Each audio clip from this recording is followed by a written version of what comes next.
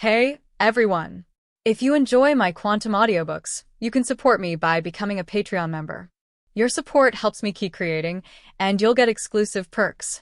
You can also access my audiobooks directly through Google Drive. Check out the link in the description. Now, let's get started. The noise was overwhelming. Shouts collided like waves in a chaotic marketplace. Loud, messy, impossible to understand, yet filled with raw excitement. This was a prison. A long corridor stretched forward, lined with rows of iron-barred cells. Prisoners crowded against the fences, hands reaching out, yelling like something entertaining had just arrived. Not everyone. At the very end of the corridor, one cell remained completely silent. A single cell, and its new occupant had been there for less than half an hour. Yeah, I know some things are fast the first time, but shouldn't it at least last a little longer? Sheng lay on the narrow bed, staring at the ceiling, muttering in frustration. Didn't even feel anything before it ended, and now it's already the second round. That's just cruel. Don't misunderstand, he wasn't talking about anything like that, he was talking about transmigration. In novels, crossing into another world was common. In reality, almost impossible, yet Sheng got lucky. He transmigrated into the Marvel Universe and even obtained a ridiculous bug-level ability. The power of a certain infamous figure, a walking cheat, infinite copy, infinite stack. Anything he came into contact with, abilities, matter, consciousness, even abstract powers, could be copied instantly. Not just copied but stacked endlessly. 1 time, 10 times, 100 times, limitless growth, in simple terms. The moment someone fought him, they had already lost. That character once crushed cosmic beings, copied countless god-level abilities, and even claimed power comparable to the highest existence. Of course, such a broken existence couldn't last. Plot correction, erased. And now that same broken ability belonged to Sheng. He should have been unstoppable, free to roam the Marvel Universe, crushing everything in his path, but reality had other plans. Plot kills, seriously. He had been in Marvel for less than 3 minutes. 3 minutes. Before he could even understand the situation, before he could copy a single ability. The universe collapsed, gone then. He transmigrated again. Straight into this prison cell. That's why I said it was too fast the first time, Sheng sighed. Half an hour had passed. He did nothing, just waiting, half expecting another sudden reset. But nothing happened. Seems like this time it was stable. 1 time is birth, 2 times is experience. He sat up slowly, cracking his neck. First time was quick, second time lasts longer. Damn, this really is a man's growth journey. Both times were physical transmigrations, mining. His ability was still with him. Different world, same broken power, so even inside a prison, he wasn't worried at all. Huh. It's quiet outside. The earlier chaos in the corridor had suddenly disappeared, just as Sheng was about to get up and check. Footsteps approached, 2 guards and a woman. Why is someone already inside? Wasn't this cell empty? Looks like some Asian guy got thrown in without processing, probably pissed off the wrong person, forget it. But putting them together. Did you see her ability just now? What are you scared of? The cell door opened, the woman was shoved inside, the door slammed shut, the guards left, Sheng blinked. Wait. A single cell, 2 prisoners, 1 man, 1 woman. Is this BEGINNER Chinese letter? He looked at her and his eyes lit up instantly. Long brown hair fell over her shoulders. Even in a loose prison uniform, her figure was impossible to hide. Calm.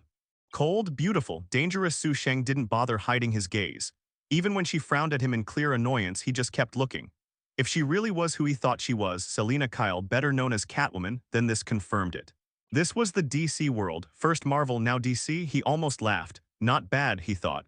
Jumping universes like this feels like a premium route. Before he could even say a word, a long, sharp leg lashed out fast. So fast it was already inches from his face in the blink of an eye, infinite copy. The ability activated instantly. In that moment, Sheng felt it. Her balance, her flexibility, her reflexes all copied perfectly. He leaned back just in time, her foot brushing past his forehead. At the same time, almost instinctively, he kicked out. Right at her supporting leg, clean hit, her balance broke, she fell forward. Straight onto him. She reacted fast, trying to recover mid-fall, but Sheng was faster. He grabbed her ankle and pulled. The next second, her body pressed down against his. Tear. A sharp ripping sound echoed, both froze. The prison uniforms clearly weren't designed for this kind of situation. Sheng blinked, then said casually, "Don't look at me, I'm not paying for that." For a split second she was stunned, then she exploded. Her fist came crashing down. At this distance, in this position, the target was obvious. Hey, not cool. Su Sheng shoved her leg aside and pushed her away. She flipped backward midair, landing cleanly on her feet. Then charged again. Now it was serious. As a master thief, Catwoman's combat style was sharp and fluid, Muay Thai mixed with street fighting. But the moment she attacked again, Su Sheng stepped forward to meet her. Boom, same angle, same timing, same move. It was like fighting a mirror.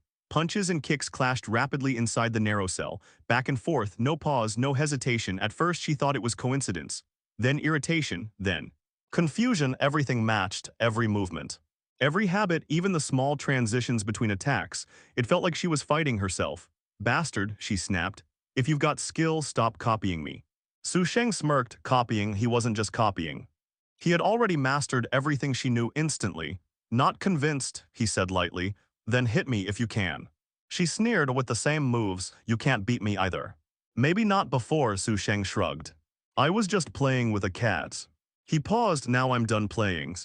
Her eyes sharpened. No more talking. She lunged again. Su Sheng didn't dodge this time. He wanted to test something. Infinite stack. Double. The moment he said it, everything changed. His speed, his strength, his reaction all surged to him. Her attack suddenly felt slow, too slow. She unleashed a barrage. Whip kicks, side kicks, spinning strikes. Fists followed immediately, jabs, crosses, elbows, relentless, but Su Sheng moved effortlessly, dodging each attack with ease. Too slow. He murmured doubles. Again this time. Before her kick even fully extended. He was already there. He stepped in, twisted his body, and slammed his shoulder into hers. Bang, she was sent flying backward.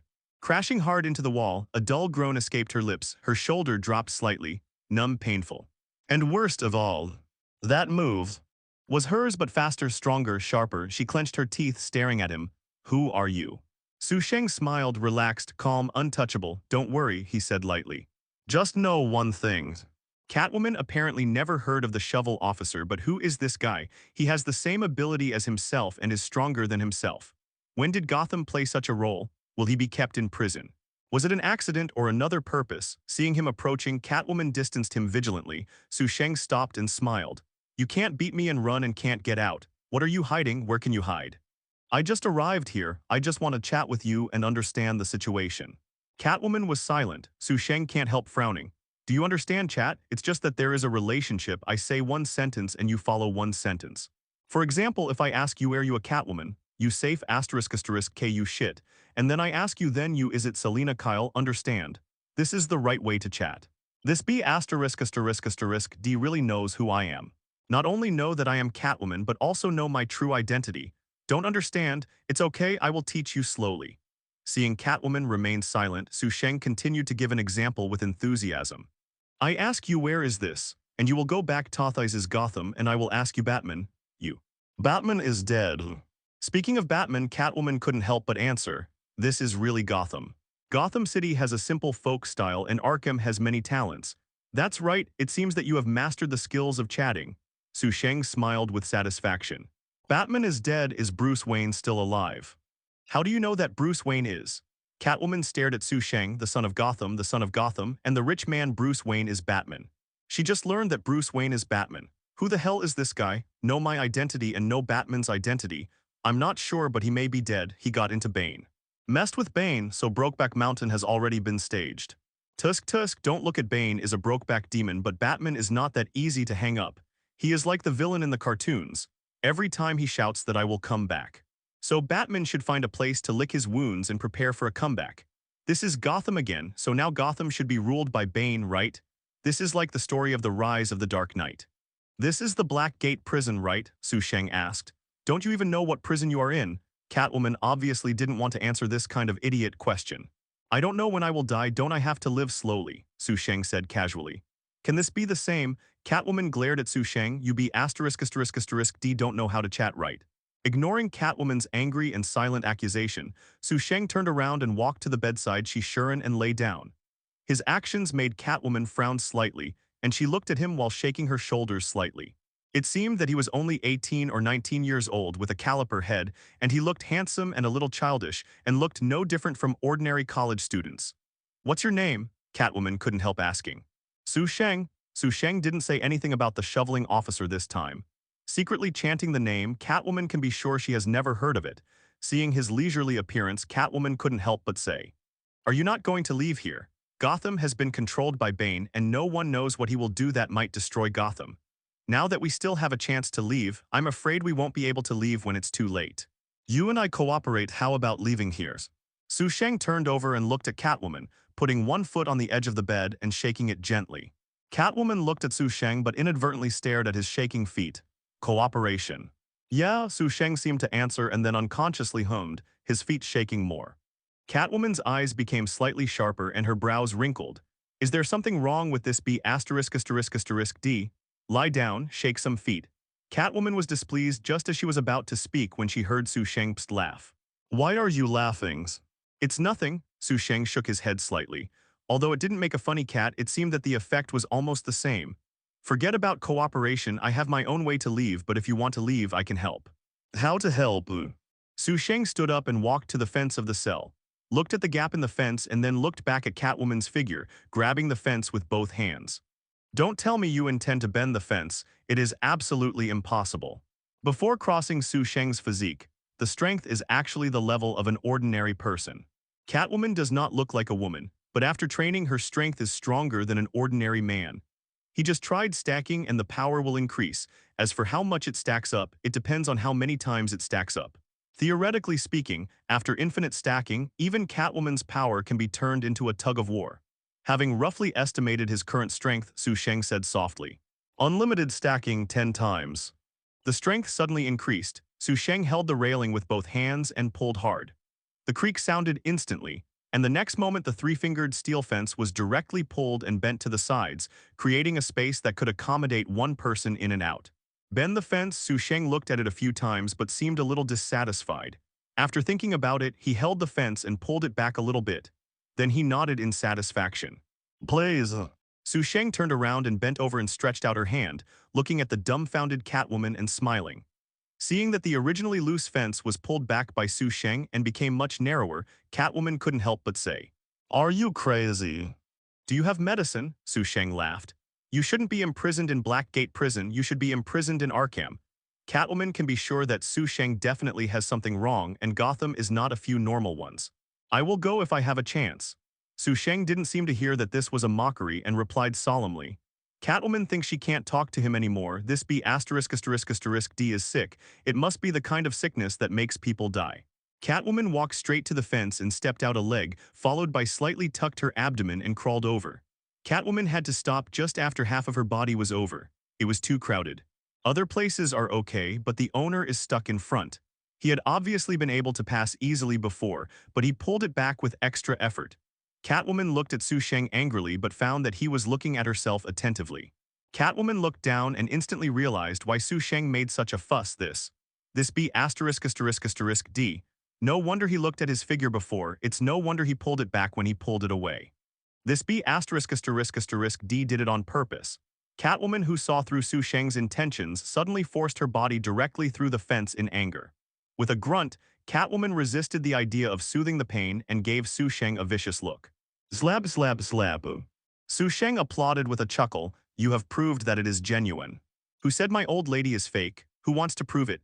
Catwoman was so angry that she wanted to go back and fight him for 300 rounds, but at this time, the guard at the end of the corridor had already seen that she was about to open the door, and she didn't care about finding Sheng's troubles and rushed over. The door opened. Several prison guards fought with Catwoman with their batons. If it was normal, just a few prison guards. Catwoman would not pay attention at all, but now half of her shoulder is still numb and painful, which greatly compromises her ability. It's true for a while, can't rush out. Boom, there was a loud noise suddenly as if there was an explosion somewhere. Roar yelled from the outside immediately. Before the guards could figure out what was going on, they saw a group of people rushing in and knocked down the distant colleagues. These people had guns in their hands. With a look of excitement and arrogance, he arrogantly found the key to open the cell, released the prisoner inside, and handed the gun to them. "You are liberated, you are free. Get revenge on the rich, those bastards. Gotham belongs to you." Which of Gotham's criminals is not brutal? These guys were free and got guns. Can you imagine the result? The prison immediately rioted. In such a chaotic and noisy situation, although the former prison guards had no time to take care of herself, Catwoman was pushed hard to leave. "You're free." The door of the cell was opened by a tattooed man and he threw a gun at Sheng. Thank you, Su Sheng smiled and took a look. He really didn't have a chance to use this thing before. He doesn't know how to shoot, but it doesn't matter. Just look back and find someone who knows how to shoot himself. Catwoman is right, Su Sheng is really suitable for Arkham Asylum. Looking at the chaotic corridor, Su Sheng Shishuren walked out. Although the corridor was crowded, Su Sheng relied on his agility and flexibility to easily pass through the crowd. When passing by Catwoman, he smiled at her and then left the corridor ignoring her angry eyes. Although Catwoman is also very flexible, it is far less flexible than Su Sheng, which is superimposed several times. When she comes out of the prison, Su Sheng's figure will not be seen long ago and the street is chaotic. Sure enough, it's Gotham City. Su Sheng walked on the street. Gunshots, roars, shouts, and begging for mercy were heard. The company and the mansion were looted, and the original rich and celebrities were thrown out like garbage. Someone definitely resisted. If there were few guns in Gotham, they would be embarrassed to go out, and there was no hesitation when the gun was fired. It was completely a life-and-death posture. When Darkseid's demons came to the earth, only the people of Gotham dared to resist. Whether you were a man or a ghost, was it a god or a devil, shoot directly without ambiguity. The sky is overcast and the sun seems to be invisible at all. The Gothic buildings are towering high, with dirt and grime hidden under the glitz, and with the chaotic scene at hand, this is Gotham. Fenger, it's really noisy. Su Sheng shook his collar and walked to a nearby apartment, surrounded by beatings and smashing scenes, but Su Sheng rang the doorbell like a gentleman. Beep, beep, beep. The doorbell rang quietly, but the door did not open. Never mind. Su Sheng lifted his foot and kicked it directly. Boom, the door was kicked open directly. Su Sheng picked up the gun and shouted. The people inside listen, robbery. As soon as the sound fell, a bang was heard, a bullet flew out of it. Boom. Su Sheng fell back abruptly at the moment of the gunshot. His feet were still on the ground. His body was bent at a very strange angle and he leaned back quickly. His right hand touched the ground to support his body and the bullet flew from his head. At the same time, his left hand shot directly inside. Infinite stack 10 times. He snapped a shot and then heard a surprise roar from inside. With a slight force on his arms and waist, Su Sheng stood up and wiped the non-existent sweat beads on his forehead. He felt a lingering fear and said, "It's so hanging, it's Gotham, it's almost a color homonymous." When I walked in and brought the door, I saw a girl about 16 or 7 years old who looked like a good student. Standing in the living room, her hands trembling slightly and a pistol at her feet, but the barrel seemed to have exploded. The marksmanship is good, Su Sheng applauded, originally planning to find someone to give him a shot, but now he doesn't need it. A girl with a good-looking baby can have such precise marksmanship and even shoot directly at the moment the door is kicked open. What can Su Sheng say? It can only be said that he likes Gotham more and more. I have no money and this apartment is not mine either, the girl trembled. It doesn't matter, I just plan to find a place to stay temporarily. Su Sheng smiled and looked at it with interest. Although the apartment is facing the street, it is not big. The upper and lower floors are very simple and worthless. Snapped. Su Sheng suddenly turned around and raised his hand to the door with a shot. The bullet grazed the girl's hair and penetrated the door. The girl's body instantly stiffened. I didn't say you can go, Su Sheng smiled and looked at the girl who turned around. The girl took a deep breath, although she was still terrified, but slowly raised her hand. I won't leave, you can do anything but please don't hurt me. Su Sheng watched the girl raised her mouth and smiled. The smile was weird and evil, but it made people feel at ease. The girl in a trance felt something thrown over and subconsciously reached out to catch it, the gun. It turned out to be his gun. The girl's eyes widened. He actually gave me the gun. Why, isn't he afraid of me shooting? The girl instinctively held the gun at Su Sheng but did not shoot, looking at him in surprise with big eyes. I'm going to take a shower to get bad luck. You are optimistic about the door and don't let people come in. Su Sheng said casually and approached the bathroom, the attitude and tone as if he were very familiar with the girl. The girl looked in the direction of the bathroom and was stunned when she heard the patter of water coming from inside. An arrogant shout suddenly came from outside the door, and the door was pushed open hard. Before she could see clearly, the girl turned around with a shot. Boom, the bullet hit the opponent's forehead and fell directly to the ground with a muffled snort. The girl froze for a moment, walked over and moved the body outside the door and closed the door again, standing in the living room holding a gun and staring at the door. In the bathroom, Su Sheng smiled softly when he heard the gunshots and continued to take a shower leisurely. After washing, Su Sheng took a towel and dried his body, then picked up his own clothes from the washing machine and put them on, dressed neatly before opening the door. In the living room, the girl stood meticulously holding her gun. Su Sheng walked over and patted her shoulder approvingly and stretched out her hand. The girl hesitated for a moment and handed the gun back. Sheng put the gun on his waist and walked to the sofa in the living room and pushed it out and adjusted the direction so that the sofa was facing the door. Sitting down and beckoning to the girl sat down with her legs closed and her hands on her legs, in a very nice and well-behaved posture. "What's your name?" Sheng asked casually. "Harley Quinn." The girl replied neatly, and she couldn't see how much she had just killed someone. Sheng squinted her eyes, and Harley Quinn was nervous and dared not move. Although this person looks young and harmless like a little brother next door, the things he has done since his appearance seem to be somewhat illogical and illogical. Who will give the gun to the suffering master after looting? Let the suffering master guard the door but go to take a bath. Even if he is so confident that he is not worried about having a gun, it would be too risky, right? Feeling a little mentally upset, Harley Quinn thought about taking the opportunity to leave, but developed a strong curiosity again. She wanted to figure out what this person was thinking and figure out his thinking logic. Her father was a liar and abandoned her mother and herself. And her mother is a demanding control freak who controls her every word and deed.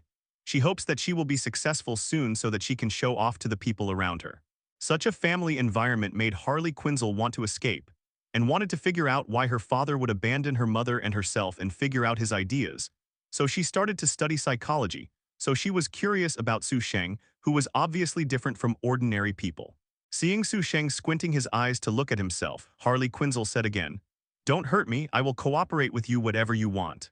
"How about I call you Harley Quinn?" Sheng narrowed his eyes. Harley Quinn. Harley Quinn thought he wanted to do to himself. After all, Gotham was so chaotic that almost no woman dared to go out alone at night, especially now that it has lost order even if it is not safe during the day. But unexpectedly and unreasonably, he changed his name. "Why?" Harley Quinn asked curiously. "Why Quinn? Does it mean anything special to you?" Harley Quinn thinks Quinn should have a special meaning to Sheng, but Sheng's answer is just because it sounds smooth. She didn't believe this answer. It was just that Sheng asked about the current situation of Gotham. She could only suppress her curiosity in her heart, accepting the new name and talking about the situation of Gotham. Messed up. Gotham has completely lost order. Bane first occupied the Wayne Enterprise and took control of the building. Not only did he get many high-tech weapons, he also transformed the equipment originally used for environmental protection into a nuclear integrate reactor, which can directly destroy Gotham once the power of the explosion. After blowing up the sewers and damaging most of the police force of the Gotham Police, they blew up the stadium where the football game was being broadcasted. The live broadcast killed Dr. Lanny Pavel, who was the only one able to disarm the nuclear integrate reactor. Not to mention, Bane also blew up most of Gotham's bridges to the outside world, leaving only one. The Ministry of National Defense sent troops to come, but because they threw a rat in arms, they not only failed to rescue Gotham, but also became their accomplices. They must stay here. If someone leaves the city through this bridge, Bane will directly detonate the nuclear integrate reactor. Gotham has become a land of no owner. Order is a cordon that suppresses the darkness and impulse of the heart. When order is lost, the darkness of sin is like a wild horse that cannot be controlled.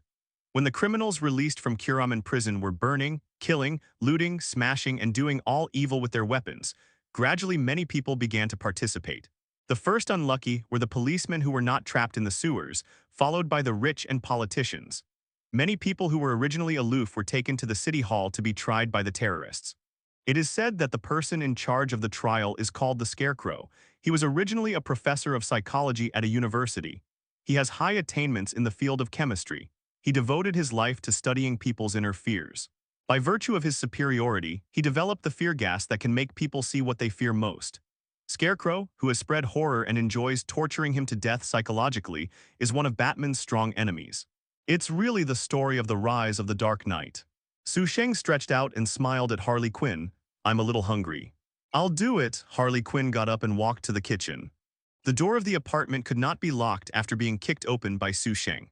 I don't know if it was because the apartment was unremarkable or because of the dead body at the door and no one came. Sheng pushed the sofa over and blocked the door and stood by the window and looked at it for a while. The chaos might not end for a while. Putting down the curtains, the living room became a little dim. Sheng turned his head and walked towards Harley Quinn in the kitchen. "First I met Catwoman with open crotch, and then I met Joker, a good-looking and obedient woman." After encountering interesting things one after another, Sheng liked Gotham more and more. "I hope it will last longer this time, and the problem of liking the new and disgusting the old and easily loses its freshness should not change with the crossing. After all, there are so many interesting people and things. It's a waste of life not to have a good wave. Behind Harley Quinn, Sheng's chin rested on her shoulder, and his hands passed under her arms, leaving her in his arms and holding her lotus tip. Harley Quinn stiffened, and a heat wave came from her ear. I really envy you. I have my own airport at a young age. The airport. Own your own airport at a young age.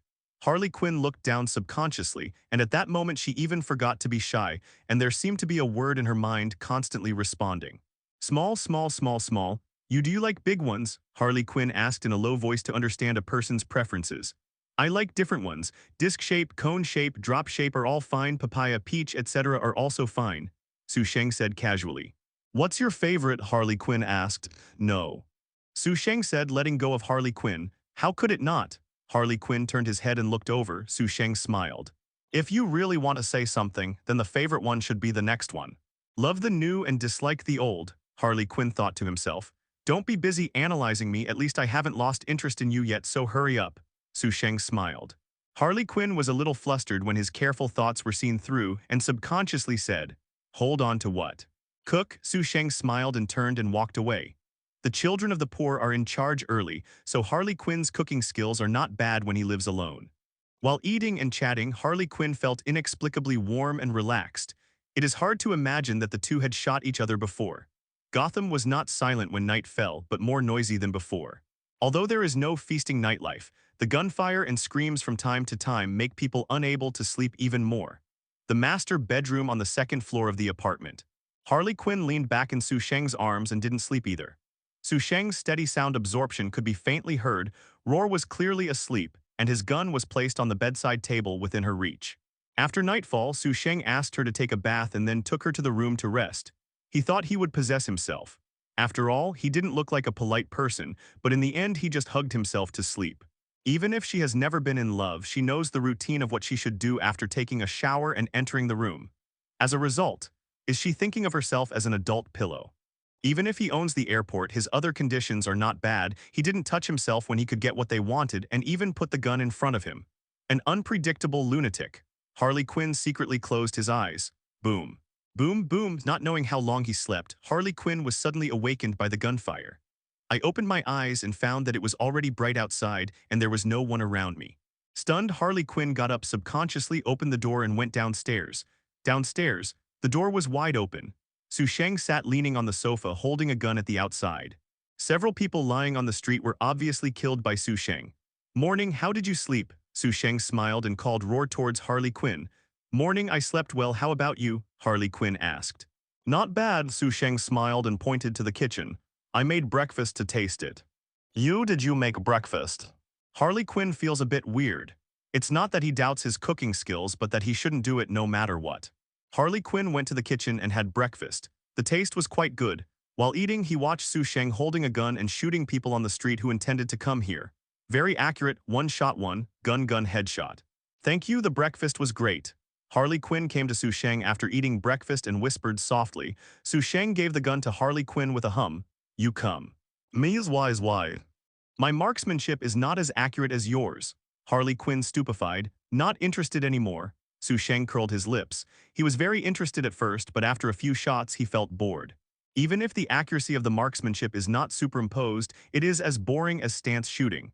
I'll go out for a spin. Pat Harley Quinn on the shoulder. Sheng jumped out of the sofa. The gunshot sounded instantly, and Harley Quinn subconsciously lowered his head and hid behind the sofa, and then suddenly remembered that he had just jumped out and raised his head. As a result, he saw Sheng swaying on the street. Although the gunshots were endless, he seemed to be able to predict in advance, and easily avoided at a strange angle until the gunfire stopped sparsely. Sheng had disappeared at the end of the street corner. Is this too exaggerated? Harley Quinn was shocked and inexplicably jumped out of the sofa and chased after him, but she couldn't do Sheng's exaggeration and could only dodge and fire back at the same time. When she ran to the corner, Sheng was gone. Figure. Harley Quinn suddenly regretted that the street was so messed up he didn't know where he was going, and the remaining bullets were not enough to kill her back. She could only find a place nearby to hide and wait for Sheng to come back. The chaos of the day and night made the street look a little sluggish, with rubbish everywhere, and almost no people could be seen. Occasionally, a head can be seen from one of the windows of the residential buildings on both sides, but he quickly retracted and tightened the bed curtains. Ring, ring, ring, ring, ring, ring. At a telephone booth about 10 meters away from Sheng, the phone rang suddenly. The ringtone on the quiet street is very crisp, step by step. Sheng walked towards the phone booth slowly and then crossed the phone booth and continued forward as if he didn't even hear the ringtone at all and didn't even look at it.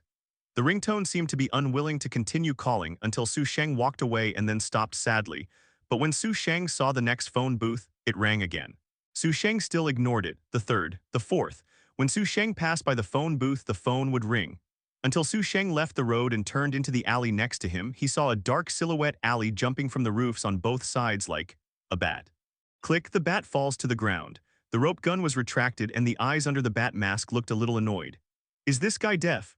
After making so many phone calls, she ran all the way from the roof of a few blocks, took a deep breath, and just about to speak, she saw Sheng pointing to herself and chuckling. Would you like to take a break first? I think you are breathing a bit badly. It was too embarrassing to say what she wanted to say back in a single sentence. The eyes were facing each other, and the atmosphere was very embarrassing.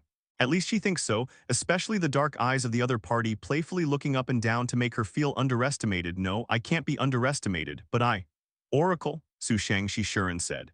This made Oracle, who was about to cheer himself up, instantly felt like he couldn't get better.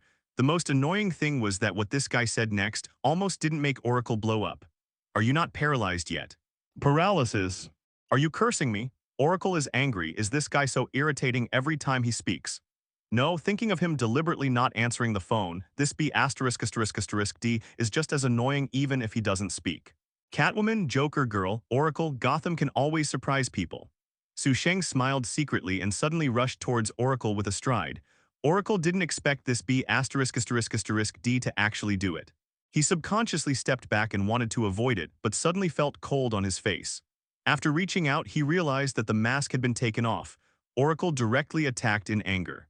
Sheng chuckled lightly, holding the mask and body like a dexterous wild cat, easily dodge, jump, move, turn, let Oracle's attacks failed. Although Oracle knew that he was agile, otherwise he would not come to him, but this feeling was really depressing. Revealing the fighting skills learned one by one fiercely, and mercilessly. What's the point of not being able to beat people no matter how hard they are? Oracle's fighting ability is a bit richer than Catwoman, but the actual combat experience is obviously not as good as Catwoman, and it is much worse in physical strength, speed, and dexterity. Sheng's fighting style changed abruptly, and he no longer dodged and fought against Oracle in a big way. Sheng's change made Oracle a little hard to resist. She could see that the other party was using the same tricks, but regardless of strength, speed, skills, and experience, they were far superior to her. Unstoppable left and right, physical strength decreased, Oracle gradually changed from attack to defense. Sheng's offensive became more and more fierce, like a squally rainstorm, which made her feel that even when she was practicing against Batman, it was nothing more than that. Not good. Sheng's fist speed suddenly increased, and Oracle, who had just adapted to the rhythm, was caught off guard. The next moment he felt a sharp pain in his lower abdomen as if he had been hit by a car, and he knelt on the ground with a sigh. I bumped into Catwoman and shot the Joker woman. If you don't hit you, you seem to be a little sorry for the two of them. Sheng smiled and squatted down and grabbed Oracle's hair to raise her head with pear flowers in her eyes, pitiful. This punch obviously made her painful enough. Batman's mysterious routine is not suitable for you. Calling from the phone booth, do you think this is a Resident Evil? Wait until you get in a wheelchair, do it again. Or, I'll paralyze you and you do it again, that's it. Sheng squinted at Oracle with a smile. The originally shy and angry Oracle shivered subconsciously. Although he was laughing as if he was joking, the fear in his heart was unknowingly breathing out, and she felt that the other party would really do it. Don't be afraid, I just paralyzed you, at least I won't take your fruit photos. Sheng smiled brilliantly. Oracle gritted his teeth to restrain the shaking of his body. No. Let's forget it. Sheng curled his lips and let go of Oracle, got up and leaned back against the wall and turned her bat mask with his fingers. The police chief's daughter, the apprentice Batman taught, Barbara Gordon, are you looking for me? You, what's your name? Oracle Barbara Gordon asked through gritted teeth. Sheng. Sheng, I remember you. Barbara Gordon secretly remembered the name, struggling to get up. Gotham fell, Batman is missing, and Barbara Gordon, the Oracle who has not yet been a teacher, wants to do something. What? She invaded the satellite and wanted to find the location of Batman or the nuclear reactor, but found nothing, but she found Sheng. Marksmanship in every shot. Avoid bullets shockingly. Although his wanton shooting made Barbara feel a little wrong, she needs help. No information about Sheng was found in the police file. Barbara checked the list of criminals recorded by Batman and he was not on the list, so she decided to contact her first to make a judgment. The plan was good, but it went off track at the beginning, first ignoring the phone booth call to make Barbara have to show up, then revealed her identity and suddenly beat herself. All kinds of behaviors made Barbara doubt her decision. Is it right to ask him as a helper? Is he really willing to help? Glancing at the mask spinning at Sheng's fingertips, Barbara suddenly took out a smoke bomb from his belt and slammed it on the ground. The next moment the smoke filled. Barbara raised her arm to aim at the roof, the rope gun was fixed, and it flew directly with a swish. The stinky problem of the Bat family, just go and throw some smoke bombs, wasting resources. Sheng curled his lips and walked out of the alley. As the sun sets, the sky is getting darker. Harley Quinn knelt on the sofa holding a gun and stared at the street outside. A few hours ago she discovered that the mob near her apartment had left her and returned quietly. I thought he would come back soon, but he hasn't seen him until now, which made Harley Quinn a little worried. Both worried about whether he was in danger outside, and worried that he would leave and not come back. Apart from worrying, there is an inexplicable sense of loss. Suddenly the sound of a car came from a distance, and not long after that an off-road vehicle creaked and stopped at the door. You're back. Harley Quinn jumped out of the sofa. Come to move things. Sheng got out of the car and beckoned Roar to open the rear door. A lot of things are piled up densely. There is everything to eat and drink, to wear and play. Harley Quinn didn't pay much attention to these things, followed Sheng to move them into the house and then closed the door. Where have you been? Are you in no danger? Harley Quinn couldn't help asking. Sheng chuckled and took out the bat mask from the bag beside him and threw it to Harley Quinn. Wander around and find a place to practice driving. This is the first time I drove and it feels good. Give it to me. Is this a bat mask? Harley Quinn was surprised and didn't think much. You didn't know how to drive before. No chance before, Sheng said casually. What did you do? Harley Quinn asked. I'm hungry, let's get something to eat. Sheng smiled.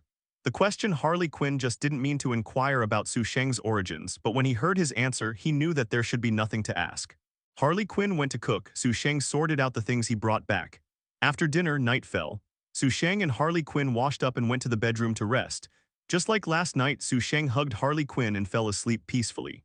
This time Harley Quinn didn't think about it anymore, and fell asleep quickly in Sheng's arms. In the next period of time, Sheng would occasionally go out to practice the car and get some daily necessities back. When he was fine, he would chat and kill a few thugs who wanted to approach or break in. Gradually, the mobs outside seemed to know that it was not easy to mess with and no one was thinking about it, and the pattern of Gotham was basically stabilized. It's quiet before the storm. There are roughly 4 patterns. The first type is the terrorists led by Bane, the second type is people hiding at home and praying, the third type is the police headed by Gordon and the people of justice trying to save Gotham slowly, and the fourth type is certain. Powerful gangsters are categorized as camps, such as Penguin, Falcone, etc. Sheng is also considered the fourth type. At least now, many people in Gotham know that there is a Huxia man who is strong enough to make a vicious shot and lives here with a girl. Not to mention it is a restricted area, but many people will detour or put away their arms when they come here. The sunlight swayed slightly. Harley Quinn sat on the sofa sideways and stared at the outside with a gun. Sheng languidly pillowed on her lap. The boring help Harley Quinn expands the airport. At the beginning, Harley Quinn was still a bit shy and unaccustomed, but gradually she realized that Sheng did not have any desire to do this. It was purely because of boredom. What are you going to do after Gotham returns to normal? Sheng spoke lazily. Go to school. Harley Quinn thought for a while. If it weren't for this, I would have already started school. University of Gotham. Sophomore in psychology.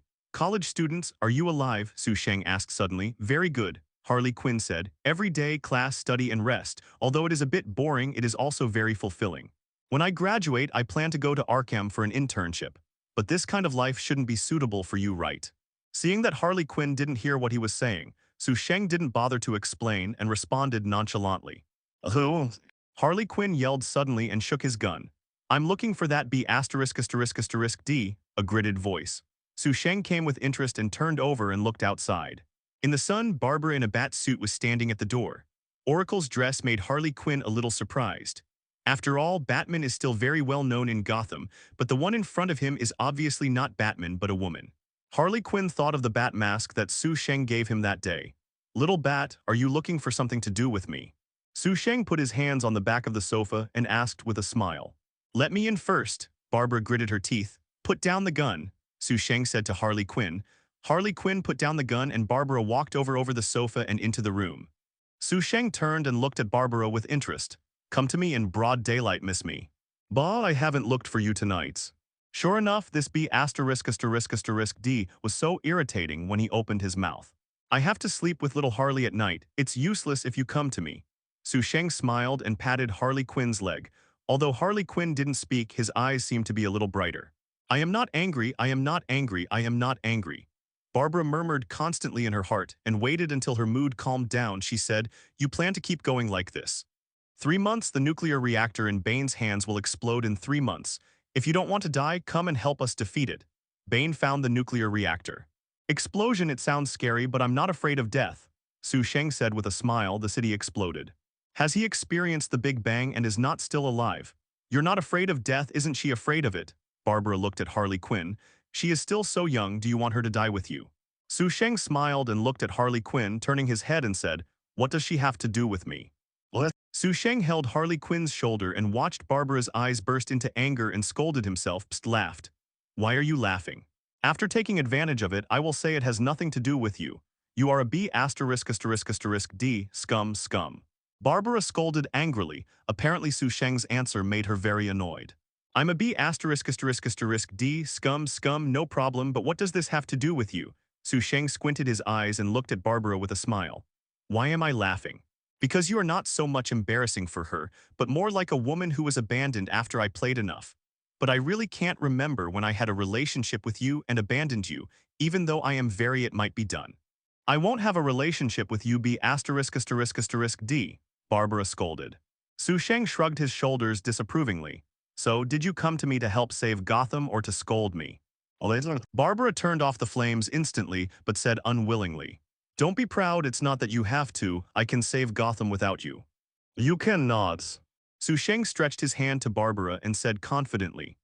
The last time you approached me in that crappy way, you just wanted me to help you save Gotham against Bane or find the disabled Batman, but the result was not very happy. By the way, don't throw any smoke bombs when you leave. It's a waste of resources. Under the bat mask, Barbara's face couldn't help changing. Not only the shame of being mocked by Sheng, but also the shock of Batman's disability. Batman is crippled, how did he know this? Obviously you can show up directly, but you have to run to the roof or dark corners to pretend to be mysterious. This is Batman's habit and the same is true for you. So after many days, you will not hesitate to expose your identity to me and let the people of Gotham find out. There is also an oracle why. Either you are absolutely sure that you don't care about keeping the enemy on guard, or you have no choice but to do nothing. Since Batman's injury should not be healed by now, you came to me again, and there was only one in the end. Thanks to you, you are not sure to save Gotham at all, so you must come to me for help. Sheng looked at Barbara and chuckled. So you shouldn't be persuasive and beg me to help you with 3 nays and 9 bows. Who gave you the courage to yell at me, Liang Jingru? Harley Quinn answered curiously. Who is Liang Jingru? A bard can give others courage through singing, Sheng said casually.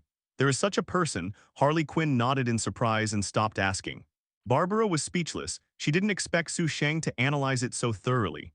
Barbara didn't tell her father Gordon about Sheng after the last separation because she felt a little embarrassed. But as time went by, the situation got worse and worse, and Barbara had to talk about Sheng when his father Gordon decided to gather all the forces to take action. Gordon has naturally heard of Sheng, whose marksmanship is accurate and the land is set for camp. He also understands the strength of his daughter. After all, he has studied art with Batman for many years. He thought that Sheng is better than his own daughter. Gordon naturally moved his mind. The more natural people in Gotham, the better, and the more masters, the better. That's why this time Barbara came to find out about Sheng. Before coming, Barbara repeatedly warned herself not to be angry, in order to save the city and save the people forbearance. But she didn't expect that she would break the power when she saw Sheng. Roar! Barbara took a breath and looked at Sheng. As long as you are willing to help us save Gotham, I am willing to apologize to you. It's really shameless for you to look like the righteous Lingren sacrificed for the city. Sheng couldn't help clapping his hands in praise. If I didn't promise you, would you not apologize? If I scolded me, I would be scolded for nothing. Barbara wanted to defend, but was interrupted by Sheng waved her hand. Don't rush to explain, your apology is unnecessary for me. Want me to help? Yes, answer one of my questions. You ask, Barbara said solemnly. Sheng said with a smirk from the corner of his mouth. My brother has a high fever suddenly and his body is stiff. I don't know what to do. Then I shook his body vigorously, thinking that you must hold on to him. Then he started convulsing and vomiting. After I helped him wipe the vomit off, she started to be sluggish, languid, and shrunk into a ball. May I ask what disease is this? What is this? Medical questions. Barbara thought about a lot of possibilities but never thought that Sheng would actually come up with a medical problem. High fever does not go away, body stiffness. Faint after vomiting, is this a cold or heat stroke? Or is there a pitfall in this question? Barbara carefully re-examined the question but found no pitfalls. She said for a moment of hesitation. If I get the answer right, will you help us save Gotham? Oh yes. What if I got the wrong answers? There is the next question. Barbara thought for a moment. Is it a cold? Congratulations. Sheng smiled. Right, you got it right. I thought there would be some traps. I didn't expect it to be so easy. Barbara felt relieved but heard Sheng continue to say. You got a wrong answer. Answer, wrong answer. Barbara's eyes were stunned. What would it be if it wasn't for a cold? What's the answer? Barbara couldn't help asking without a clue after thinking for a long time. Seeing Barbara thinking hard and asking questions, Sheng couldn't help laughing, hugging Harley Quinn next to her and kissed her little white face heavily. Harley Quinn leaned in Sheng's arms with a daze, but Barbara was at a loss. Is there any problem asking for the answer yourself? What are you laughing at? What is the answer? Barbara asked. If you have a chance, you can ask the riddler, but he may not be able to guess it when he is gay, or you will know when you have a boyfriend. Sheng was happy and didn't feel bored anymore, stretched out his hand and said, no. 2 questions, 365 days a year. Which day a man fears most? Barbara stared at Sheng, always felt that his problem was not simple, but these 2 problems are normal. Which day do men fear most? I have never even talked about love. The 2 most familiar men are father and Batman. How do I know which day a man is most afraid of? Valentine's Day. Although Valentine's Day needs gifts, men should also like Valentine's Day, right? When is the salary paid? It doesn't seem to be right. Someone drives more and others less and some pay others. He shouldn't have such difficult questions. After serious thinking for a long while, Barbara couldn't help giving up in frustration. She always thought she was smart, but now she was crippled. The last question is about the same, 365 days a year. Which day is the most afraid of women? Woman, have you changed from a man to a woman? She doesn't know men, but women know very well which day is the most afraid of women. It's definitely the day when relatives came. Barbara subconsciously wanted to answer but suddenly stopped. This kind of private answer was a little embarrassing to say. Seeing Sheng expecting a smile, Barbara gritted her teeth and said, the day of the menstrual holiday. Mistaken. You didn't answer the 3 questions correctly. If you are a driver, it is definitely a car leading to the kindergarten. Sheng shook his head regretfully. Barbara was in a hurry. If you ask the question again, I will definitely be able to answer it correctly. The good-looking skins are the same, and the interesting souls are 1 in 1,000. Your soul is boring and you won't be able to answer even if you ask a question. But just now you are still happy that I let me pass the boring time, so I will give you a chance. Sheng said to Harley Quinn. I remember I got a camera last time. Harley Quinn got up instantly. What do you want to do? Barbara had an uneasy premonition. She still remembered what Sheng had mentioned. Harley Quinn found the camera and came back. Sheng asked her to stand beside to shoot and then hooked her finger at Barbara. Barbara hesitated but walked over. Snapped. Sheng suddenly raised her foot and kicked on Barbara's lap, and Barbara knelt on the ground involuntarily with a groan. When she raised her head just about to speak, Sheng reached out and took off her mask to reveal her exquisite facial features. Do you know Huxia? Sheng asked with a smile, narrowing his eyes. Barbara wanted to get up angrily, but Sheng didn't stop it either. If you dare to get up, I will give you to Bane. The movement of getting up came to an abrupt end, and Barbara's eyes seemed to burst into flames. Do you know Huxia? Sheng ignored her eyes and repeated, yes, a little bit. Barbara gritted her teeth. That's good, I'll sing a sentence, learn a sentence, and I will kill Bane for you. Sheng smiled brilliantly and cleared his throat. Finally, you found a way to tell the winner. Barbara frowned and the B*****D sang very well. Sheng sings a sentence, Barbara learns a sentence. Although she doesn't know much Huxia, she doesn't seem to have anything special. Is it just for him to sing? It's just conquered by you, cut off all retreat. My mood is firm. My decision is confused.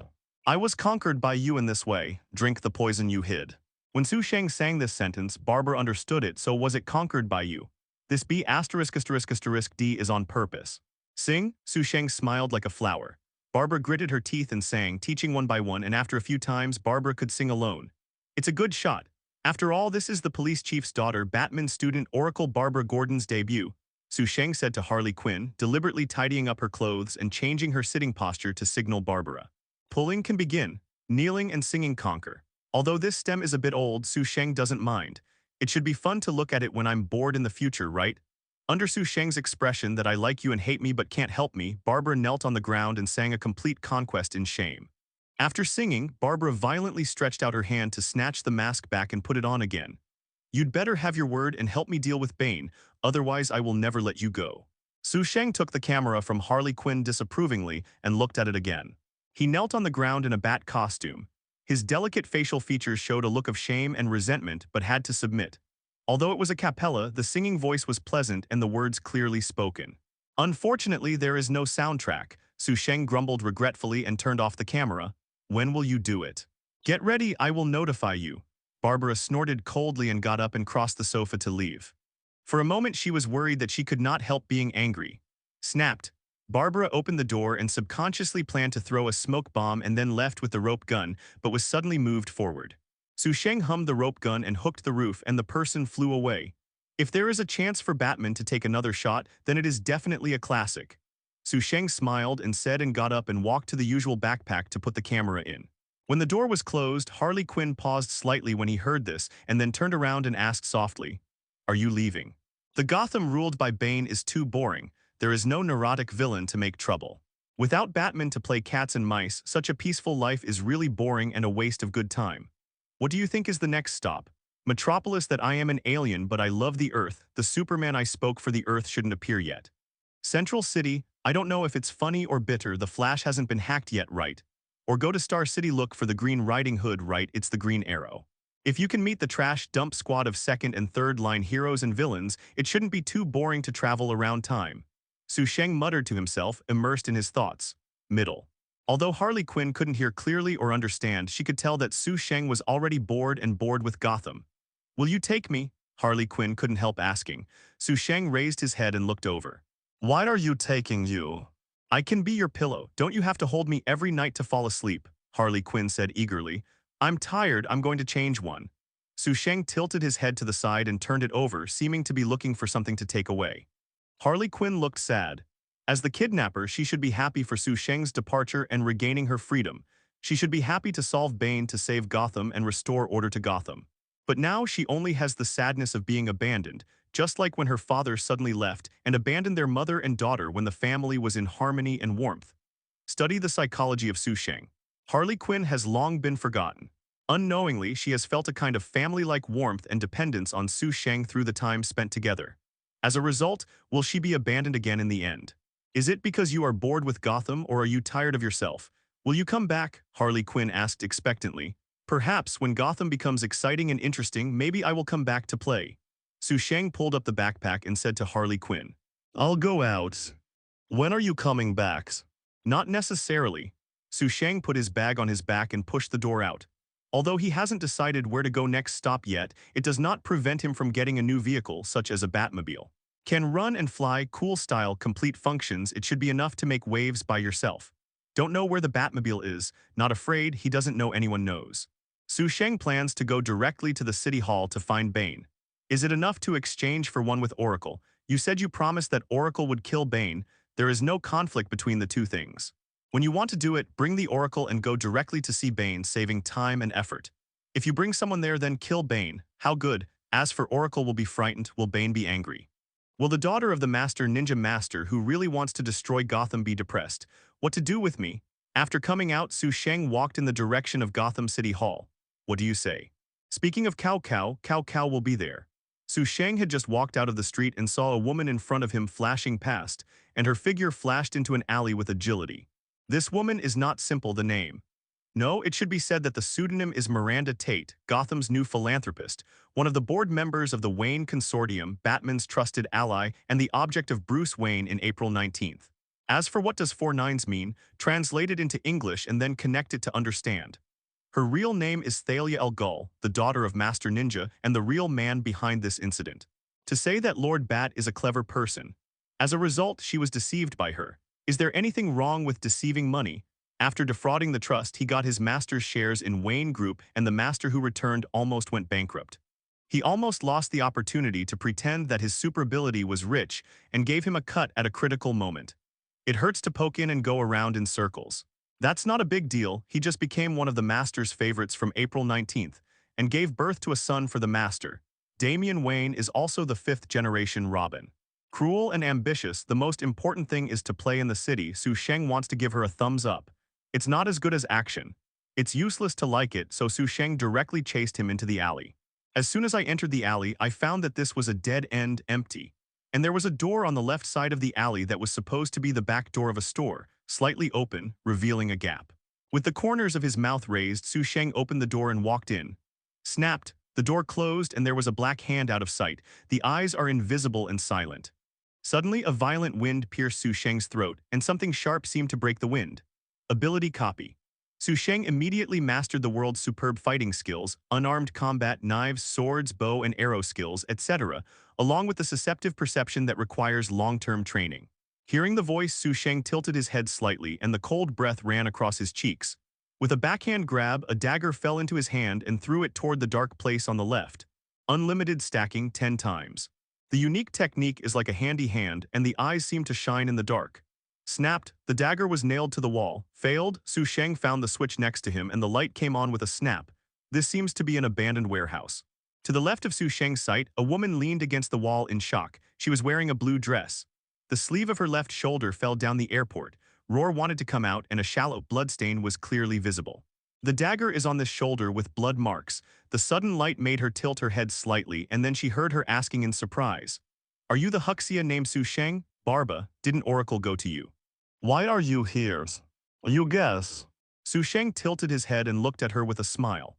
The acting skills are awesome, and the act of accidentally leaking in a hurry and then hurriedly changing it is so real. Especially the pain and fear in the expressions and eyes flashed by, and then found that the other party was relieved to know him, followed and surprised why the small expression here was vividly expressed, and the sense of hierarchy was distinct. It is indeed a god acting skill that can deceive the Bat Master. You guessed this answer was obviously unexpected. She was slightly stunned before she continued. My name is Miranda Tate, Chief of Police James Gordon and an ally of Oracle. Oracle is going to ask you to help deal with Bane. You haven't met, is she? I have seen it, she has already gone back. Su Sheng walked to her with a chuckle and stretched out his hand to pull out the dagger. Then did you agree? She asked slightly nervously. As soon as the voice fell, she couldn't help but shiver and the cold blade of the dagger stuck to her shoulder. Although it hurts, it is cold, and although there is a look of fear on her face, she seems to be frightened by not moving. The dagger slowly descended along her shoulder, and the other hand was gently raised on her right shoulder. The shoulder strap slipped off instantly. Guess I agreed. Seeing her pretending to be trembling, Su Sheng suddenly pulled hard, and the blue dress was instantly torn and pulled off by herself. She seemed to subconsciously want to cover it, but when she saw the dagger close at hand, she stopped forcibly. What are you doing? She asked tremblingly. Su Sheng looked around for a few times and suddenly an interesting thought came up. What would happen if he took a picture of her and showed it to Bruce Wayne? Do you choose to break up or choose to accept her? Su Sheng took a few steps back and took out the camera from his backpack and snapped a picture. This action made her bow her head in shame, but her eyes flashed with ferociousness and anger. How dare he do this? He is dead. After taking a few shots, Su Sheng closed the camera with satisfaction and said to her, I want a Batmobile. You blackmail me, she looked up at Su Sheng. That's Batman's stuff and I don't have one.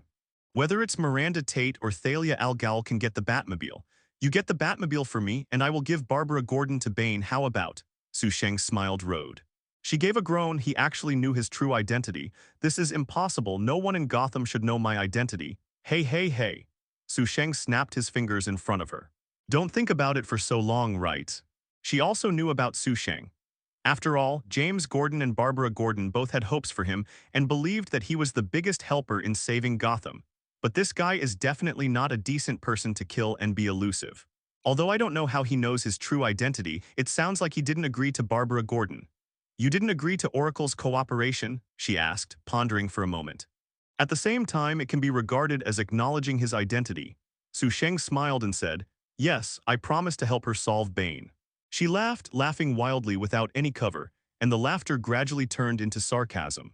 They tried to get your help to save Gotham. Unfortunately, a Batmobile caused them to betrayed and betrayed.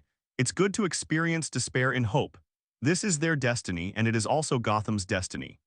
They are going to take action tomorrow. A little policeman named John Black will rescue the police trapped underground.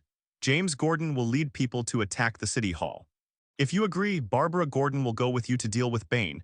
That time, I will act with you in the name of having dismantled the nuclear reactor. She looked at Sheng and said again, in 2 hours, I will ask someone to send the Batmobile to a place about 2 blocks away from where you are. You can find it by yourself, but you must delete what you just photographed. That won't work. These photos are more interesting to me than the Batmobile. Batman who lost a Batmobile might not care, but if it is a picture of his woman, it's a different matter. She frowned and looked at Sheng for a while and then smiled. Forget it, if you like it, keep it. He must die. In this case, it doesn't matter whether he deletes it or not, just wait to kill him and delete it himself.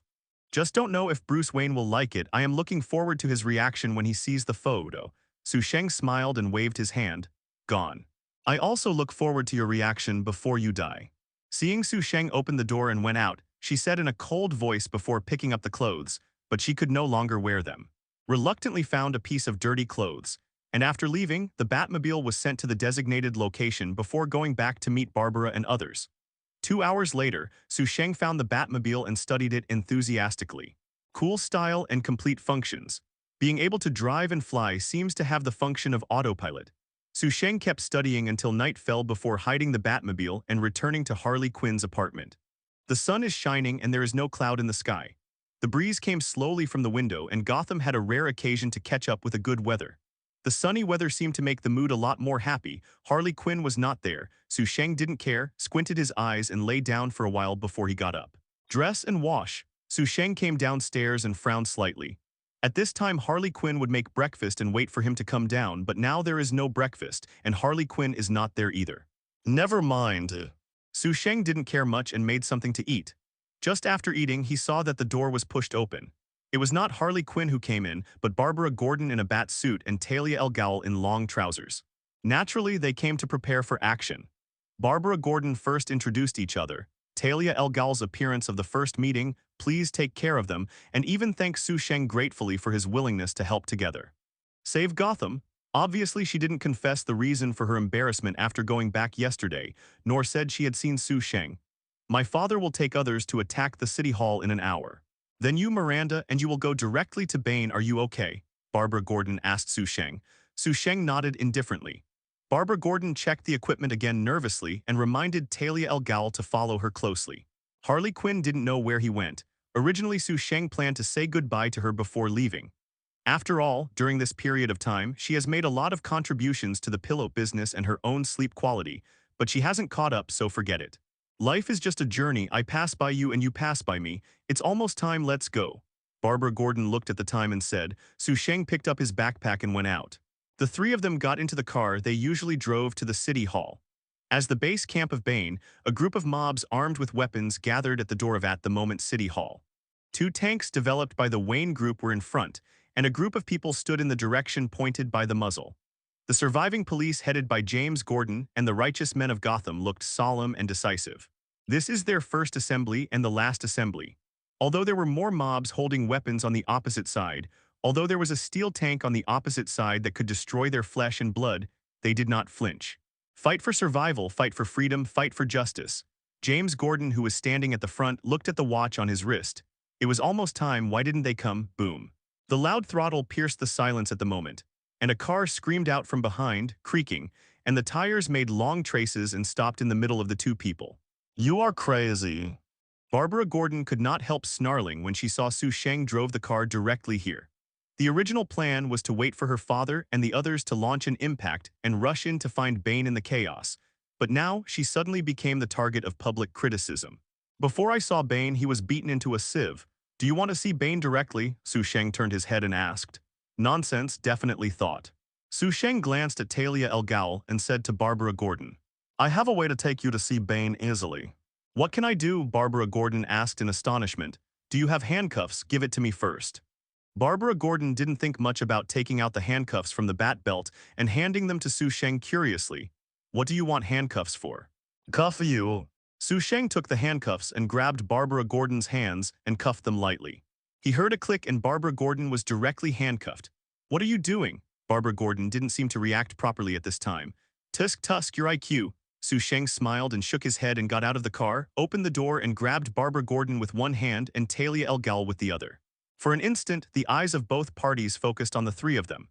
James Gordon looked at him with a bad premonition and immediately saw Barbara Gordon yelling at Sheng, struggling angrily. Hole you betrayed. Boom. Barbara Gordon was punched in the lower abdomen before she finished speaking, and the screaming stopped abruptly, and the whole person bent down like a shrimp.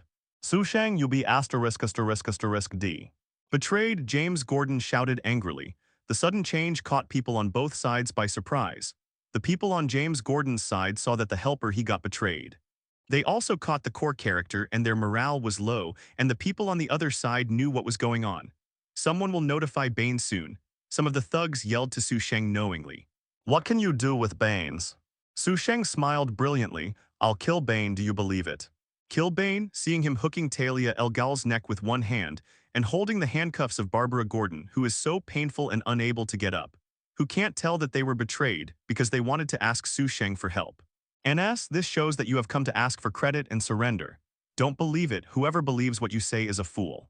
There was a loud laughter, and the atmosphere that was still a little nervous and killing seemed to suddenly change into joy. Amidst the laughter, the crowd quickly separated from behind, and a tall and muscular man with a black metal roar mask walked out slowly.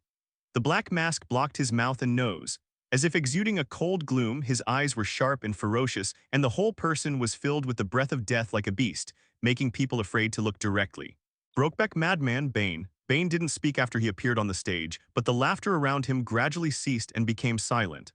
The smiles that had just been wanton and arrogant also became serious and calm, as if they had a silent halo. Although they were Bane's people, Bane didn't hesitate to kill him. You want to see me? Bane's sharp eyes swept across Thalia El Ghal and Barbara Gordon and finally looked at Sheng. His voice was hoarse and cold, which made people shudder. Thalia El Ghal looked like a delicate lotus, and Barbara Gordon trembled slightly, not knowing whether it was because of despair or anger. In the distance, James Gordon raised the gun several times to save people, but finally put it down. This is no longer his, not Barbara Gordon's personal business. Although he is distressed and anxious, he cannot sacrifice for his daughter. These people behind sacrificed Gotham. What does it look like under your mask? Sheng looked at Bane and asked with interest. Do you have to open it every time you eat or drink? What if you want to kiss? Or you take off your mask and let me see? Quiet, deathly silence. Although many people are curious about what Bane looks like under the mask, no one dares to ask him in front of him, let alone let him take it off. This is almost death. Almost everyone looks at Sheng with the same look that looks at Deadman. Even Barbara Gordon can't help but look up. Is this B***** D crazy? Since you betrayed, why are we going to provoke Bane? Humph. Bane suddenly let out a sound that I didn't know if it was a laugh or a hum. He raised his hand and stroked his mask and said hoarsely, if you want to see it, you can take it off as long as you have the ability. Do I have to do it myself? It's really troublesome. Sheng murmured when he let go of Thalia El Ghal and Barbara Gordon and actually walked towards Bane, as if he hadn't heard the ferocious meaning in his words. Idiot, this is dying. Some people were waiting excitedly to see his fate, but some couldn't bear to look straight and tilted their heads slightly. Step by step, Sheng walked leisurely and relaxed, came to Bane and stood still. He raised his head and asked with a polite smile, then I am here. Bane's eyes were gloomy, and he looked over Sheng to Thalia El Ghal. Looking at each other, Thalia El Ghal seemed to be taken aback by the look in his eyes and suddenly lowered his head as if he was nodding at first glance. Although Bane didn't know why Thalia El Ghal didn't want to reveal his identity at this time, he already knew how to do it. Seeing Sheng actually grabbed his face mask recklessly, Bane's eyes became cruel and violent. His strong arm muscles seemed to explode, and the blood vessels clenched in his fists were clearly visible. The fist wind roar screamed, sinking vigorously. At such a close distance and such a fast speed, Bane is sure to be able to open Sheng's small head. Even Batman, who is also from the Assassin League, was not his opponent and his back was broken. Sheng. Bane didn't pay attention to it at all. All he has to do is kill him and vent his anger for Thalia El Ghal. Seeing that his fist was about to hit Sheng, Bane suddenly realized that Sheng was missing from his sight. The next moment there was a sharp pain in his chest. Sheng kicked over and directly caused Bane to kick back several steps. How can it be? Why does his thin body have so much power? Bane stepped hard on the ground with his left foot to stabilize his body and wanted to fight back angrily, but found that Sheng was gone again. People when Bane looked around to find Sheng, the people on both sides were already dumbfounded. How? How is it possible? Dazzled, he actually kicked Bane back and unexpectedly even jumped into the air. This height is definitely not something normal people can reach, right? On the head. After all, Bane was Bane, and he quickly reacted and looked up. Under the dazzling sunlight, a figure fell from the sky. The moment Bane's shot was copied by Sheng, but the fighting skills could be ignored. He had mastered all the fighting skills of Catwoman, Oracle, and Thalia el Ghul. Most of Bane's fighting abilities came from the Assassin Alliance and overlapped. There are more places. But anyway, Sheng didn't plan to master 127 fighting skills like Batman. The main thing is physical attributes. The power of Bane, unlimited stacking 20 times. 20 times the strength made Sheng jump into the air when he kicked his feet hard on the ground. Sheng smiled when he looked down at Bane, who was raising his head and making a fist. Bane, do you recognize a hand that fell from the sky? The dazzling sunlight made Sheng's body seem to be covered with a layer of golden light. When the golden light fell, Sheng had already hit Bane's fist. Bane sank and the stone road was sunken and cracked. The huge amounts of strength and pressure caused his bones to shatter in an instant. His legs could not support his sturdy body and fell forward. His fists were boneless. The arm was bent and drooped. Boom, Bane's face hit the ground hard. The wind blew gently. Under the scorching sun, watching Bane, who had a weird and twisted body, and Sheng standing next to him, everyone couldn't help but shudder and felt extremely cold. Looking around, Sheng's eyes swept over, and all of them bowed their heads and avoided. Bent down and stretched out his hand, Sheng grabbed Bane by the back of his neck. Bane's eyes were loose and seemed to be filled with an incredibly unacceptable look. He is Bane. The bones of the whole body were broken by a punch. When you shot at me, you lost. Sheng carried Bane and said softly, reaching out to grab his mask and tugging hard. Blood splattered and blood was blurred. This cruel scene made many people subconsciously close their eyes and close their mouths and twitch lightly, as if the one being torn apart was themselves, as if the pain felt the same. It seems to be torn by too much force. Forget it, don't look at it. Seeing Bane's body twitching and vomiting blood like a fountain, Sheng murmured and put the mask back on his face and loosened him. Snapped. Bane fell to the ground again, convulsions, and motionless at the end. Bane died, so he died. This result exceeded everyone's expectations. He broke Batman's back forcefully and occupied Gotham City. Bane, who threatened the Ministry of National Defense not to do anything but obediently take care of his home, died like this. Do you dare to believe it? I'll kill Bane, do you believe it? Many people inexplicably remembered what Sheng said before. At that time, everyone thought he was joking, but Nima turned out to be true. In the silence, Sheng walked towards one of the thugs. The man was shaking when he saw Sheng walking towards him, trying to avoid his legs and feet, but he didn't listen at all. Standing in front of him, Sheng smiled and asked, I remember you just said that whoever believes what I said is a fool, right? Right. I'm sorry, the man said with a trembling voice in horror. Sheng patted him gently on the shoulder. Don't be afraid, I just want to ask you, do you believe what I said now? I believe it, I believe everything you say, I'm sorry, I'm a fool. The mob nodded like a chicken pecking at rice. Then I said I will blow your head with a punch, do you believe it? Sheng squinted at him with a smile. He was suddenly stupid. Do not believe, it sounds like provocation. Letter. Wouldn't it be like killing Bane, blasting his head with a punch? Cold sweat ran down his cheeks and he was almost crying. Should I say believe it or not? The legs couldn't help shaking and a fishy smell drifted away with the wind. Sheng said dumbly, just asking a question will not scare you. Forget it, since you are afraid, then I will.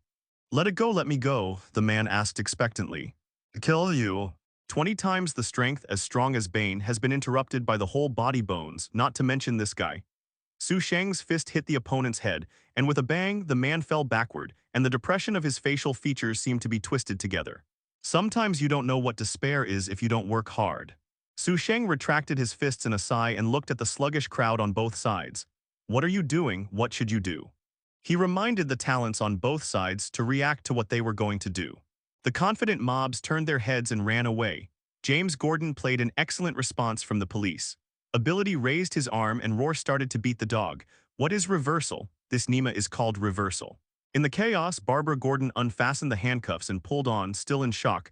Thalia el Ghul came to Sheng and said excitedly, This is how you said before to easily meet Bane. Pretending to betray us to lead Bane out, why didn't you tell us in advance? I thought you were really going to betray us. By the way, how did you come up with this method? I didn't even think of it. Looking at Barbara Gordon, who looked excited and studious, she seemed to forget that she had just punched her. Sheng smiled and said seriously, Pay attention to details and start with small things because you can't do big things at all. Barbara Gordon's expression froze. Originally, she planned to listen carefully, what attention was paid to details and started with small things, but in the end, he turned out to be mocking himself for not being able to do big things. This B asterisk asterisk asterisk D is really not irritating and uncomfortable. It doesn't seem to be over yet. Are you planning to just stand here and stare at me? Sheng reminded him, looking at Barbara Gordon. Thalia al Ghul's expression instantly changed when he heard these words. Is he trying to expose himself? This guy is so strong that even Bane failed, and his plan to destroy Gotham failed because of this guy. Nuclear reactor. Hurry up, let's find a nuclear reactor. Barbara Gordon suddenly realized that this is the key to saving Gotham, pulling Talia al Ghul and planning to enter the city hall. And Talia al Ghul was dragged and subconsciously wanted to do it. But heard Sheng say, cheer up lightly. What's the meaning? Isn't he going to reveal my identity? Talia al Ghul stared at Sheng with wide eyes, but Sheng turned and left with a smile. What's the point of revealing her? It's fun to let her hide her identity and continue to do things to destroy Gotham. After all, Batman, who has returned from injury, finds that Bane is dead. There must be an opponent to let him continue to be the Dark Knight. Justice comes from evil. Was born, is peaceful Gotham still Gotham? In the chaos, Sheng left the city hall away from the crowd. After a while, he heard a roar in the distance, and the Batmobile entered flight mode and flew away from the sky. After a long time, the chaos gradually ended, and the noisy voices also quieted down. On the road of the city hall, the car Sheng drove before stopped alone in the middle of the road. Suddenly, the car began to shake, vibrate, and a B asterisk asterisk asterisk G sound followed by a bang, and the lid of the trunk suddenly opened. Harley Quinn's hair was messy, his clothes were disheveled, and he walked out of his long legs embarrassedly. Got out, looking around the quiet and messy streets, Harley Quinn was dumbfounded. She sneaked into the trunk early in the morning, thinking that she would leave with Sheng when she left, but she never expected that she still failed. Sure enough, I don't work hard, I don't know what despair is. Although Harley Quinn was sorrowing upstream, Sheng had a great time driving the Batmobile. Although Gotham is blocked, the only bridge to the outside world should not have received any news, and there has been no time to unlock it, but I can fly. Sheng drove the Batmobile to fly from above the bridge. The soldiers who guarded the bridge dutifully performed the task of never letting anyone leave Gotham. They shot wildly below. I have to say that the quality of the Batmobile is good. The clanging sounds one after another, he drove the Batmobile into an S-shape for a while, then flew into a B-shape to fight back, but I don't know if the idiots below can understand it. Cross the bridge and leave Gotham. Sheng then let the Batmobile land, from the flight mode to the drag racing mode. The roaring start is deafening, as if telling the car in front that I will hit you even if it is far away. So scared that the cars on the road have no time to appreciate the coolness of the Batmobile and let go. Aimlessly, I don't know how long it has been driving. Sheng stopped then. Sure enough, it's a good fare and gas, a good woman Feihan. Batmobile, it's out of gas. Sheng looked at the map navigation on the car and found that it was not far from Starling City. So hasn't it been renamed Star City? If that's the case, then go and see Green Riding Hood. It's not right. Green Arrow, forget it, it's better for Green Riding Hood. Sheng came down and looked around. The bushes were densely covered with deserted people. Let's go. Sheng recognized the direction and left directly. As for the Batmobile, a car without gas is a pile of scrap iron. As a means of transportation, it has fulfilled its mission, so whoever likes it takes it, as long as Batman is not afraid to come to him. Like a walk, Sheng walked forward slowly. One car, another car. Along the way, although there were occasional cars passing by, none of them slowed down and stopped until the kind-hearted people appeared.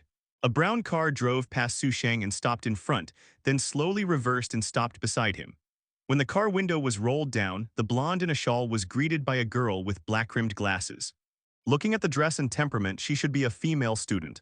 Well, do you need a ride? She asked slightly awkwardly. Definitely. Sheng smiled brightly and was surprised before he even entered Starling City. After getting in the car, Sheng said thank you to her. You're welcome. She pushed the frame and replied in a daze, hurriedly restarting the car to continue on the road. Look straight ahead, hold the steering wheel with both hands. Sheng looked at her and smiled. Are you nervous? No, I'm just not very good at contacting people, she replied. Then you still let me take a ride. I don't think you are a bad person, and I have never carried anyone, so I want to try.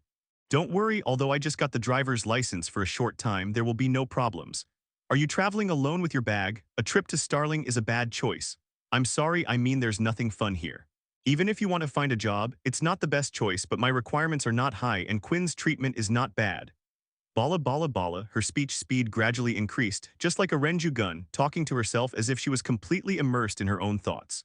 While speaking, the voice was getting smaller and smaller. She turned to look at Sheng and showed an awkward smile. She knew her fault, her thinking was too jumpy, and when she talked with people she would become talking to herself. Yes, I'm sorry that, my name is Felicity Smock, how about you? Sheng.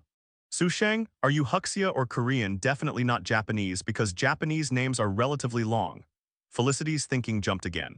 Have you mentioned Oliver Quinn? Sheng suddenly said. Felicity was stunned and said, I have definitely heard of it, well-known playboy.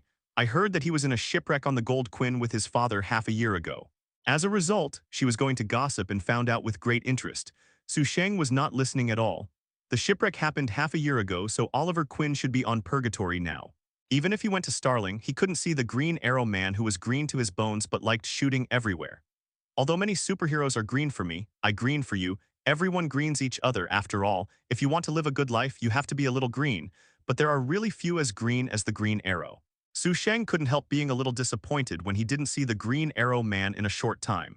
As the saying goes, there is only a wrong name and no wrong nickname. Whether it is the code name or the outfit, Oliver Quinn is too green. Before he became the Green Arrow man, he was a real scumbag. Even after he became the Green Arrow man, the women changed a lot. Let me talk about two more famous ex-girlfriends, Black Canary Laurel Lance and White Canary Sarah Lance. Oliver Quinn first dated Laurel but secretly hooked up with her sister Sarah and went out to sea without telling Laurel, but the gold medal Quinn was accidentally killed. He was dead here, and his good brother Tommy Merlin took advantage of the emptiness and took Laurel. If my sister Laurel only gave one, then my sister Sarah is amazing. She was still alive and she became the White Canary, the captain of the legendary team. As a result, the man stopped talking, but the woman changed a lot. White Canary Lily is flying, mixed green for men and women. They definitely aren't the heroines, so look at the one next to them. IT girl Felicity Smock the Watcher, should this be the heroine? The two were separated and reunited. How many boyfriends did she have in the middle? What happened? Green Arrow didn't care at all. So Sheng thinks that the Green Riding Hood is really smoother and more appropriate than the Green Arrow. But then again, green may be the tradition of the Quinn family.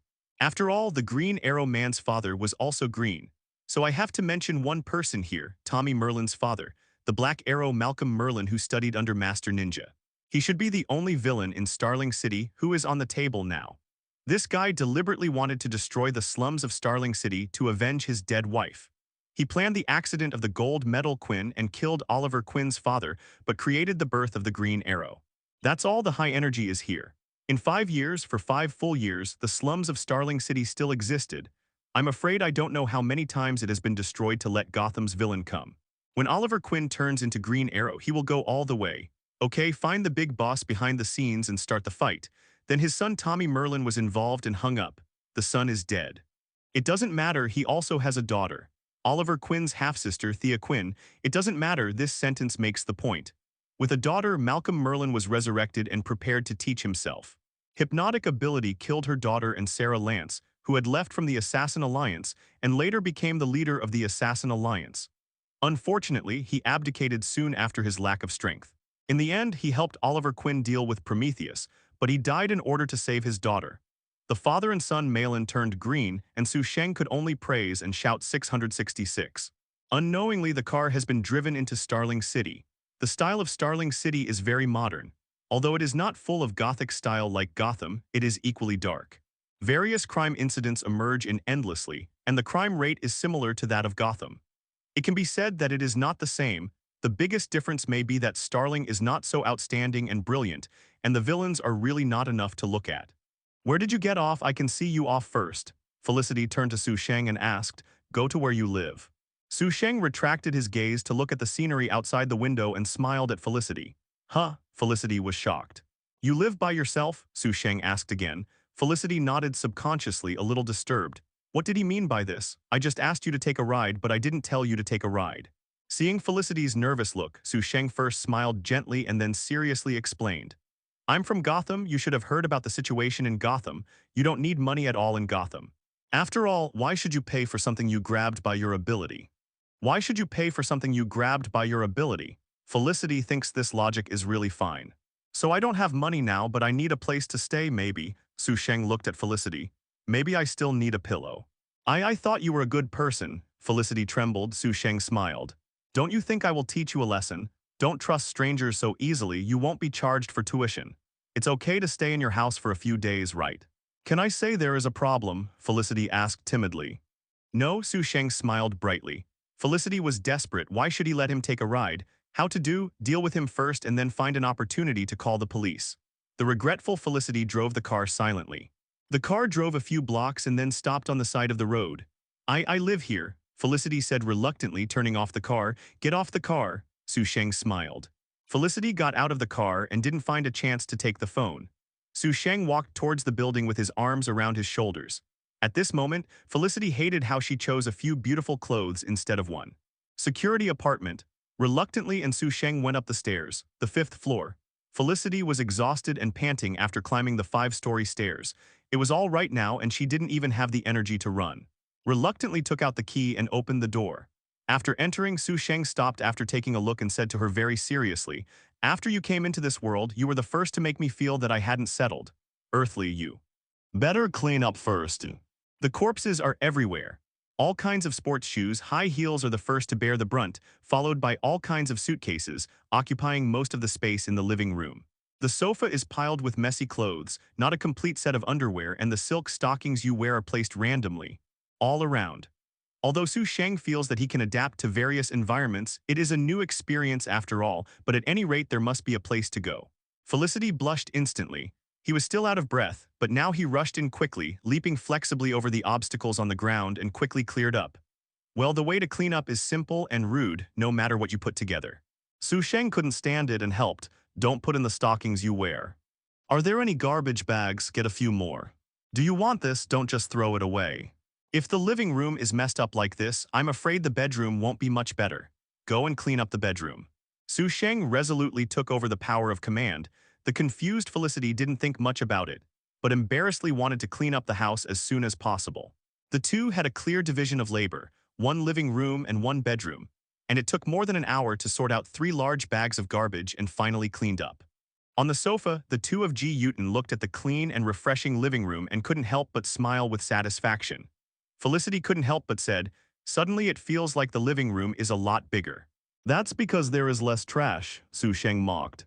Felicity excuses embarrassingly, "I just moved in and haven't had time to organize it."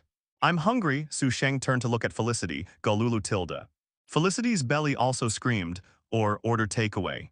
"I know there is a Huxia restaurant that is very good." "Whatever."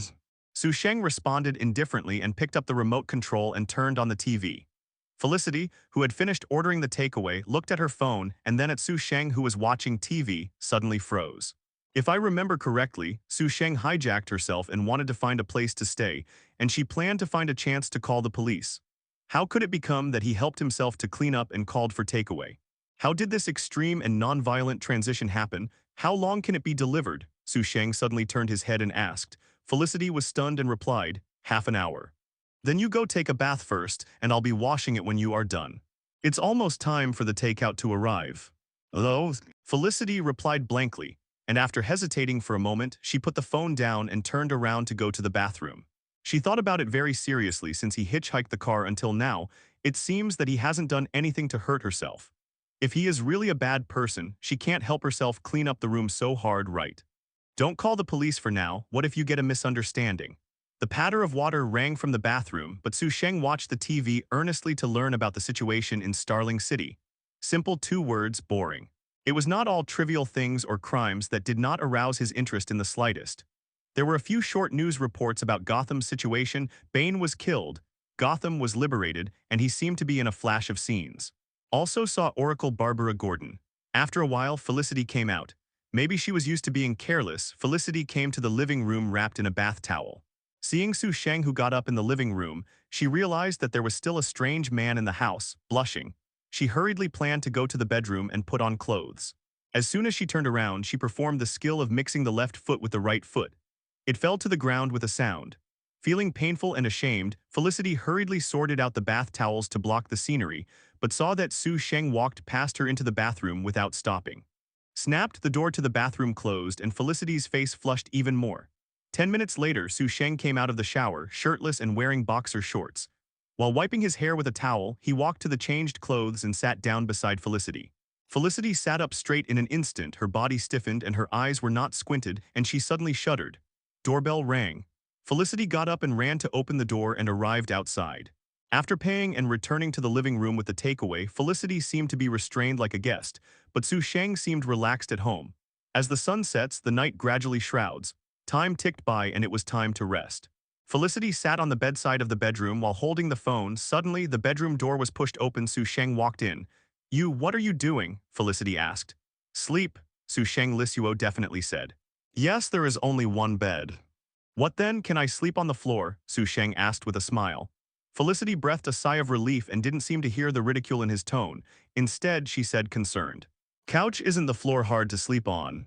"I try to restrain myself," Sheng said solemnly. Felicity looked at Sheng blankly, trying his best to restrain what to restrain. Real freedom is not to do what you want, but not to do what you don't want. Coming into this world, Sheng believes that he is free. He had no idea of sleeping on the ground, so while Felicity was still thinking about the relationship between sleeping on the floor and restraint as much as possible, Sheng had lifted the quilt and lay down and hugged Felicity very naturally. Her body was very stiff and her body was also very soft. Felicity, who was hugged by Sheng, remained motionless as if she had been acupointed. The hand pointed out that he was holding the phone vigorously, but it didn't seem to move anymore and his mind went blank. "The new pillow doesn't seem to be big," Sheng murmured after experiencing it and slowly closed his eyes. I don't know how long it took Felicity to look at Sheng quietly. Seeing that he seemed to be asleep, she wanted to slowly move her hand on her body, but just after he moved it away, he put his hand back on its own. This caused Felicity's anger to move away again, but she came back again. The war of ownership of the Highlands continued several times. Felicity finally gave up. "Isn't it okay if yours belongs to you?" Felicity looked at Sheng helplessly and yelled a few words in her heart. Unconsciously, her eyelids began to fight and she fell asleep in confusion. She seemed to have a dream. "In my dream, I just graduated and got a job position in the Quinn Group. I rented a small but cozy apartment with my boyfriend. The two of them worked hard to clean up. They ordered takeaway before cooking. The boyfriend was sweet in the evening, holding myself want to make affection. Shy and nervous, she felt that she had found someone to entrust her for life. She gradually gave up resistance and gradually took the initiative, but her boyfriend avoided as if joking with herself, which made her a little annoyed to take the initiative again. Then it started to become a little fuzzy, and then I woke up from the dream.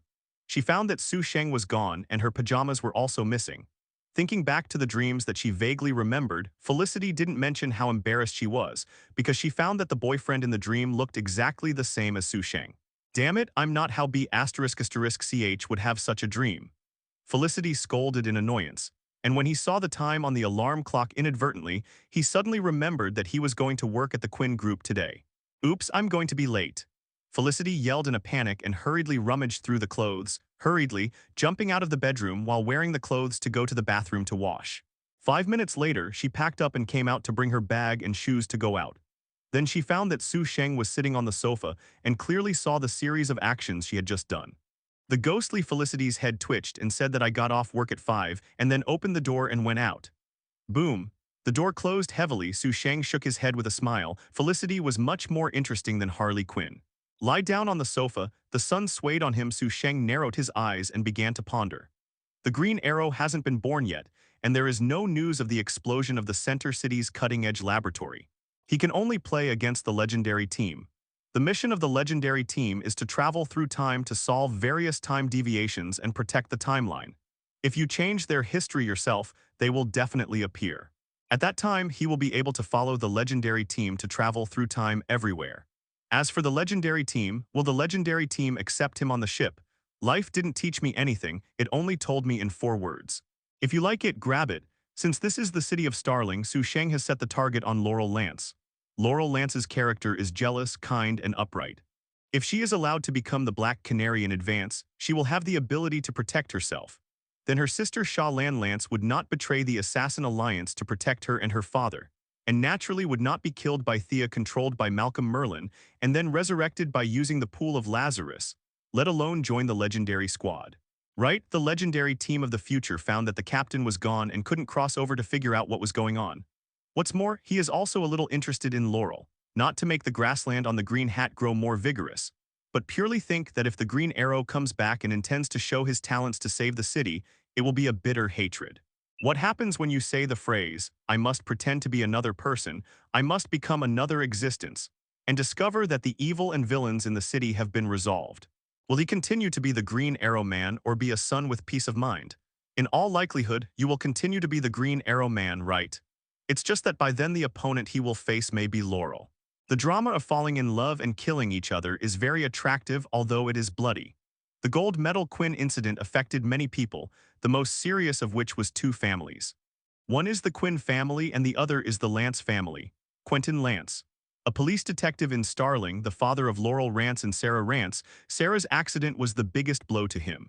When the eldest daughter Laurel was dating Oliver Quinn, he strongly opposed and even quarreled several times with Laurel. But he did not expect to watch the eldest daughter but not the younger one. He hates Oliver Quinn, the culprit, and hates himself as well. Now only his eldest daughter is left with stricter discipline, and he even blames Laurel. If she didn't know Oliver Quinn, Sarah, how could something happen? It's just that the women's college couldn't help her father. Laurel, who had already gone to college, decided to live on campus. Although the school was not far from home, she could not face the sad face of her father every day, nor could she face everything about her sister at home. She didn't know that should the ruthless sister snatch her boyfriend or grieve her death. Avoidance is the most common way. It's a pity that his father didn't agree, so Laurel had a big fight with him and left home. Walking aimlessly on the street, Laurel had come to the chaotic slum area unconsciously, and she was still in a muddle of anger and did not notice that she had been targeted. A black man in a hoodie followed, and when she didn't pay attention to the environment and subconsciously turned into a remote corner along the road, the black man suddenly sprang out from behind and pushed Laurel indirectly. Laurel was caught off guard and almost fell, and when he stood firm, he turned to see the black gunpoint aimed at him. "Little girl, hand over the valuables." Robbery, she was robbed. Laurel only then realized what had happened and where he had come. As a native of Starling and the daughter of a police detective, Laurel made the most correct decision and obediently handed over his bag. "Count you acquaintance." The black man took it triumphantly but did not leave, but stared at Laurel up and down. Although her face is slightly slender, her facial features are very delicate. She has a long brown hair shawl, a tall figure, long legs and straight, simple words. To sum it up, it's a decent person and beauty. "Let me check if there is anything valuable on your body." The black man walked toward Laurel with a grinning gun. Laurel stepped back slightly, pretending to be calm. "My father is a policeman. If you just robbed me, I would be unlucky, but if you dare to hurt me, then you wait to be hunted down by the police throughout the city." "You scare me. Are the police great?" The black man stopped and frowned and shouted. "You are not afraid." "I definitely don't." "Who?" The black man replied subconsciously, but found that Laurel did not speak at all. It was a man's voice. He subconsciously raised his gun and turned around and saw a yellow-skinned man walking in from the alley. "Yellow monkey, do you want to be a hero and be more nosy?" the black man roared. "As a N******R, you still dare to racially discriminate?" Sheng shook his head with a chuckle and looked at Laurel over the black man. "Do you need my help?" "If you can," Laurel said while looking at Sheng hesitation. "Definitely." Sheng walked over with a brilliant smile. "Stop or I will shoot." "Damn yellow-skinned monkey, you really want to be a hero, do you think I dare not shoot?" Seeing Sheng's relaxed expression without putting him in his eyes, the black man pointed his gun at Sheng and pulled the trigger. Boom, the gunfire sounded. The black man's eyes widened in surprise and the other party did not fall down and had no wounds on his body. Did you miss it? The almost subconscious black shot again. Boom, boom, boom. Gunshots rang out one after another, and a flower followed the black man's eyes, and he noticed that the yellow-skinned monkey appeared strangely in front of him. So fast. He was startled and wanted to step back and avoid him when he saw Sheng smiled brightly at him and suddenly punched. Unlimited stacking 50 times. Boom, huge amounts of power instantly penetrated the black man's head. Sheng's fist hit from the front and penetrated from the back. The blood and brain were sprayed out instantly, spraying on Laurel's face and body. The smell of blood was pungent. Laurel dumbly saw Sheng's fist pulled out of the black man's head, and when the black man fell to the ground, he took the bag in his hand and held it to him and smiled slightly. "Your bag." Seeing the hand holding the bag mixed with blood and brain, Laurel's eyes widened, her legs were soft, and her body stunned and fainted. Boom! Sheng watched Laurel fainted and fell to the ground with a slight smile. It seems that in order for her to become a black canary, she must first exercise her courage, otherwise, don't you want to give someone a head if you feel dizzy at every turn? Sheng walked over and carried Laurel on his shoulders and left the alley. It was only an hour later that the police patrolling the street discovered the body and sealed off the scene. At the same time, Quentin Lance had calmed down and regretted the act of quarreling with her daughter, calling her daughter to apologize and let her come back. However, the phone has been turned off. The cold touch made Laurel wake up faintly. Her consciousness is not yet clear, vaguely feel that she is lying on the ground, and what she sees is a somewhat dim ceiling. Where is this? Laurel wanted to get up in a daze but found that he was unwieldy, and his hands were handcuffed to the ground by the curved steel bars, unable to break free. When she woke up, this situation caused Laurel to be very flustered. Her memory gradually recovered, and she remembered. I quarreled with my father and left home and went to a slum area and was robbed by a black man. Then an Asian man appeared to save him. He was able to dodge bullets like in a sci-fi movie and punch the black man's head with blood and brain. I was alone and then fainted. You're awake. When Laurel wanted to clarify her thoughts, a familiar voice sounded, and the next moment she saw a shirtless man coming out from the shadows in the distance. It is that Asian. Let go of me, what do you want to do? Laurel shouted excitedly. Sheng walked to her and squatted down and explained with a smile, you should say thank you first. Thank you. You kidnapped me and let me say thank you, Laurel shouted angrily. You let me go, my father is a policeman. Quentin Lance, I know. Sheng stroked Laurel's body disapprovingly and slowly said amidst her struggle and shouting. First of all, I saved you, so it's not an exaggeration to say thank you. Secondly, your clothes are over there and I cleaned it for you. By the way, I also took a shower for you. The reason for doing this is to worry about watching you wake up, when those things and smell passed out again. Then how do you explain the way I am now? Laurel shook his wrist and didn't believe Sheng's words at all. In order to let you listen to me quietly, Sheng smiled sincerely. Definitely is also to let you know the importance of passing out easily and being caught. You are just being watched by me now, but if I am a bad person, you may die or suffer the most painful experience. You killed and kidnapped me, isn't it a bad guy? Laurel said coldly. Sheng smiled, fiddling with her body like discovering a new world. If you kidnapped you beforehand, you think I killed him as a bad guy. If I don't save you, you should know what will happen to you. Even if you are lucky, he won't kill you. What can you do? Let me guess, look. Let him go to jail and accept legal trial and sanctions. Laurel did not answer. Sheng continued disapprovingly, how long can you stay in jail? 5 years, 10 years. If you are lucky, you may not be locked up for long. It is not a good person that the biggest possibility is to repeat the same mistakes and cause someone to be killed. What? Continue to arrest him and continue to go to jail. What do you want to say? Do you want to tell me that killing him is justice? Laurel said coldly. So you firmly believe that the law is the only way to maintain justice? Sheng asked with interest.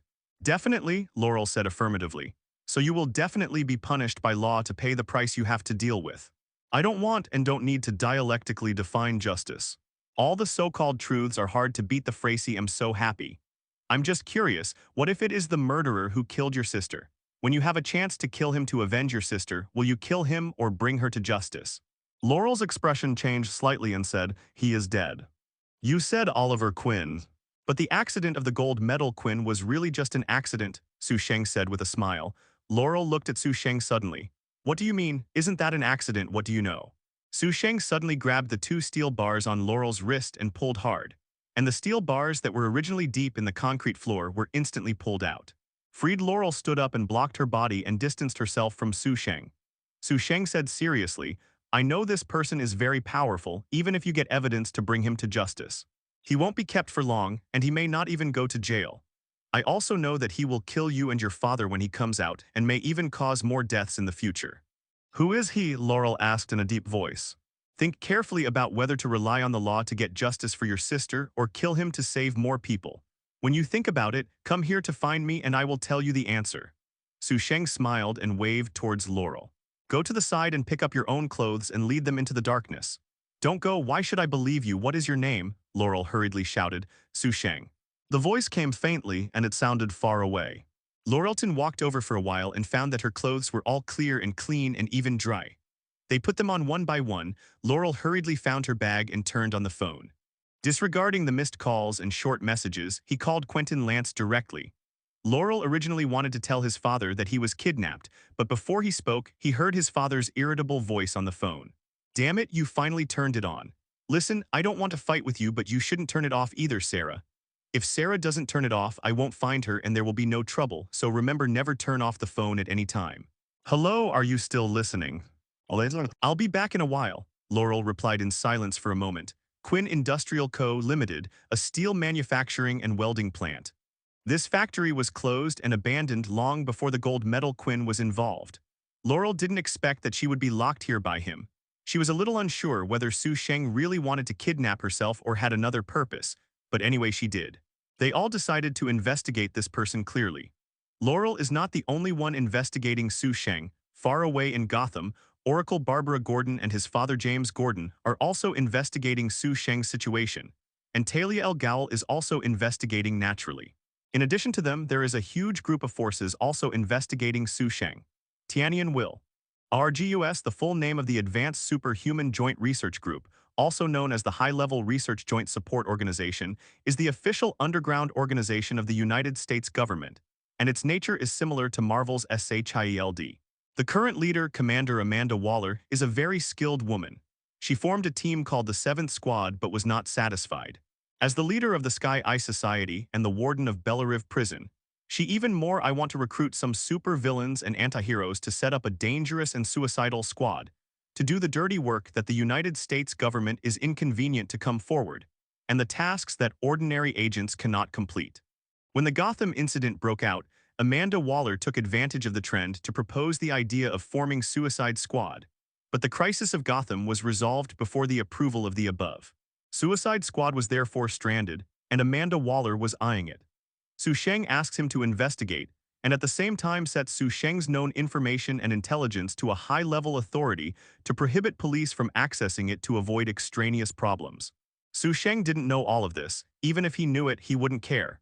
Maybe he would take the initiative to join Suicide Squad to find excitement. At the moment, he was cooking dinner in Felicity's apartment while humming a tune. Where did you say the money for grocery shopping came from? It's definitely in Laurel's wallet. How did you get in without the key? The 5th floor is not particularly high. A dish of delicious, fragrant and delicious dishes were laid out on the table, and the sound of the key opening the door sounded. The time is just right. Sheng smiled brightly and took off his apron and walked to Felicity, who opened the door. It smells so good, what is it? Felicity said subconsciously as soon as he came in. Dinner. Sheng came over to take Felicity's bag and put it aside to help her take off her coat, and hung it up. Felicity stared at Sheng blankly, first made dinner and then greeted herself so kindly and courteously. What is the sense of sight of this boyfriend? Could it be that I am still dreaming? Click. Felicity felt her side face kissed by Sheng and immediately heard his brisk voice. What are you doing in a daze? Go wash your hands and change clothes to prepare for dinner. Felicity was pushed into the bathroom by Sheng to wash her hands in a daze. She went to the bedroom in a daze and changed into comfortable clothes at home before she came out. Felicity came to the dining table and sat down and watched Sheng rushing around. He couldn't help asking, you seem to be in a good mood. Yes, Sheng smiled. Did something happen? Didn't you say that you have no money? Where did these things come from and you went out? How did you get in without the key? Felicity reacted and asked hurriedly at this time. Sheng said, this is not important, the important thing is to eat first. Oh, Felicity's dumb answer can only suppress the curiosity in her heart. Speaking of it, he didn't expect Sheng's craftsmanship to be so good and so much better than the previous takeaways. Originally, Felicity was still a little confused but gradually became a foodie. It's delicious, I'm going to get fat again. The contented Felicity couldn't help but patted her belly and exclaimed. Beautiful and ugly, fat and thin are in the sky. People who eat 2 bites are full, and when you are full you still say, I can come again, Sheng said with a chuckle. Felicity blushed. I blame you for making it so delicious. The work of washing the dishes is left to you, Sheng said. She doesn't have the ability to let Felicity cook, but she can still wash the dishes. Sheng leaned on the sofa and watched the TV. After a while, Felicity finished washing the dishes and came over and sat down beside him. Now I can tell, what the hell is going on with you? Sheng smiled and lay down on Felicity's lap. Felicity followed with a slight stiffness and saw his hand poking in underneath the t-shirt. She was frightened and hurriedly grabbed him. Hand. You, what are you doing? Hey, take your hand away. With black eyes and a gentle voice, Felicity let go of her hand in a daze, followed by her blushing, her body trembling slightly, her hands clenched, fists seemingly nowhere to be placed, uncontrollably sent out some kind of feline version of hum. Felicity is more interesting than Harley Quinn. Seeing her reaction, Sheng suddenly smiled and said, Snow White was rescued by the seven little dwarf and lived in the forest for a while, until the prince rode a white horse to pick her up. And then she married the prince, but the prince abandoned her after the wedding night, because the prince discovered that there were dark spots on Snow White's body. Are you Snow White? Felicity looked at Sheng blankly with a dazed expression before reacting to it for a while. Definitely not. Then let me take a look. Sheng suddenly turned over and sat up after speaking.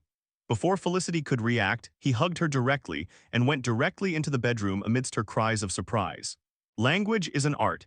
It is clear that every word is the same, but it can produce different effects according to different tone and sentence segmentation. From don't, stop to don't stop to don't. Stop 3 sentences are enough to express Felicity's mental and physical state clearly. With squally rains and waves, Felicity, who went out to sea for the first time, was still immersed in the feeling of aftermath. Looking at Sheng blankly, Felicity felt that her life was completely out of control after meeting him. What are we now? She asked Sheng blankly. Sheng chuckled. It can be a friend or a couple. Do you have such a friend? Felicity said quietly. Friendship's little bed just go up as long as you say it. That's why you were so diligent before. Or was it because the things last night made you think I was a B******ch and it was easy to get hands? Premeditated. Sheng shook his head dumbly and stroked her cheek. His eyes were gentle and his tone of voice was serious. Not last night, but just now.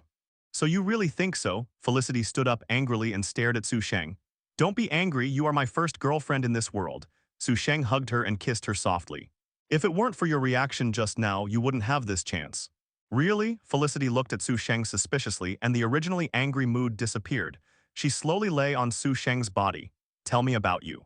I don't know anything about you. Did you really intend to intimidate you in the first place? Or kidnap me?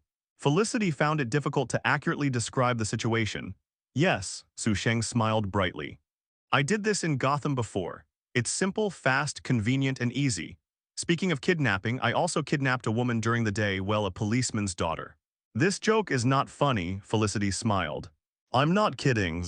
What? Felicity was stunned and stood up again. Are you serious? Did you kidnap the police's daughter during the day? Yes, at least she thinks so. It seems that she shouldn't call the police. Sheng thought for a while. You are crazy.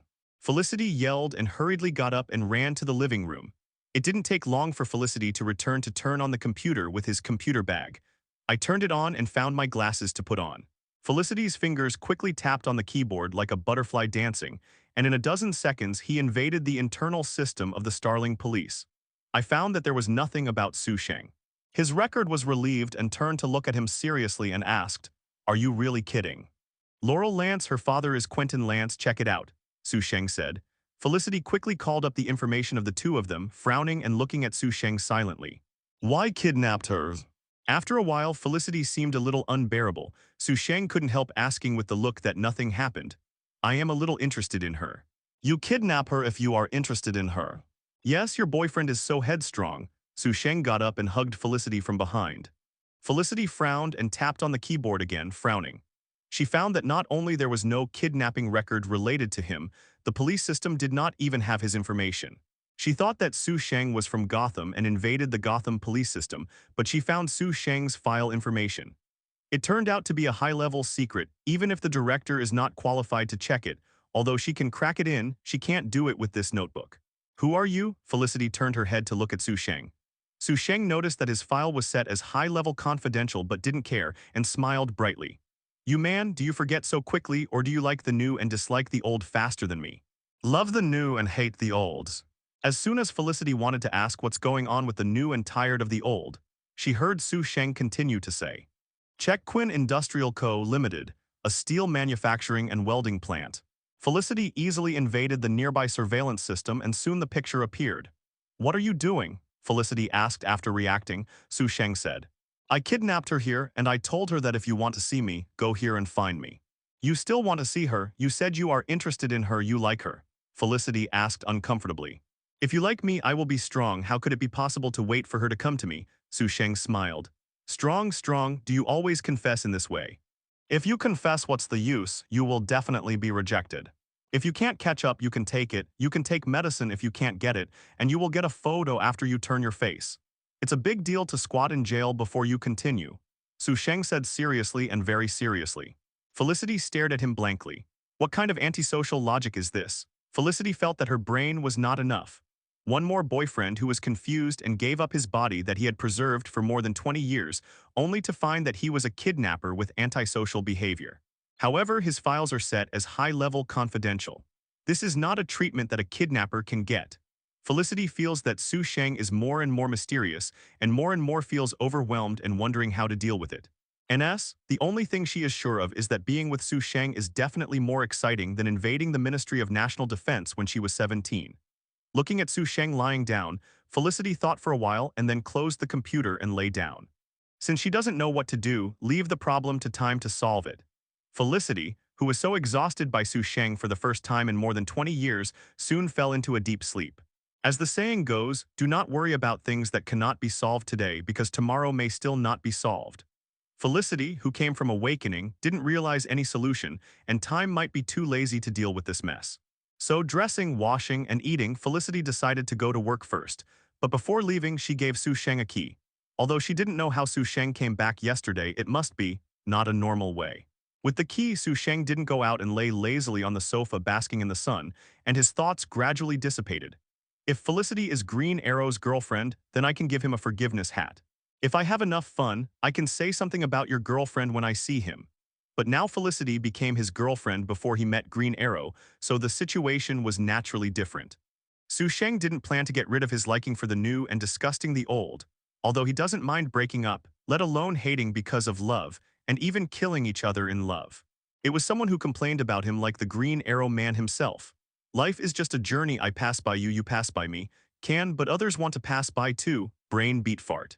Sheng thought about it and thought that the best way was to find something for her, the kind of thing that can be fulfilled every day and can be struggling for a lifetime. Like being a hero. Felicity's character originally had a sense of justice. Although her physical fitness was not good, her hacking skills were very powerful, and she was more than enough to be a logistic hero. On the first day of confirming the relationship, we must prepare for the breakup. I am afraid that there will be no one. The impulse is the devil, Sheng sighed faintly. Lichty will become the watcher too. If Felicity becomes an ex-girlfriend and becomes a symbol of a city, it seems not bad. If you go wherever you go, you will have more ex-girlfriends, more cities, and you will have ex-girlfriend clubs wherever you go.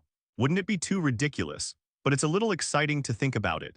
So when Felicity came back from get off work, Sheng still prepared dinner and helped her hang up her coat, and then took her to the living room to sit down and kidnapped Laurel.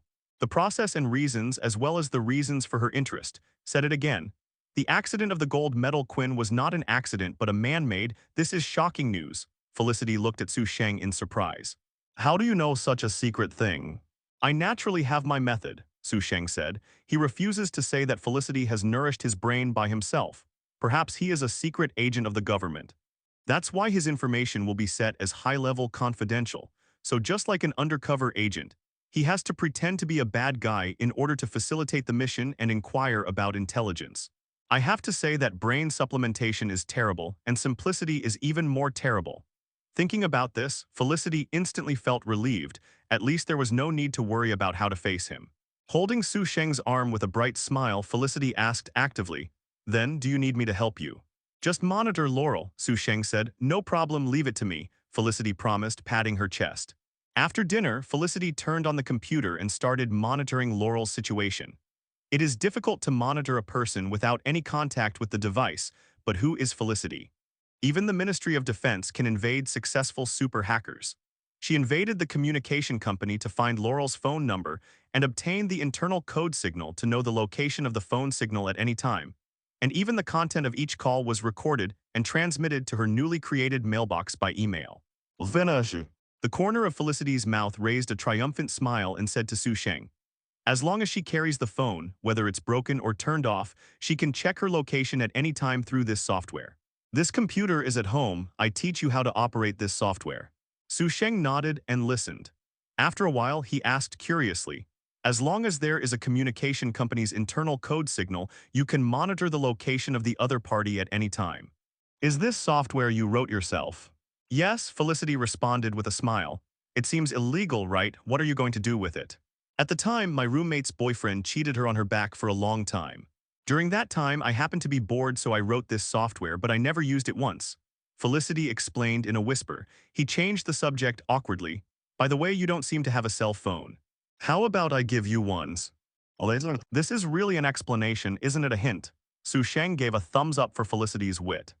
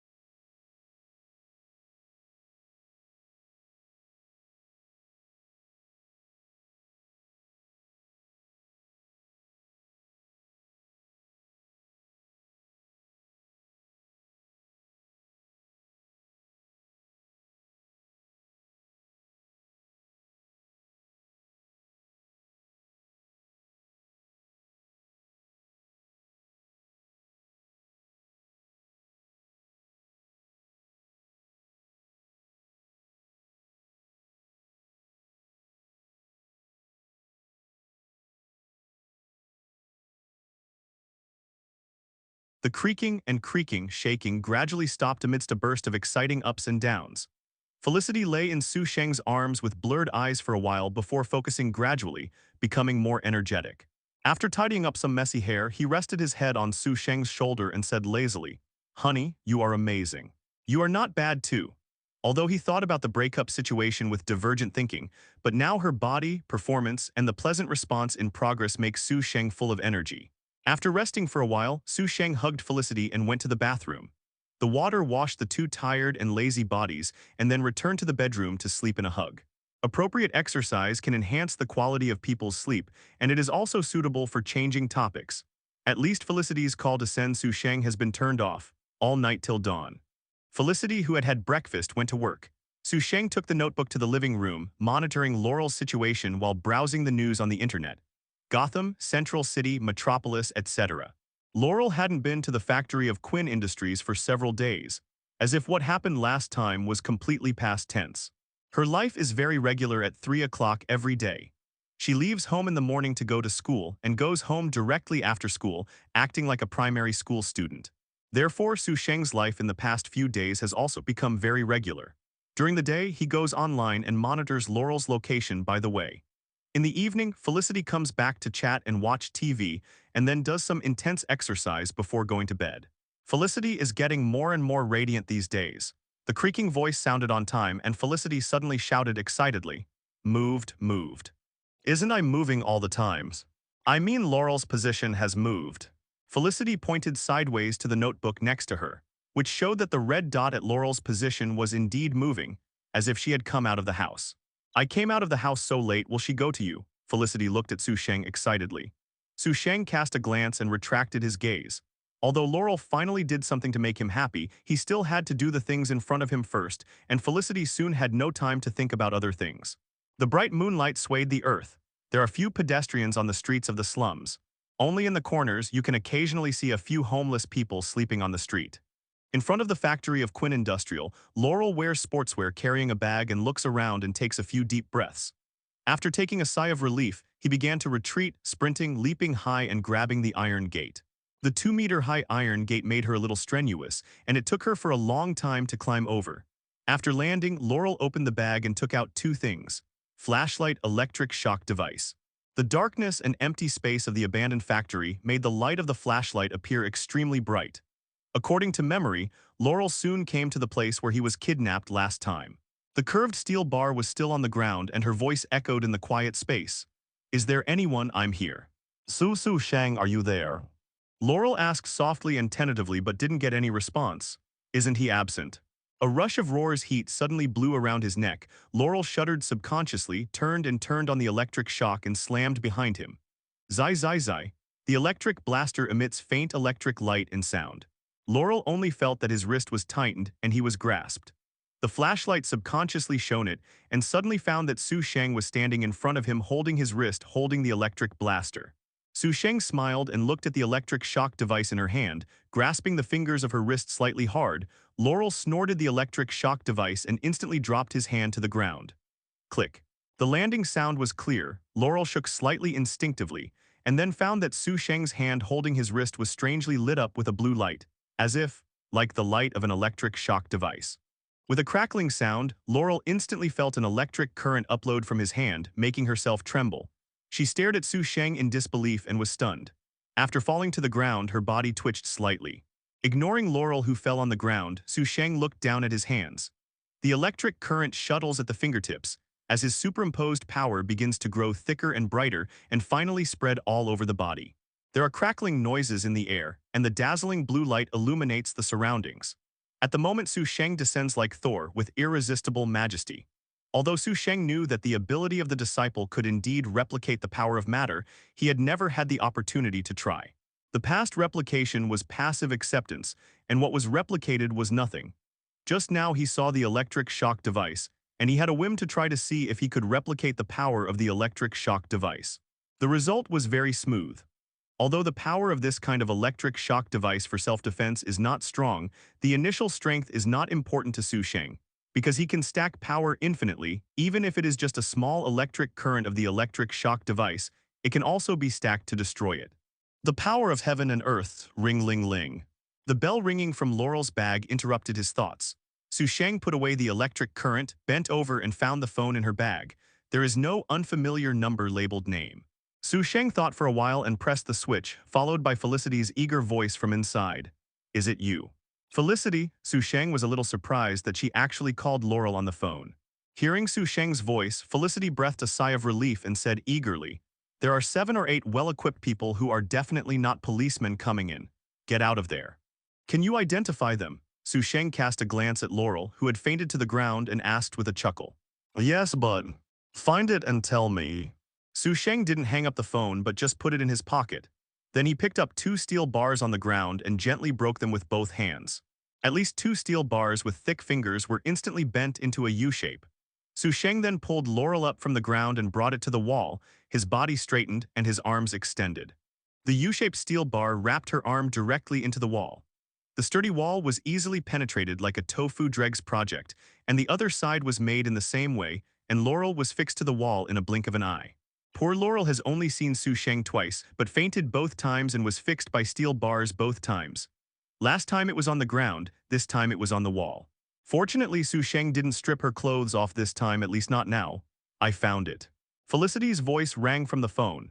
Sheng answered the phone and heard Felicity say in surprise, "Most people wear masks and it is difficult to find their looks and characteristics, but one person should be their leader. Dinah Lance, Kun Tin Lance's ex-wife, Laurel's mother. I tried to investigate her detailed information, but found that the level of confidentiality is as high as yours. She won't have anything to do with you, right?" "I have nothing to do with her," Sheng said with a chuckle. "You did a good job. When I go back to reward you, I hang up first. Be careful yourself." Sheng hung up the phone and deleted the call log, and then pointed the flashlight Laurel brought at her. A bright beam hit her and Sheng stood by. At the entrance of the plant, the door was gently pulled open. Galulu tilde. A flashing thunder was thrown in, and the dazzling light illuminates the entire plant. Immediately after the door was suddenly opened vigorously, people in combat uniforms and masks rushed up. These people are well organized and experienced. The moment they came in, they found the target's muzzle aimed instantly, but they found that the target person didn't seem to be dazzled by the flash and thunder. Instead, they had time to look at them with a smile. Duh-duh-duh. The sound of high heels sounded from the door, and a middle-aged woman with a paralyzed face came in from the door.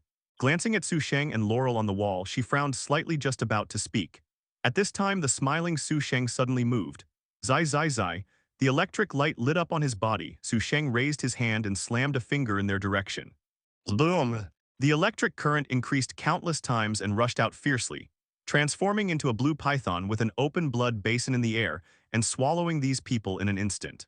In the snake's belly in the electric light, the guns in these people's hands exploded instantly, screams and groans sounded, and these people fell to the ground one after another. The electro-optical python roared and stopped suddenly in front of the middle-aged woman, and then slowly turned. The blue electro-optical body surrounded her. Huge amounts of snake heads suspended beside her, and an electric current like a letter was constantly beside her. Flickering, the electric current in the air caused her hair to float one by one. She didn't move, watching Sheng approaching without squinting. She seemed extremely calm. "Are you surprised? Are you surprised?" Sheng asked with a smile. "Puff through." The middle-aged woman suddenly sat on the ground, her eyes flashing shock and horror without squinting just now. "I thought you were so calm because of your knowledge and knowledge." The contrast between the front and the back made Sheng faintly stunned and then burst into laughter. "Talk about your identity." Dina Lance glanced subconsciously at the electro-optical python next to her, and then at her daughter fixed on the wall in the distance and the agent team who fell on the ground unconsciously, her throat wriggling uncontrollably. The investigation data does not say that he still has such a super ability. Have you ever heard of Tianyanhui? Tianyanhui is a special department under the United States government which is responsible for understanding and handling Superman-type incidents. She watched Sheng slowly, speaking in shock. "What you did in Gotham has threatened the security and peace of human society, so we need to talk to you." Although the government organizations in the DC world do not have the same sense of presence as in the Marvel world, Sheng has heard of it. It's just that Laurel's mother Dinah Lance is actually a member of the Sky Eye, so it is the Sky Eye who made her files confidential. "This is how you talk about it." Sheng glanced at the agents lying on the ground behind him, shaking his head and chuckles. Dinah Lance said, "This is a necessary means of protection before you are uncertain about your attitude, so they didn't shoot, didn't they? What's more, you seem to have kidnapped an innocent person now. I can't judge what you want to do." "What? If you let her go, I am willing to solemnly apologize to you and have a good talk." "It's another one who uses an apology as a bargaining chip." Sheng shook his head slightly. "Why don't you understand? When you don't have chips, you should apologize early and fight for opportunities. But when you have chips, you don't need to apologize at all." With that said, Sheng turned and walked towards Laurel, who had not yet woken up. "What a beautiful face." Looking at Laurel, who was hanging his head slightly, Sheng stretched out his fingers with a chuckle and the flash of fingertips stroked her cheeks. "Zai zai zai." Laurel's face trembled slightly. "What are you going to do?" Dinah Lance shouted with excitement in an instant. "Do you think I didn't know that she was your daughter?" Sheng squinted at Dinah Lance. "Originally, she was not dangerous. I just wanted to give her a choice. Definitely, this is also to satisfy my own interests, but not necessarily anymore." "Sorry." Dinah Lance was stunned, followed by a straightforward apology. "Not enough." Sheng shook his head slightly. Dinah Lance stood up slowly and walked towards Sheng silently. Sheng looked at her with interest, step by step. Dinah Lance stopped a few steps away from Sheng and suddenly knelt down with a thud. "I'm sorry that I chose the wrong way to meet you. If you get angry because of my behavior, I hope you can let my daughter go to me. Only her daughter is left. Just be decisive and sincere." Sheng looked at Dinah Lance, who was kneeling on the ground, and said with a smile, "Look at your age and love your daughter, and I should forgive you according to the truth, but I don't want to. You say me what you did in Gotham has threatened the security and peace of human society. Didn't you find the wrong person?" "My name is Sheng, not Bane. Although it has nothing to do with justice, I killed Bane and saved Gotham. You said I threatened the security and peace of human society."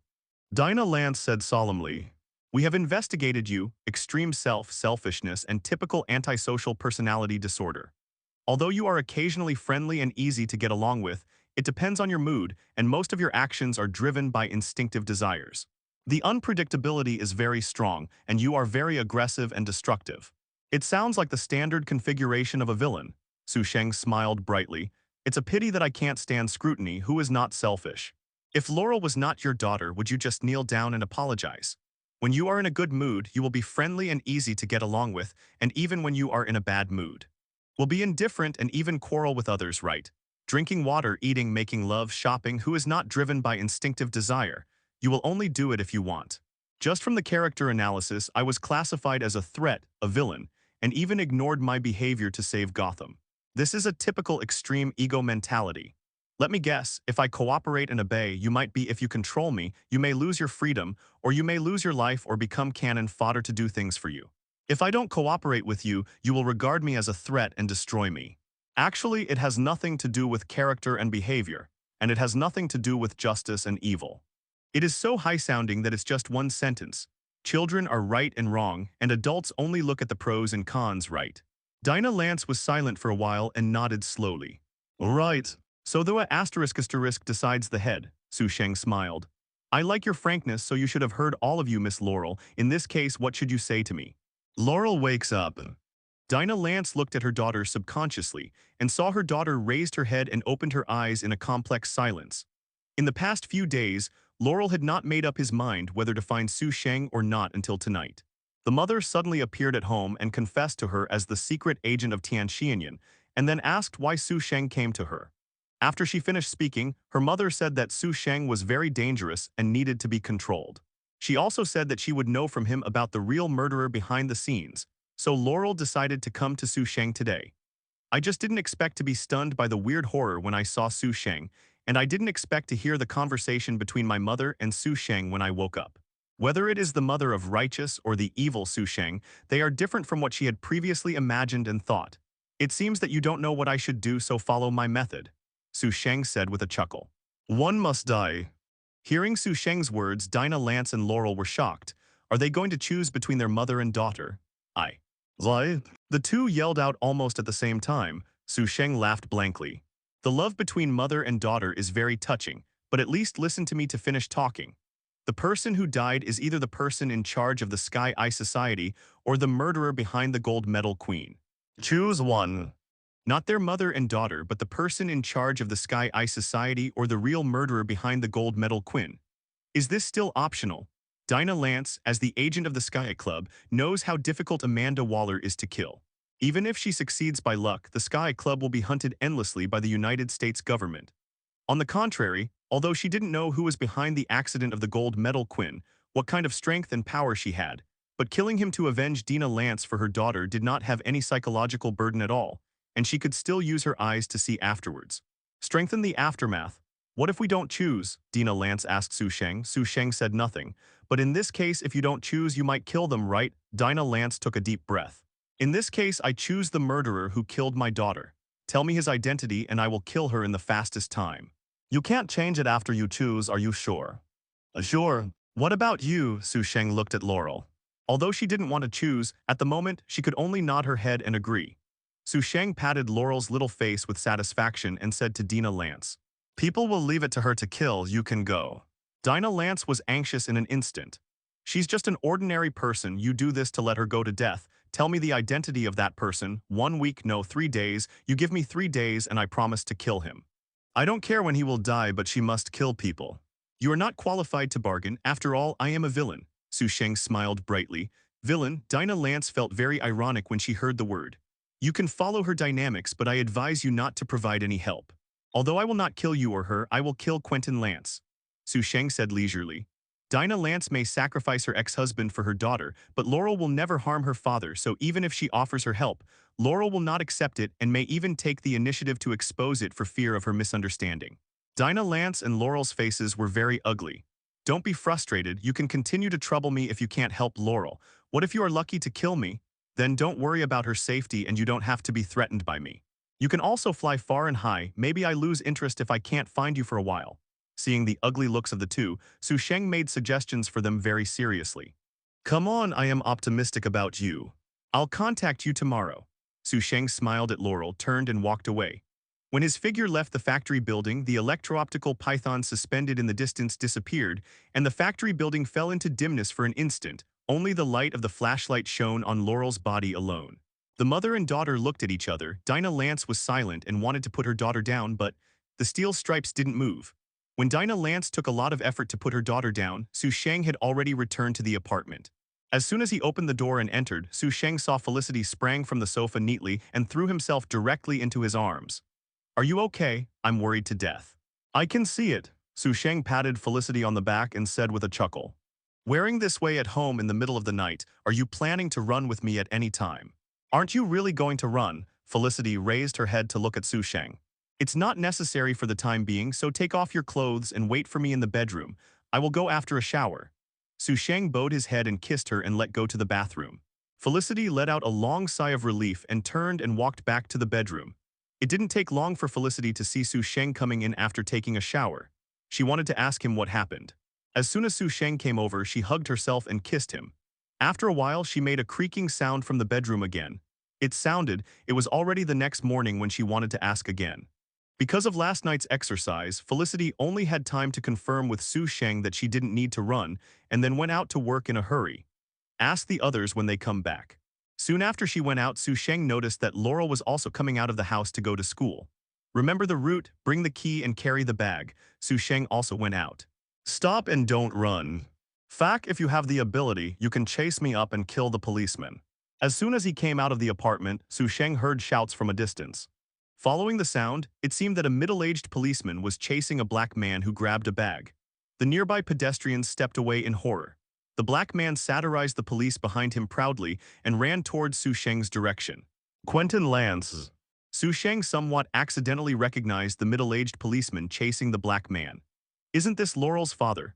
Seeing them get farther and farther, the black man gets closer and closer to him. Su Sheng, who happened to get in the way, took a step back and walked away.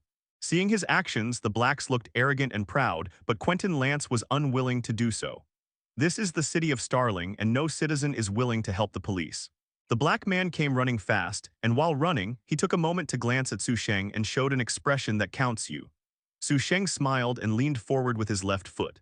The running black man leaned forward and flew out instantly, landing on the ground and gliding for a long time before stopping. The surroundings are extremely silent. No one thought that this smiling teenager would do this. Quentin Lance was stunned and hurried to catch up with him and put on handcuffs on the black man's arm and said gratefully to Su Sheng at the same time, "Thank you for your help. It's a matter of raising your hand." Su Sheng smiled brilliantly and watched Quentin Lance lift up the blood-stained black man. Tusk, this is the legendary face break. When the two were talking, a woman panting and wearing professional attire ran from behind and said to Quentin Lance gratefully, thank you very much. There is a very important law in this bag. Files, if they are lost, it will be very troublesome. If you want to thank her, thank her. If it weren't for his willingness to help, I'm afraid you won't be able to get your bag back." Quentin Lance handed the bag over and looked around. The pedestrians around each bowed their heads and quickened their pace as if nothing had happened. "Thank you very much for your help." The woman in professional attire took out a business card from her bag and solemnly handed it to Su Sheng. "My name is Anna Rowling and I am a lawyer. If there is anything I can help, you can call me at any time." "Okay," Su Sheng took the business card and turned to Quentin Lance. "Can you borrow your phone? I had an appointment with someone to meet, but now." "Definitely." Quentin Lance handed the phone over enthusiastically.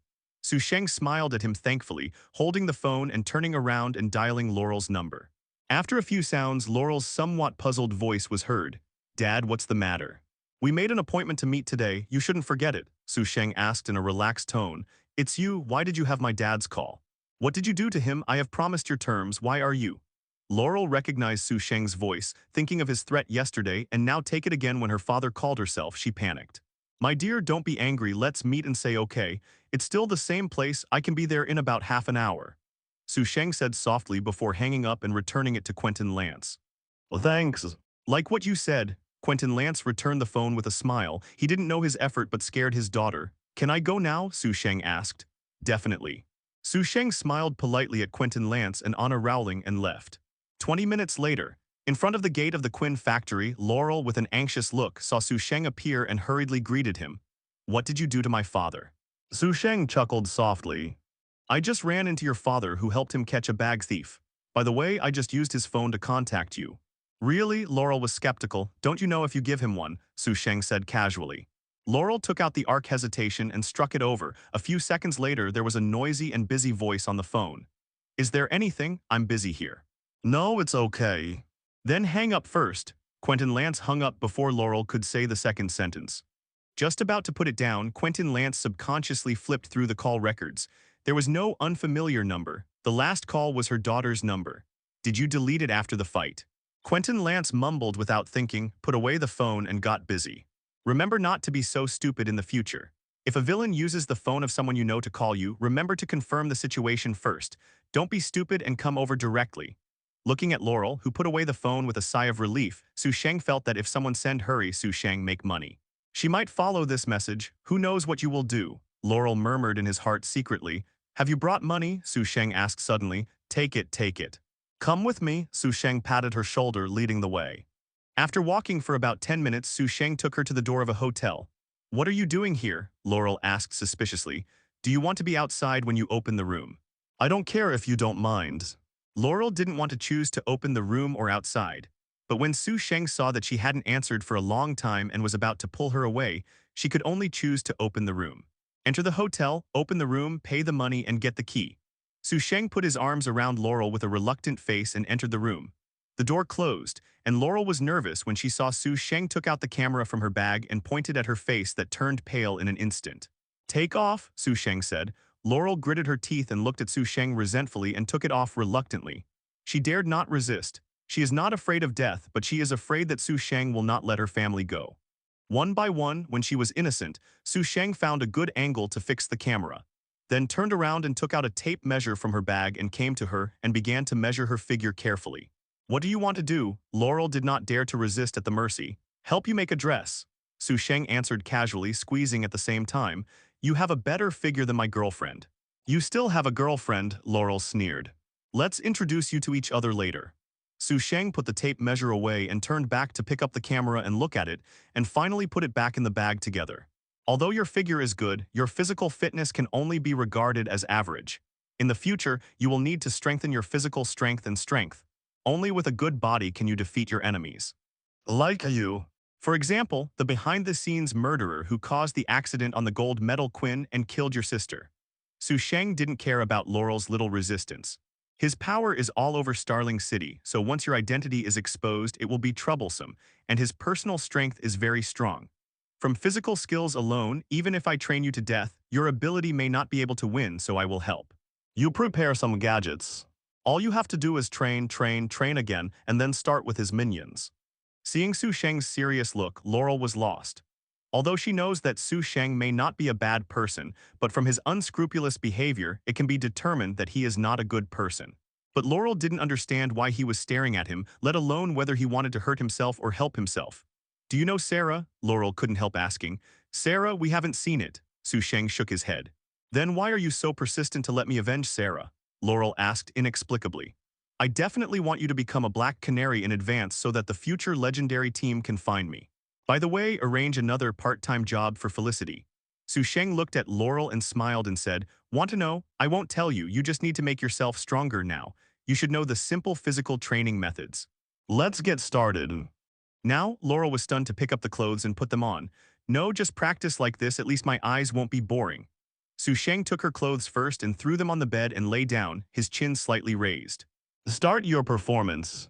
Laurel gritted his teeth and glared at Sheng shamelessly without moving. Sheng smiled without saying a word and raised his finger. The electric current flickered and jumped directly. What?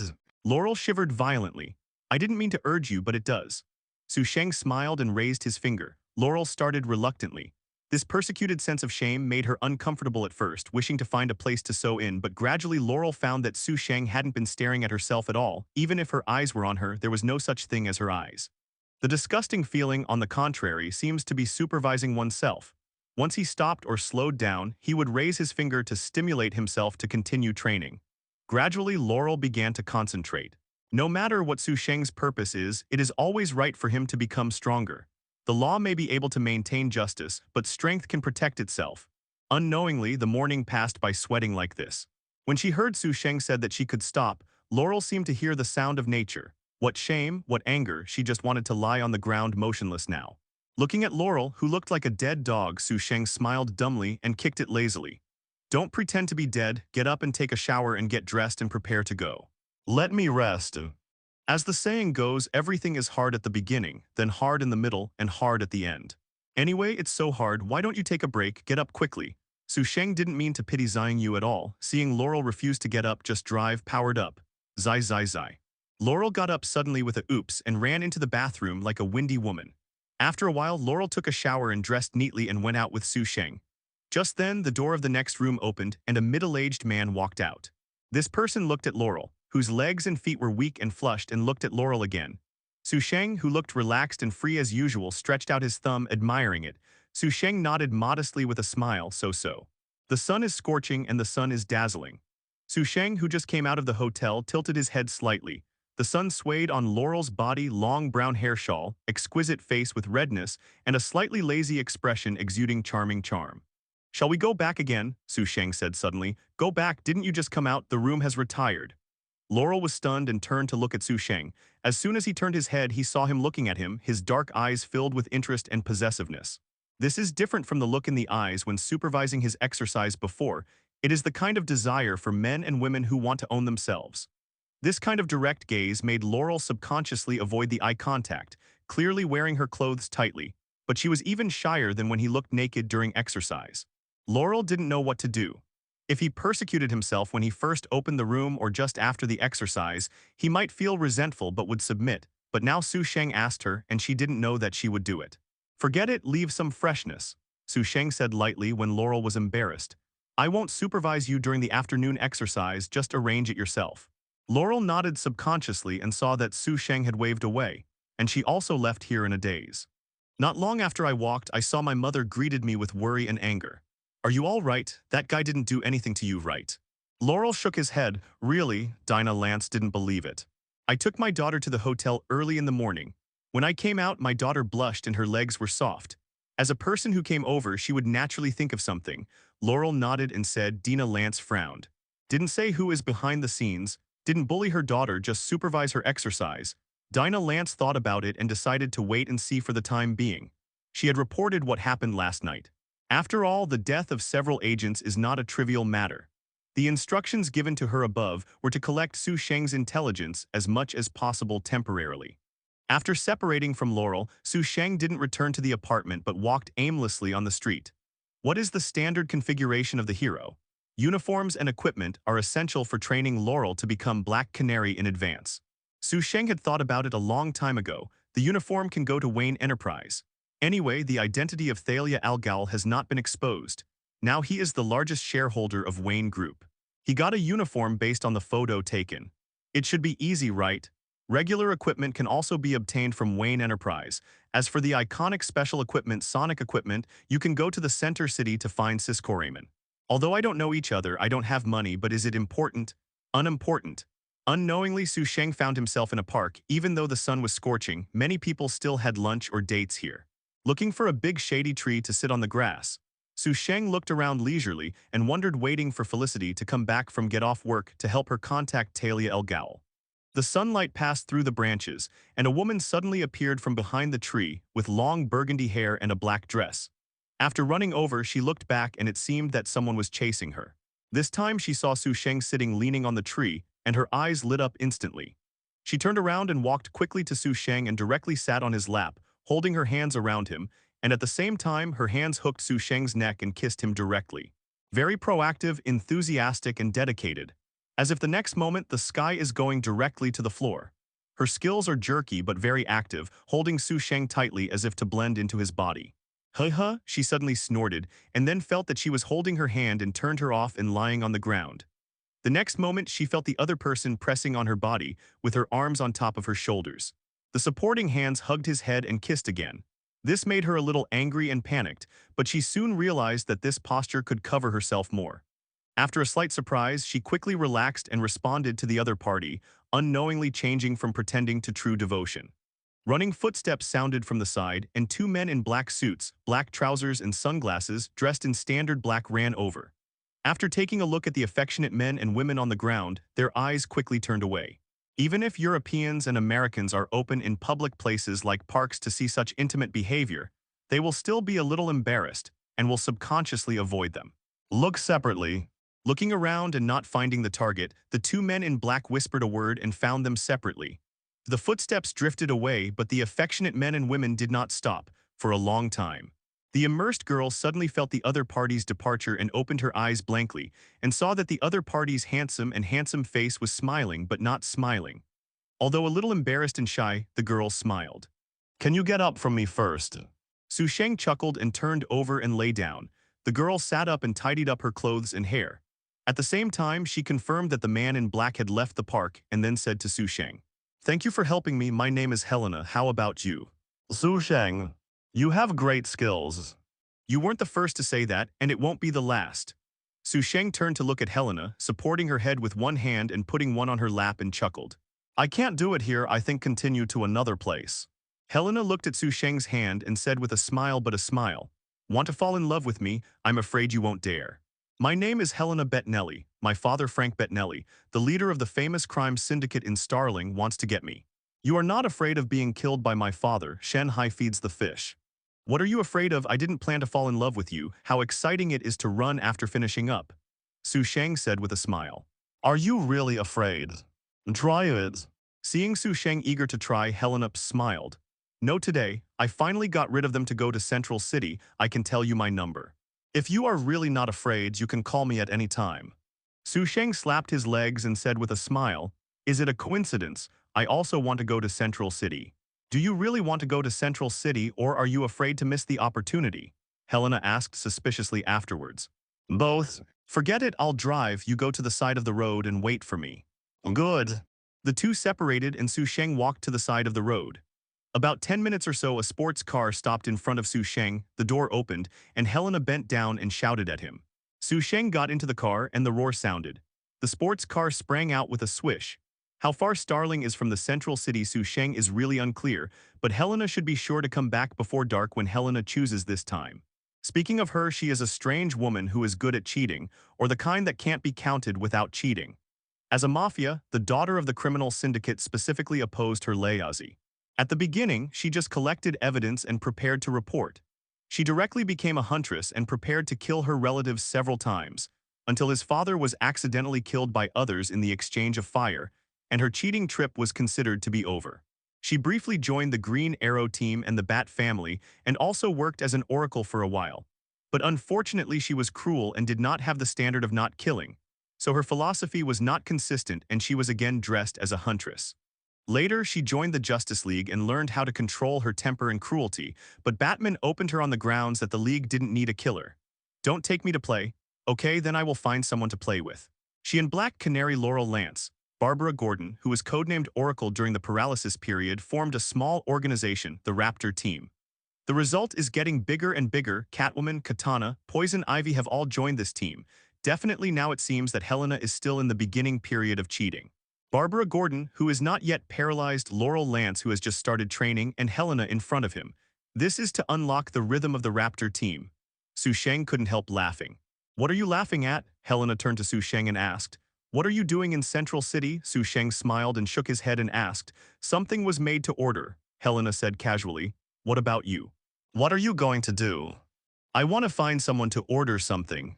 Helena gave him a blank glance. It is not convenient to take you where I go. If you are really not afraid of death, you will have 2 hours to wait until I finish getting my things. Good, Su Sheng responded with a smile. Entering the central city, Helena parked her car at a good-grade hotel. You get off here, right? I'll come here to find you in half an hour, Helena said. Su Sheng simply nodded and got out of the car. When he came over, he saw that the advanced lab was not far from here. Watching Helena drive away, Su Sheng leisurely walked towards the cutting-edge laboratory. The particle explosion has not yet occurred, and the cutting-edge laboratory has not been closed. Su Sheng was stopped by the security guard as soon as he arrived at the door. Excuse me, sir, what can I do for you? I'm looking for Cisco Ramon, Su Sheng said with a smile.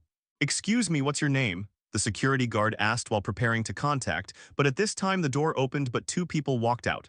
1 man and 1 woman. The woman has long curly hair and shawl, the smile is bright and the demeanor is a lady.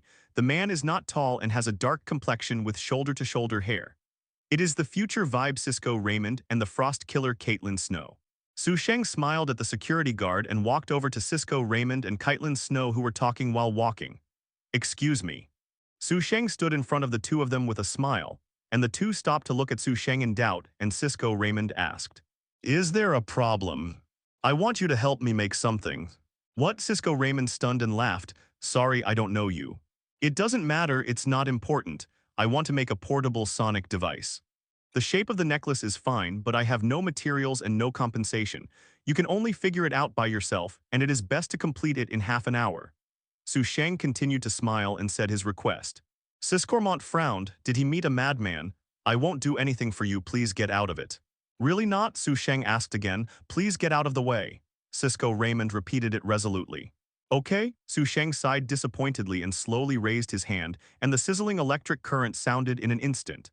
The electric current shuttled in his hand, and the blue light reflected on Cisco Raymond and on Caitlin Snow's shocked face. Su Sheng asked again as if unwillingly. Now can it be done? Cisco Raymond stared blankly at Su Sheng's hand filled with electric light. Super ability. This is super ability. There really is super ability. The reaction of Cisco Raymond did not retreat but instead, a look of excitement appeared on his shocked face and he asked quickly, "How did you do it? Can you generate electricity as you like? What is the maximum electric current? Wouldn't it be electric to yourself?" Seeing that Cisco Ramon was so excited that he stretched out his hand to give it a try. Su Sheng followed the security guard who drew his gun with his finger. The lightning hit the security guard instantly. Amid the screams and shaking, the security guard slowly fell to the ground and fainted. What? Cisco Raymond finally reacted, subconsciously blocking in front of Kaitlyn Snow. What are you going to do? Don't mess around or we call the police. I didn't want to make the scene so nervous, I just wanted you to help me make a piece of sonic equipment. Looking at Kaitlyn Snow, who tremblingly took out the phone from his bag, Su Sheng shook his head helplessly and raised his hand to let it go. Electric current, ah. Kaitlyn Snow yelled, and Cisco Raymond was also shaken by the transmitted electric current. Boom, the electric current disappeared, Kaitlyn Snow fainted, and Cisco Raymond took a few steps back and sat on the ground with soft legs. "Half an hour, I want to see what I want." Su Sheng walked over and picked up the fainted Kaitlyn Snow, said to Siscorman before turning and leaving, "Caitlin." Siscorman reacted with a slight twitch and wanted to turn over his phone to call the police, but was stopped by someone and was helped up. "Professor Wells." Cisco Raymond looked at Harrison Wells, the owner of his mentor's cutting-edge laboratory, exclaimed excitedly. Caitlin was taken away by the electric shock madman. Electric shock mad. Siscorman's habit of naming people has gone deep into his soul. Harrison Wells's face twitched slightly, and he nodded solemnly. "I know I have seen it all. Why did he find you?" I don't know him at all. I suddenly ran over and asked me to help him make a sonic device. There was no material and no compensation for me to figure out a solution. By the way, I only gave me half an hour. Cisco Ramon said hurriedly. He came for sonic equipment, so Caitlin will not be in danger for the time being. Don't call the police. You can make the sonic equipment. I will try to see if I can find him. Harrison Wells patted Cisco. Meng's shoulder seriously relieved. Caitlin will be fine, don't worry. Cisco Raymond nodded heavily. I'm going now. Back in the lab, Cisco Raymond began to make sonic equipment. Harrison Wells looked for Caitlin's whereabouts on the computer with a deep expression. At the moment, on the roof of a residential building near the advanced laboratory, Caitlin woke up faintly after being stunned. As soon as she opened her eyes, Caitlin saw Su Sheng, who was close at hand, yelled in shock and hurriedly backed away. Su Sheng didn't draw near, but looked at Kaitlyn Snow, who was panicked, and said apologetically, "Maybe I just got a new ability and I have a strong sense of freshness. I really like electric people recently, so I'm sorry to stun you. You don't come over. Caitlin sat slumped and didn't seem to hear Su Sheng's words clearly, waving her hands indiscriminately and shouting loudly. "I won't go there, I just... Don't come over, yous." Su Sheng took a long breath and flashed an electric light on his hand. His eyes swept coldly. "Shut up or I will electrocute you." Kaitlyn Snow's body froze in fright and instantly closed her red lips. Don't come over, come here, tell me, did I move?" Su Sheng said to Kaitlyn Snow angrily. "I found out that you people are sick, or do you have a tendency to abuse? If you don't listen, do you have to turn your face?" Seeing Kaitlyn Snow's others trembling and calming down, Su Sheng squatted down in front of her and smiled.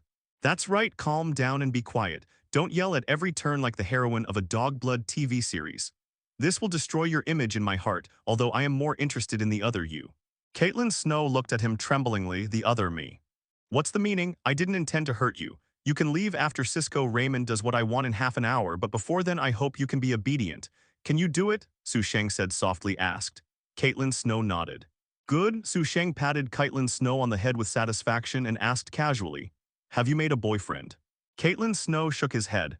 "I didn't pay, it's okay, you're still more suitable for being single." Su Sheng chuckled lightly. Kaitlyn Snow is not happy anymore. "What makes me more suitable for being single?" she angrily asked. "Why? Why definitely is based on your cough ability." First, Ronnie Raymond, who is also the fiancé of Kaitlyn Snow, a member of the advanced laboratory, merged with Martin Stein after the Big Bang to form Firestorm and finally died in order to save the city. Followed by Hunter Zolman, the extreme speed of Earth 2. Rule the Earth II, playing the Flash Barry Allen did not want the results, also died. Although the last alchemist Julian Dorn didn't hang up, he just slipped away. Kaitlyn Snow is doomed to a lonely and dying rhythm. Patting Kaitlyn Snow on the shoulder, Su Sheng seriously showed his fearless spirit. Remember, don't make a boyfriend. If you really need it, you can find me.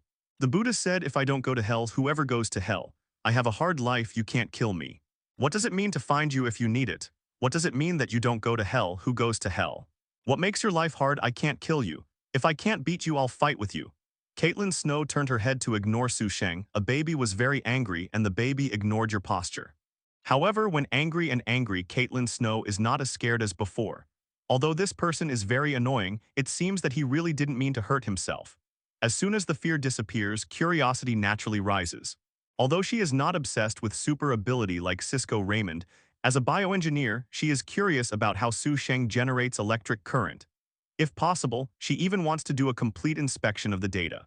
What's your name? Caitlin Snow asked tentatively. Sheng. Are you from Huaxia? Are you born with super ability or is it caused by some changes the day after tomorrow? Have you checked your body? Sheng asked with a smile. What? Do you want to check it for me? Caitlin Snow first nodded, followed and shook his head. Although there is no confirmed example, your situation should be a genetic change. If I can do a detailed examination for you in the laboratory, I might be able to figure out what you got. The reason for exceeding ability and the upper limit of ability. Caitlin Snow sighed with regret. In this situation, she has no chance to help Sheng check her body. If you can keep the secret, how about I come to you when I have a chance to secretly check it for me? The ugly thing is first. If you can't do it, then I can only kill you. Caitlin Snow. With that said, Sheng is also curious about his body structure. Really? Caitlin Snow asked eagerly, his eyes lit up. When? Look at my mood. That's a deal. I won't tell anyone the results of the inspection. I just want to know why. Caitlin Snow was afraid that Sheng would regret it and hurriedly said his phone number. You will call me ahead of time when that happens so I can arrange it. Good. Sheng noted the number and nodded. Why do you need sonic equipment? Caitlin Snow suddenly reacted. He has super ability and shouldn't need such equipment. You will know later. Time passed unconsciously during the conversation between the two. Sheng did not carry her nor tied her, so he went downstairs and returned to the cutting-edge laboratory. At the moment, the door of the cutting-edge laboratory. The security guard who had been stunned had been sent to the laboratory for treatment, and Cisco Raymond was standing at the door with Harrison Wells holding a box. Seeing Sheng and Caitlin Snow coming over while chatting, the two of them were shocked. What's the situation? Caitlin Snow was kidnapped by Sheng. Why are you back now like a friend? Caitlin, are you okay? Cisco Raymond asked worriedly when they saw the two coming over. Caitlin Snow glanced at Sheng and shook his head. I'm fine, he didn't do anything to me. That's good. Cisco Ramon handed the box over with a sigh of relief. This is what you want. Sheng took it and opened it. Inside the box was a round device with a dial file size fixed on a 2-finger-wide black metal ring. Cisco Raymond dutifully began to explain how to use the equipment. Just touch with your fingers to use, and touch to mediate the power of sound waves. After listening to Cisco Raymond's explanation, Sheng patted him on the shoulder with satisfaction. You really are a genius. I found you the right ones, thank you. It's okay, mainly because the time is too tight or I can do better. After the explanation, Cisco Raymond heard Sheng's praise and gratitude and couldn't help feeling regretful and felt that more functions could be added. By the way, where did you put the locator? Sheng asked casually as if to remember it inadvertently. On the metal ring. Cisco Raymond said it directly, and as soon as he finished speaking, he reacted with regret on his face, and he even said it. Seeing Harrison Wells's speechless expression, he tentatively asked Sheng, can you treat it as if you didn't hear it? I'm afraid not. Sheng shook his head and directly removed the black metal ring and handed it to Cisco Raymond. Cisco Ramon covered his face and took it. Goodbye, everyone. Sheng waved his hand and turned away. Seeing him leave like this, Cisco Raymond couldn't help asking, just forget it. Or let's call the police. He would have left when the police arrived. Where can I find it? Harrison Wells shook his head. As long as Caitlin is okay, go back to the lab first.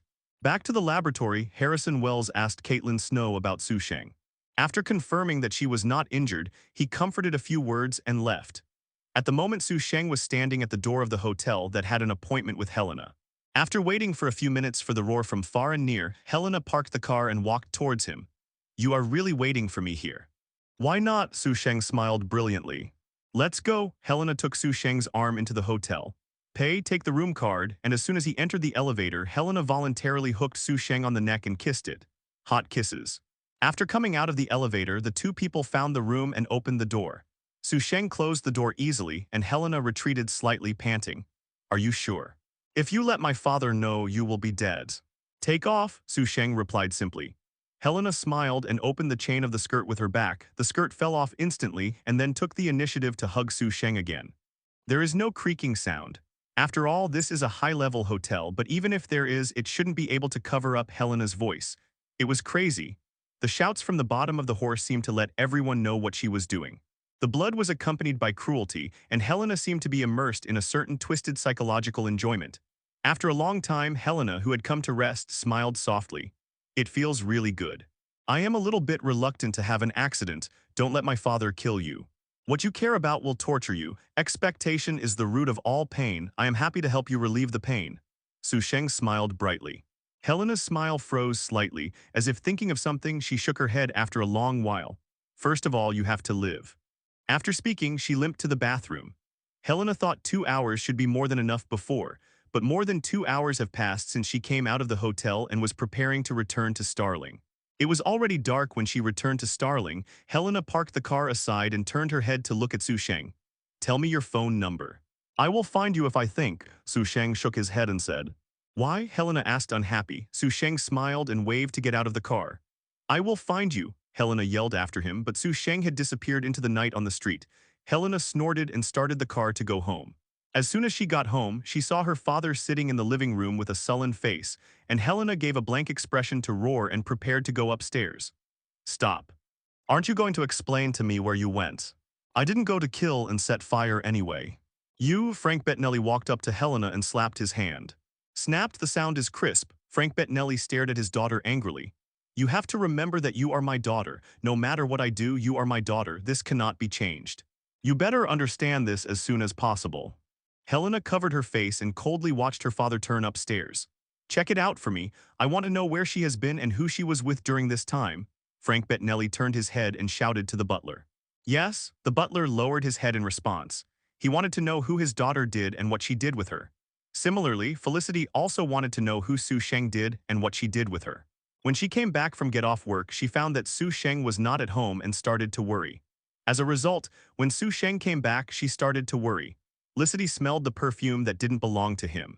Who is she? Felicity pushed his glasses and asked Sheng seriously. Who? Sheng answered casually. Whose perfume smells on you? Is there? I took a shower, maybe it was afterwards. Sheng sniffed and didn't smell anything. Sometimes a woman's nose is better than a police dog. He hugged Felicity and said with a smile. I supervised Laurel training in the morning, and in the afternoon I helped people get rid of the bodyguards at home and took a ride to Central City just back. This is the sonic equipment I bought for Laurel. Please check to see if there are any problems. Sheng handed the sonic equipment to Felicity and kissed her on the cheek. I'll take another bath. Is there anything to eat at home? Get some for me. I haven't eaten yet. Seeing Sheng walking to the bathroom naturally, Felicity responded blankly. Sonic equipment. Looking down at the equipment in his hand, Felicity went to the kitchen to help him heat up something before returning to the living room to check it. This inspection made Felicity very amazed. The design is very delicate and powerful. The size is not large and easy to carry around. The power of the sound wave is divided into several grades. This thing can play a great role without precautions. How about it? Sheng came to Felicity's side and hugged her after taking a shower and eating. Very powerful design. There are no defects in the equipment structure, Felicity said. There is just one problem. Users will also be affected when it is launched, and it needs to be prepared in advance. It's okay without a locator. Just go back to the problem you mentioned and get a pair of lowered earplugs. Sheng said disapprovingly. Yeah, Felicity nodded. Professional equipment requires professional equipment and materials. Although Felicity can make earplugs that meet her needs, it is difficult for a clever woman to cook without rice. She has no money, no equipment, and no materials, so Sheng plans to let Laurel himself to find ways to. Let Felicity check Thalia Elgore's phone number, and Sheng met Laurel at yesterday's small hotel the next day. By coincidence, it was in yesterday's room. Do you have to come here? Laurel asked Sheng embarrassedly. What, afraid of being seen? Sheng asked with a smile. I don't have that much money to open a room with you every day, Laurel said bitterly. Then make money. If you want to be a hero who protects the city and punishes sins, you can't have money. Then this is the equipment I kidnapped for you yesterday. Sheng took out the sonic equipment. Laurel was stunned. You kidnapped again. Can't get used to it, then stop me when you have the strength. Sheng said the usage of the equipment and followed. You won't be able to use this stuff for the time being. I'll talk about it when you lay the foundation. Okay, don't get too slow and start today's exercise. In the morning, I will do physical exercises, and in the afternoon, I will teach you fighting skills. Life is as if Kang Jian can't resist, so enjoy it. Although Laurel doesn't know whether Sheng's behavior is a strong sword, she can only accept it. Silently taking off his coat, Laurel saw Sheng lying down on the bed again, gritted his teeth and continued, just like yesterday. In order to prevent being trained by electric Laurel, she was very focused and meticulous, but even so after the morning training, she was also electrocuted a lot. So she felt that she would be immune to electric current in the future. After taking a shower and taking a break without food, the afternoon fighting training began. Laurel has no basis in fighting, so Sheng chose several fighting techniques that can give full play to her physical advantages. They are mainly Muay Thai and French kicking, combined with free fighting and Taekwondo. It would be better to add Wing Chun, but unfortunately the person he copied didn't know how to learn it, and he didn't bother to learn it and had to wait for Batman to come back anyway. These were enough for Laurel to learn for a while. The concept of Liang Xiangxiu doesn't seem to exist on Sheng. If you should do it, you won't be merciful just because Laurel is a woman or a woman without clothes. When the training is over, Laurel's white body is blue and purple. Go back and rest early, don't be late at the same time tomorrow. Sheng said to Laurel from the hotel. I may not be able to come tomorrow, Laurel said hesitation, something. I plan to move out and I will move tomorrow, Laurel explained, live by yourself. It's okay, it will be convenient then wait until you finish moving. Laurel responded and limped away exhaustedly. Sheng went around to find a public phone booth and called Thalia Al Ghul. Hey. As soon as he called, Roar heard the cold snort of Thalia Al Ghul gnashing his teeth on the phone. It's you. Sheng chuckled dumbly. Awesome, you remember my voice so deeply, does Bruce Wayne know it? What do you want? Thalia Al Ghul asked coldly. I want a uniform made of the same Batman material. I will tell you the size and requirements. You can remember it. You are threatening me. Sheng paused for a moment then chuckled. Yes, I'm threatening you. If you don't follow suit, I will break your identity and send out the gadgets you took. How about it?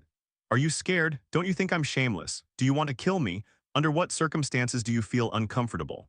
Don't you feel uncomfortable? The daughter of the dignified master ninja, the real murderer who almost destroyed Gotham behind the scenes, Thalia Al Ghul was trembling with Sheng's vain anger. Roar's gasp was clearly audible, and she suppressed the anger in her heart after a long while in order to destroy Gotham. The old lady endured it. Hello, you are fine, Shinobu endured, but she always felt that her thoughts were incomprehensible without saying a few ruthless words. I'm okay with you, you thought it was Huyun Shenbao. I didn't put you in my eyes again. I have a hammer to use for ruthless words, just prepare what I want. Sheng hits breaking off Thalia Al Ghul's words made the anger she had endured suddenly rushed up again. I will kill you, sure, I will kill you. Listening to the roar on the phone, Sheng tilted his head slightly and said impatiently, Don't yell at my big roar, I was scared by dogs when I was a kid. Do you call me a dog? Do you dare to call me a dog? Dogs are good friends of humans, so why do good friends quarrel? Can't you just sit down and slap each other calmly? Sheng said earnestly. Thalia Al Ghul's chest kept rising and falling, and after a long while she sneered, When I see you, I will slap you. If you can do it. Sheng chuckled disapprovingly, then paused to talk about the size and requirements of the uniform. Thalia Al Ghul knew that he was the one who would suffer if he continued to quarrel. Just as the B*****D said, why did he quarrel? Kill him directly when you see him. 3 days later, deliver the things to Frank Bettinelli's house in Starling. It's easy to find out who Frank Bettinelli is by a Thalia Al Ghul's ability. After all, he is the leader of the crime syndicate in Starling. Sheng would not be so stupid to think that she would deliver things obediently without making any arrangements. If you die a fellow Taoist but not a poor Tao, who is not a pit? Helena shouldn't mind anyway. Hanging up, Sheng left. In the Wayne Group, the president's office, Thalia Al Ghul put down the phone and leaned on the chair, thinking with his eyes closed. This size is obviously for women. It doesn't matter who wears it. The important thing is to kill Sheng through this opportunity and get back what he photographed if it doesn't help. She suddenly opened her eyes and thought of someone, the kitten.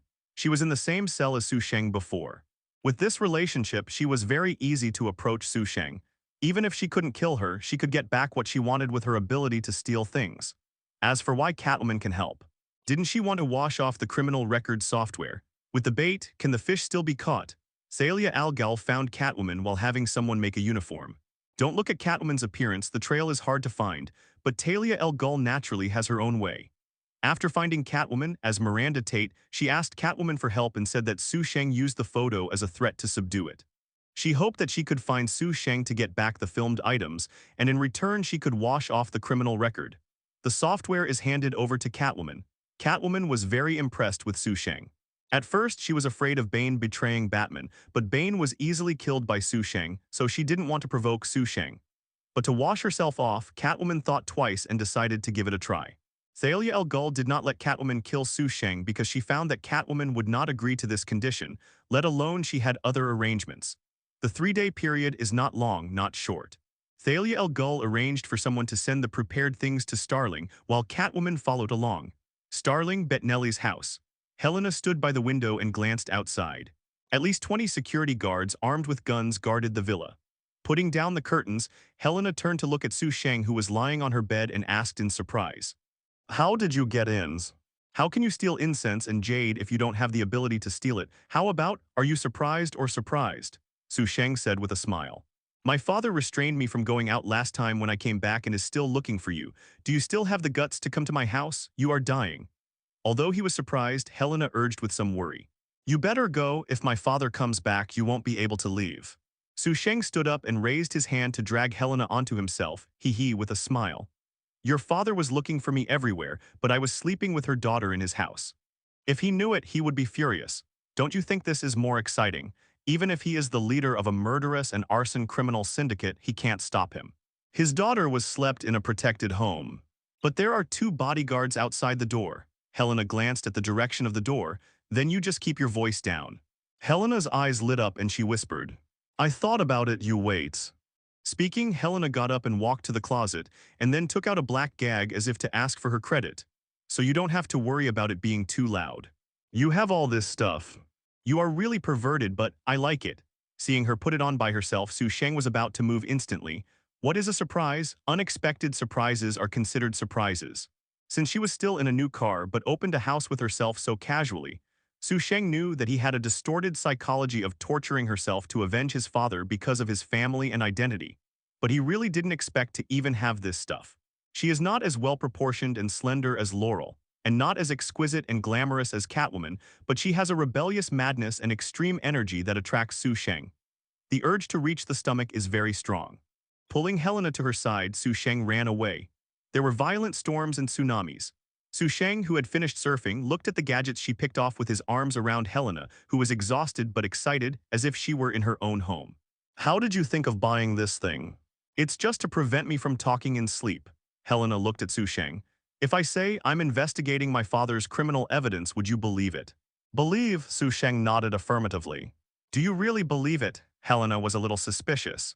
"You didn't deliberately coax me to follow me, did you?" Sheng chuckled. "You think too much, and it's not that my girlfriend has no such obligation to coax you. There are so many weird things in this world, and you are not the only one who cheats. It's not a big deal." Helena was dumbfounded and asked expectantly, "Then are you willing to help me?" "Unwilling," Sheng refused very simply. "I'm not interested in your family's grievances." "I really think too much, I'm sorry." Helena said quietly, with a look of embarrassment and entanglement on her frowning face. She regretted telling her secret. What if he leaks the wind or betrays himself after being caught by his father? Looking at Sheng, who was disapproving, Helena's eyes were pleading and expectant. "If I am willing to be your lover, you can give you a lot of money as you please. Are you willing to help my mother? I won't let you do adventurous things. I only need you to cooperate with me and let my father pay what he deserves." Cost. Sheng considered it seriously for a while, then shook his head. "Still not interested." "Yes," Helena sighed disappointedly. "I don't want to be like this, but I will never allow my plan to be unexpected, so I'm sorry." "Come here," someone broke into my room. Helena suddenly yelled in panic and rushed to the door in a mess. Boom, the 2 bodyguards outside the door rushed in instantly, looking at the disheveled sister File Size and the strange man in the room. "Who is this person? How did you get in? What did he do to File Size sister?" Seeing that the bodyguard was stunned, Helena couldn't help shouting, "What are you doing in a daze? He just slashed me, and under your protection he smashed me, killed him for me."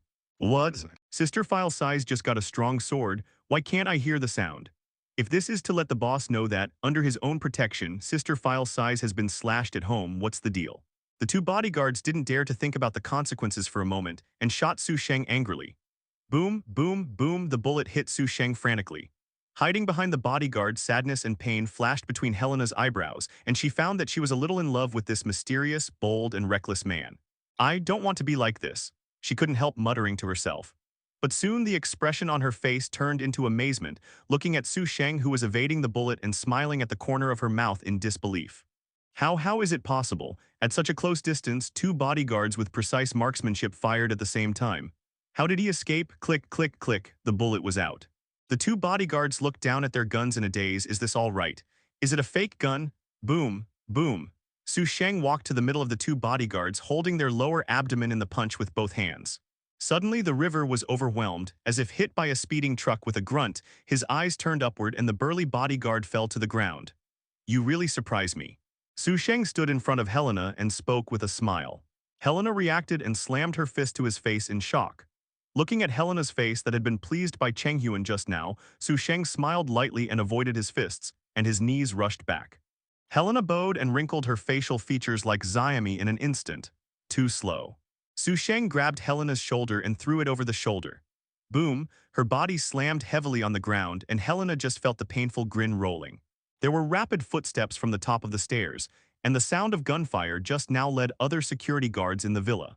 Seeing the security guard rushing up to shoot, Su Sheng did not hurriedly raise his finger.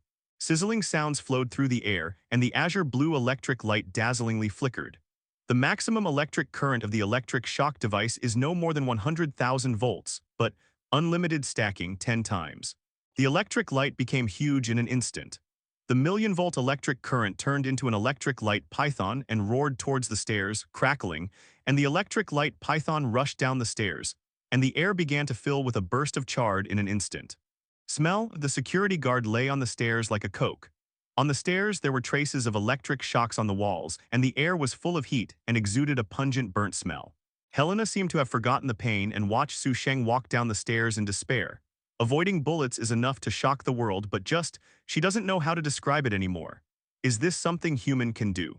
The messy gunfire came from downstairs, followed by the screams of roar alternately and finally calmed down. The security guards at home are probably dead, right?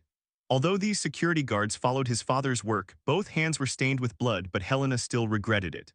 It's not that she regretted the decision to sell and sacrifice Su Sheng. Although this decision made her very sad and distressed, as long as she can achieve her goal, she can even sacrifice herself. She can only say sorry to Su Sheng. What she regretted was that she didn't expect Su Sheng to have such an ability, and now, I am afraid that her purpose cannot be accomplished. She didn't think Su Sheng would let herself go. Even if he could, he would not keep a secret for herself. Ding ding ding, the sound of footsteps came from the stairs. Su Sheng walked up with a relaxed expression and grabbed her hair and dragged her down. Helena, who had lost her faith, was dragged downstairs like a dead dog and dragged all the way to the fountain near the gate of the villa. Was put down. Do you regret it? Su Sheng knelt down and asked with interest. Regret it? She thought of her mother, who was beaten by her father every day and died tragically. She thought of the faces of the family destroyed by her father. Her eyes gradually focused. Helena said firmly, I only regret not making him pay the price. I know I am sorry for you, so you can do it. Helena closed her eyes. Su Sheng didn't speak and didn't do anything. After a while, Helena opened her eyes in surprise. Why don't you do it? I'm not going to kill you, Su Sheng smiled lightly. Don't kill me, Helena was dazed, and a wave of hope suddenly rose. Did you forgive me? Su Sheng thought for a while and sat down on Helena, watching Helena holding her breath in pain and chuckles. I told you what you are, what will torture you. Expectation is the source of all pain. I don't expect to sleep with you twice to become more important in your heart than what you insist on, even if I'm the only person who has slept with you.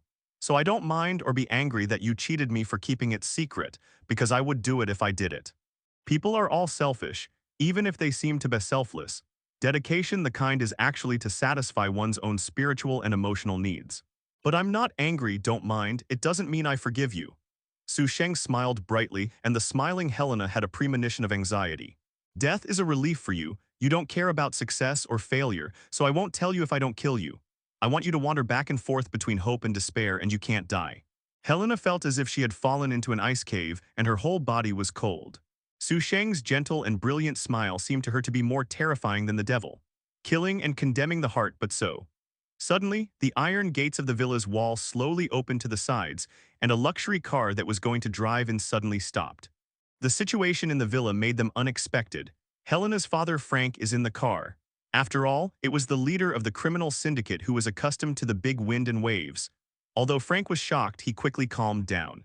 Looking at the strange man sitting on his daughter and the bodyguard in the courtyard who seemed to be struck by lightning, Frank got out of the car with a gloomy expression. The bodyguard and the driver were guarding Frank with guns. "Do you know who I am?" Frank asked while looking at Sheng in deep thought. "Frank Bettinelli, the leader of the Starling crime syndicate," Sheng said as he looked at Frank. "Not bad. I thought he would get out of the car in a rage and fire directly or turn around and run away when he was scared."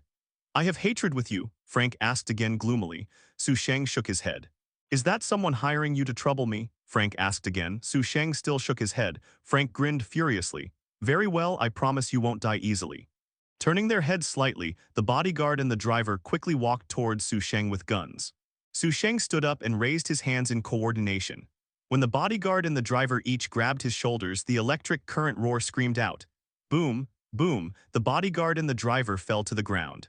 Frank squinted his eyes and took a few steps back in horror. He heard Sheng smiling and saying, "I want your daughter." What do you mean?" Frank asked calmly. "Literally," Sheng smiled lightly. Frank took a deep breath. His original fearful eyes became excited. "What can you give me?" "Before I lose interest in her, I will protect you from death." "Make a deal." Although it sounds like he only said to protect himself from death and did not say to help himself, Frank agreed without hesitation. What is it that someone with such a weird ability guarantees his safety and sacrifices his disobedient daughter? What's more, if you don't agree, who knows what will happen? Frank smiled and walked a few steps towards Sheng, but a gunshot suddenly came from a distance. Boom. The bullet hit Frank and Frank fell to the ground. Sheng squinted his eyes. "This TM is going to slap me in the face." The bullet pierced Frank's shoulder, and he was lying on the ground with a pale face, clutching his wound, looking as if he was not worried about his life for the time being. "It's fine if you don't hang up or you'll get hit in the face." Sheng doesn't care whether Frank is hurt or hurts. He was the one who hit him with this shot. If it is for yourself, copy ability will be activated. His ability is not only infinite replication and infinite stacking, but also comes with an early warning function, so there is no need to worry about the means of latent assassination. At the moment, 3 people appeared in the direction of the gate. The first person is very eye-catching, with a red dress, dazzling white long hair, and the face of an Asian under his bangs. There were 2 people behind him, one holding a gun, the other carrying a black box that looked like a piano box. White porcelain. Frank, lying on the ground, saw the woman making a resentful voice, and said to Sheng anxiously and quickly, "She is a member of the Daxia Triad Association who specializes in drug sales. I just killed her person. She came to kill me. You promised me I will give my daughter to you, and you will protect me from death." Frank reminded Sheng of the agreement with him worriedly. Helena, who heard Frank's words like a dead dog, had no expression on her face. Bai Zai sneered with disdain and said to Sheng with a respectful expression, "Hello, Mr. Sheng, my name is Bai Ci, I'm here to give you something." "Send it over," Bai Ci said. The person with the box next to him walked to Sheng and opened the box gently. What was inside was the uniform and equipment that he had brought from Thalia El Ghul. Sheng nodded slightly, and the other party closed the box and placed it at his feet and slowly backed away. "Mr. Sheng, can I have a few words with you?" Bai Ci asked with a smile. "Okay," Sheng smiled brightly and looked at the gunman beside her. "But are you sure what you want to talk about will keep me from killing your gunman?" Bai Ci gave a slight expression and smiled. "I think so. I'll talk to her for a few words. Will you handle the rest yourself?" Sheng looked at Frank. Frank nodded in a daze, but he was thinking about Sheng's identity. He thought he just had a weird super ability, but now he can make the triad white porcelain that he feels threatening so polite. Who is he? How powerful is the person who can instruct Bai Ci to give him something? Not far from the villa Black Hummer, 2 men guarded outside the car. Sheng and Bai Ci got on the car. "Let's talk." Sheng smiled lightly. Bai Ci speaks Huxia as soon as he speaks, but his tone is a little strange and similar to that of Hong Kong. "In addition to delivering things, I have another task, which is to kill you and pay 30 million yuan. Sheng nodded noncommittently. If Thalia El Ghul didn't take the opportunity to do something, it wouldn't be her. Bai Zai turned around and took out a box and pushed it to Sheng to open it, with stacks of dollar bills inside. "The money is here. I killed people." I think it should be enough to forgive my subordinates for the behavior just now. Su Sheng looked at the white porcelain with interest. Why did you do this? Because I know who you are and what you have done in Gotham. I don't want to provoke you. I want to get your friendship if I can. Bai Ci seriously explained to Su Sheng, no one is a fool. The strength of triads all over the world is not difficult to inquire about the news. Although what Su Sheng did in Gotham was officially blocked, the street gangsters knew about it. Who is Bane? Bai Ci knows how strong she is. Even if she is arrogant and not afraid of Bane, she will not provoke a powerful enemy who kills Bane in a flash for the sake of 30 million. And this powerful enemy is still in Starling City, in his own territory. Su Sheng patted the box containing $30 million and suddenly smiled and pushed it over. This is the money you hacked by your own ability and keep it for yourself. I won't ask you the question of whether you are afraid of retaliation. What happened just now is completely wiped out. Don't kill Frank in a short time. Good, and Bai Ci smiled. If there is a need, the triad is always available to help. Su Sheng smiled and got out of the car and returned to the villa yard. Helena was still lying on the ground. Frank had sat up and simply bandaged the wound and was calling for someone. Seeing Su Sheng coming in, Frank put down the phone to ask about the situation, but saw Su Sheng carrying the box in one hand and Helena's hair in the other, and walking towards the villa. Frank opened his mouth and said nothing in the end. Helena's room, Su Sheng closed the door and let go of Helena, sat down by the bed and opened the box. Two sets of Batman black uniforms of the same material, long trousers, gloves and eye masks, multifunction belts, a retractable and foldable stick, and commonly used rope equipment, etc. Su Sheng carefully checked and confirmed that there was no surveillance equipment on these things, and then got up and walked to the closet to find a bag and put it in casually. My soul is back. Su Sheng chuckled at Helena. You are not dead, the secret has not been exposed, and there are more opportunities to obtain evidence more easily. You should be happy. What's the use? You won't give me a chance to make me successful. Helena raised her head and looked at Su Sheng. You want me to feel that I am getting closer and closer to success, but you are in front of the door of success, a step away. For this step, I dare not die or give up, but I can only endure despair in hope. You are so cruel. I don't mind being cheated, but I don't want anyone to cheat me. I don't want face. As night fell, the villa was brightly lit. The body has already been cleaned up, and Frank's injury has been treated, and it is no longer a serious problem. At the moment he was sitting on the sofa, looking at the suitcase on the coffee table with an expressionless face wrapped in bandages. An hour ago, he had secretly prepared $5 million and prohibited the rearranged bodyguards from approaching the villa. At any rate, he is also the leader of a criminal group. Frank naturally does not let people know that his daughter was sleeping upstairs, but he was waiting for the money downstairs. But the environment here is quiet. Even if you are outside the villa, you should be able to hear the voices from upstairs. It's just a cover-up. The voice gradually stopped, and after a long while Su Sheng came down from the stairs with a bag after taking a shower. Frank, who had been expressionless, instantly greeted Su Sheng with a smile on his face and enthusiastically greeted Su Sheng. His posture almost asked, is he still satisfied with my daughter? Thank you for saving my life today, this is my little care. Frank pushed the box over and thanked him sincerely. Su Sheng was stunned and asked with a smile. Sure you gave it to me, not me. Definitely, Frank nodded affirmatively. Anything, you deserve to be a gangster. Su Sheng clapped his hands in admiration. When you are so open and bright, I will tell you straight, Helena, I will not take away. I will come when I need it. I am not interested in protecting you every day and you are not qualified, so it is best to think carefully and trouble me again. Understand. It is okay to take advantage of the conditions that I will protect you from death to root out competitors and expand your power. But you have to think carefully about the limited opportunities. Frank originally had this idea, but now Su Sheng said so, how can he still not understand? Naturally, he nodded his head again and again to ensure. He doesn't care who Su Sheng is now, nor does he care about sacrificing his daughter. All he thinks about is which competitor he should start with and which opponent can maximize his own interests. Frank doesn't care, even Su Sheng doesn't care. Anyway, the purpose of helping Frank is only to punish Helena.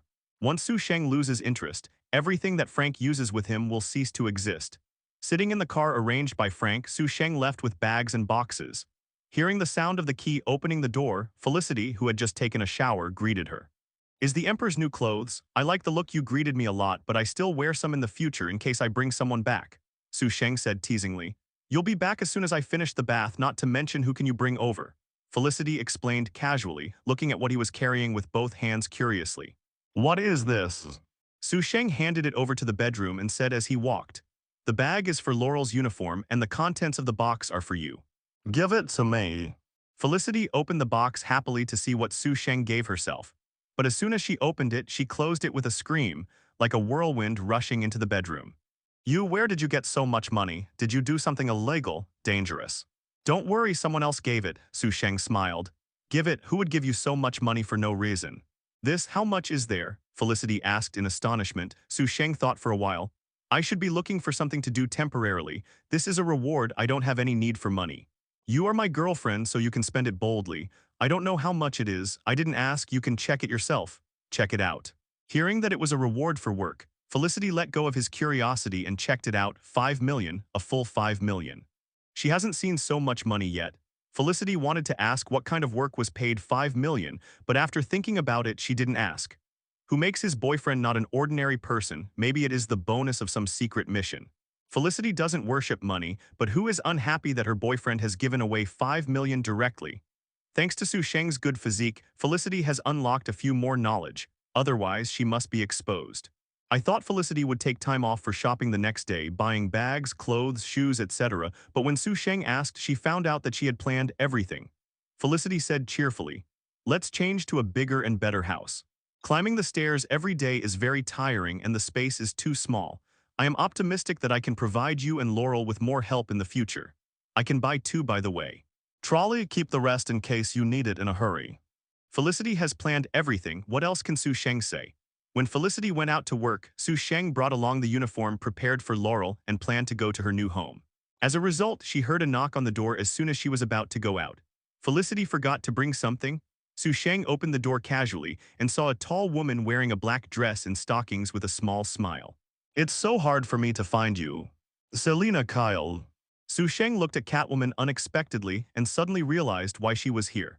Sheng watched Catwoman's non-smiling expression gradually emerge. Besides wanting to kill him, Thalia al Ghul should also want to get back what he took, right? So here comes the question, who can come into contact with oneself and have the ability to steal things? Who is the Catwoman in Gotham? What's more, the only contact he didn't have with Catwoman was in the Black Gate prison when she had just crossed over. There was a problem with her current posture of looking for her husband.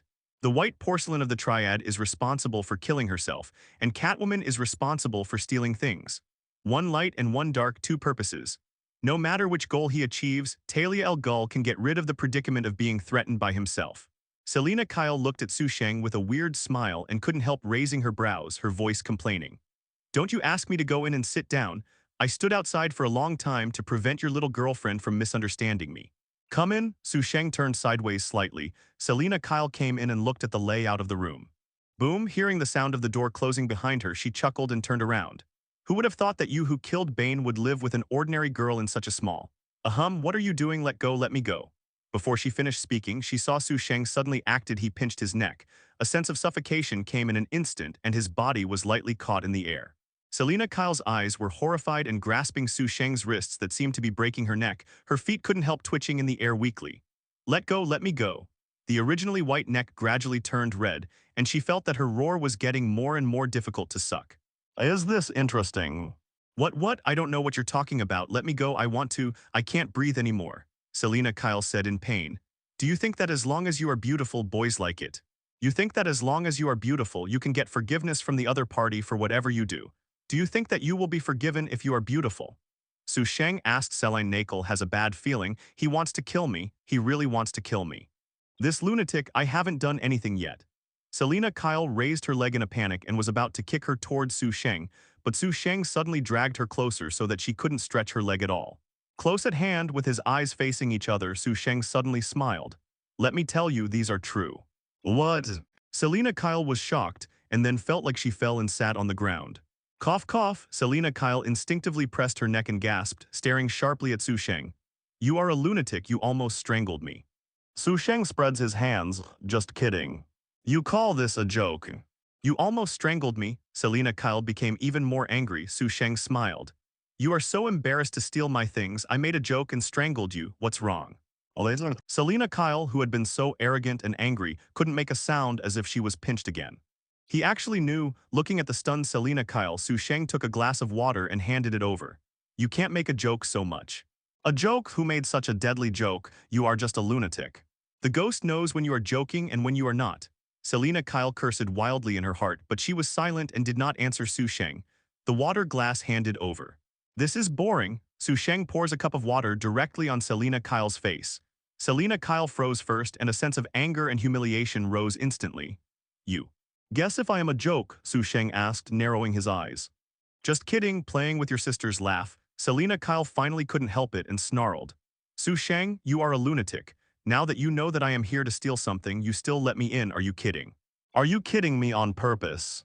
Facing Selina Kyle's angry and distorted face, Su Sheng smiled brightly. Yeah, I just fooled you on purpose. I'm fighting with you. Selina Kyle completely lost her mind, and she was angry and rushed towards Su Sheng. Su Sheng turned around and avoided as expected. Selina Kyle threw herself to the ground and turned around, but she couldn't help but snorted as soon as she got ready. Su Sheng stepped on her chest with one foot and slightly bent over, squinted at her and smiled. Can't make a joke and want to raise the table. You seem to have forgotten an important thing. You can't beat me. Selina Kyle's anger was instantly extinguished. Seeing her calm down, Su Sheng seemed to lose the interest in teasing her.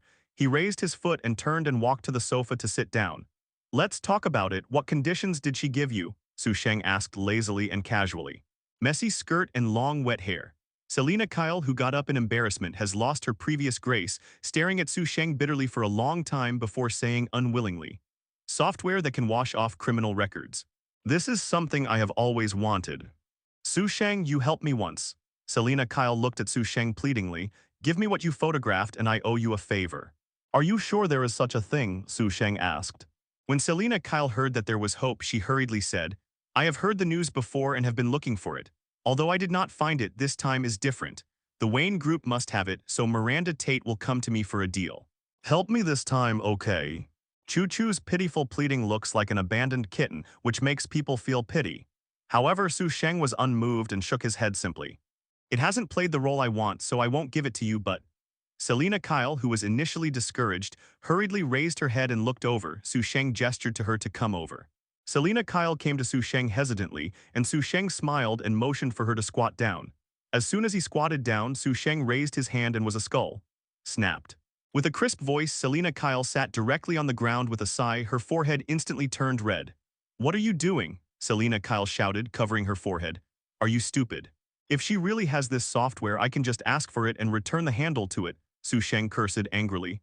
Selina Kyle was stunned. Yes, I didn't really help Miranda Tate, I just need to get the software. In this case. Selina Kyle instantly stared at Su Sheng expectantly.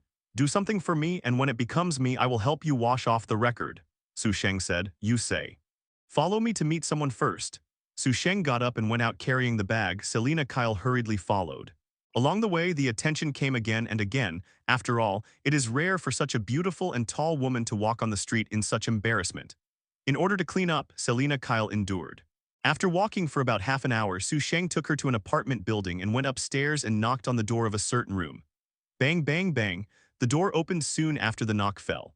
Laurel looked at the strange woman next to Su Sheng unexpectedly, tall and beautiful but a little embarrassed. She is? Laurel asked Su Sheng. Selina Kyle, your new teacher, Su Sheng said casually after coming in. New teacher? Laurel and Selina Kyle both looked at Su Sheng in surprise, and saw Su Sheng walk to the sofa and sat down casually and put the bag down. This is the uniform and common equipment I got for you. During this time, you will continue to learn to practice fighting ability with Selina Kyle. Selina Kyle give you what you want whenever you teach her. How far is the teacher calculated? Selina Kyle frowned and asked. At least I can play with you and be able to go out and perform tasks alone. Selina Kyle stopped talking, but Laurel couldn't help asking. What about you? You teach me anymore. Do you have Stockholm Syndrome? Su Sheng glanced at Laurel and got up. I recently encountered something interesting, and I will come back when you start. Come on, you two. Su Sheng walked from the middle of Laurel and Selina Kyle to the door. When passing by, he slapped both hands on the buttocks and then opened the door and left. Laurel and Selina Kyle looked at each other, and the atmosphere of embarrassment filled.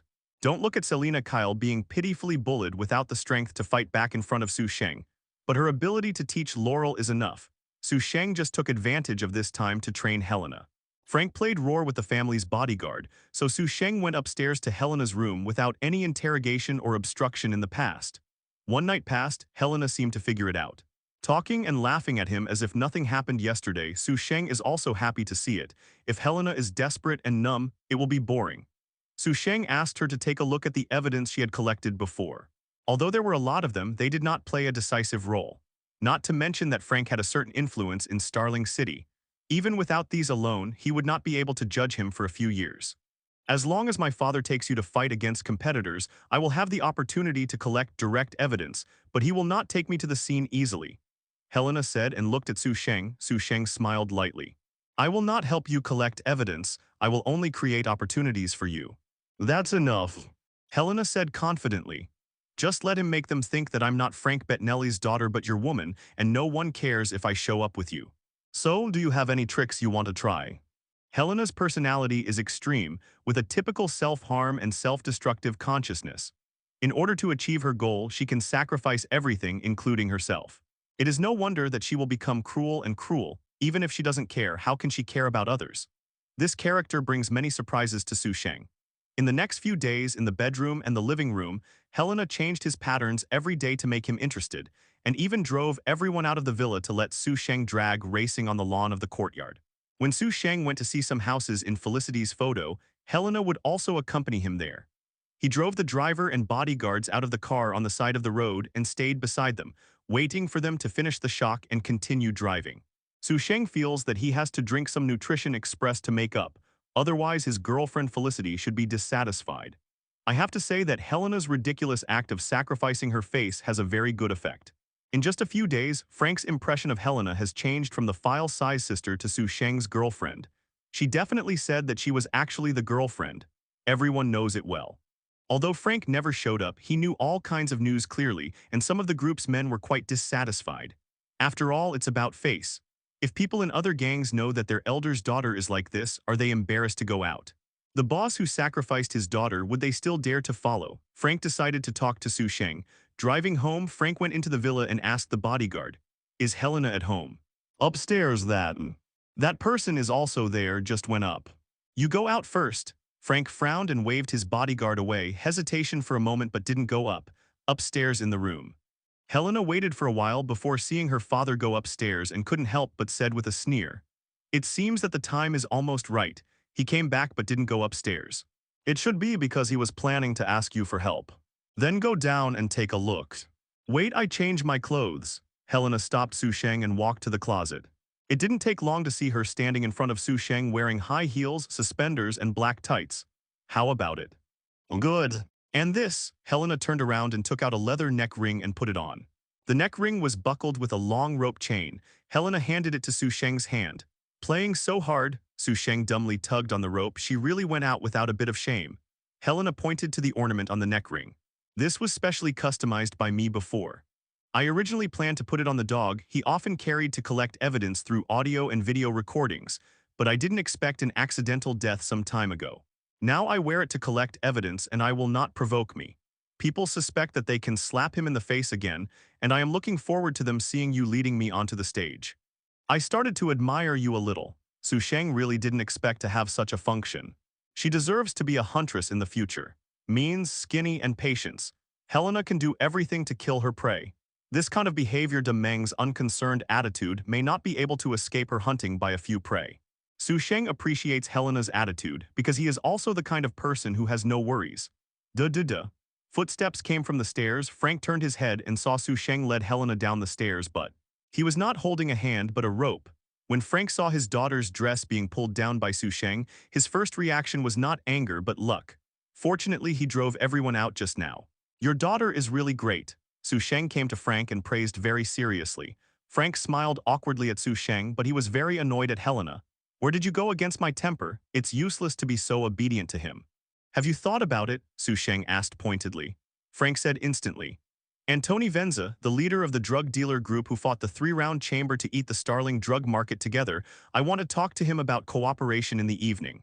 "Not at night now," Sheng said casually. "Now, but I haven't arranged it yet," Frank said in surprise. "Then make arrangements, I don't want to waste time." Sheng said casually, leading Helena out of the villa before Frank hadn't reacted. In the afternoon sun and breeze, the bodyguard outside the villa looked dumbfoundedly at Sheng and took Helena across the lawn to the garage as if walking with a dog. "OMG. This.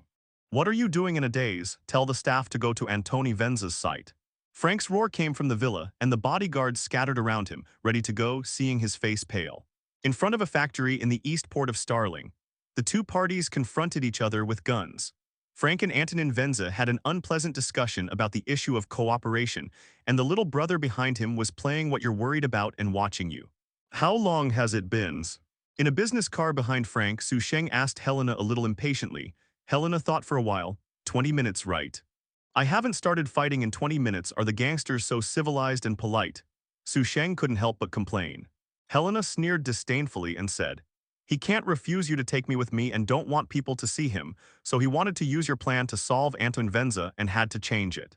If you don't go down, he is not sure to solve Anton Venza. It's just been deadlocked for so long. I'm not interested in waiting too long. Sheng opened the car door and led Helena out of the car and walked over. The crowd gradually separated, and Frank had a bad feeling when he heard the voice behind him. Is that your daughter? Frank, this is the reason why you dare to trouble me suddenly.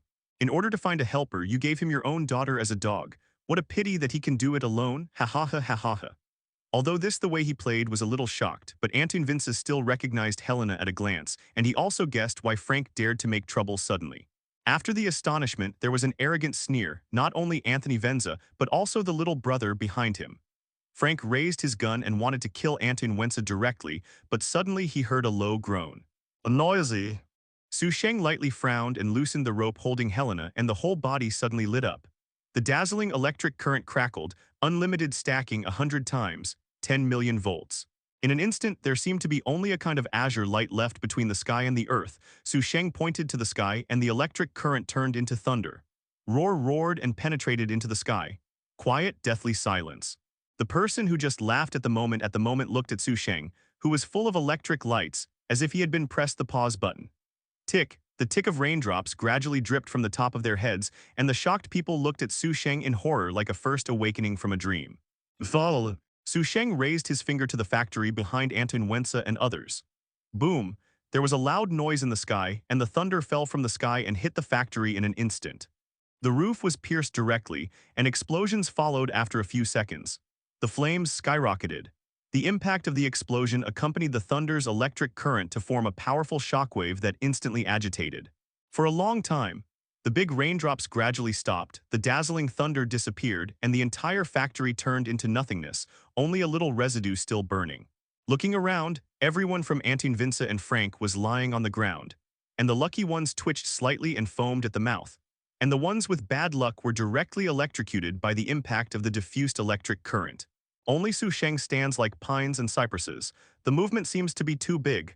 Sheng muttered to Frank, who was lying on the ground. Did you die? Didn't you die? Get up to business. Frank panicked and shook his head subconsciously, only to react after a long while. Sheng was on his side. Thinking of this, he struggled to stand up and walked towards Antoninus slowly. Anton Venza struggled in horror, but his body didn't listen at all.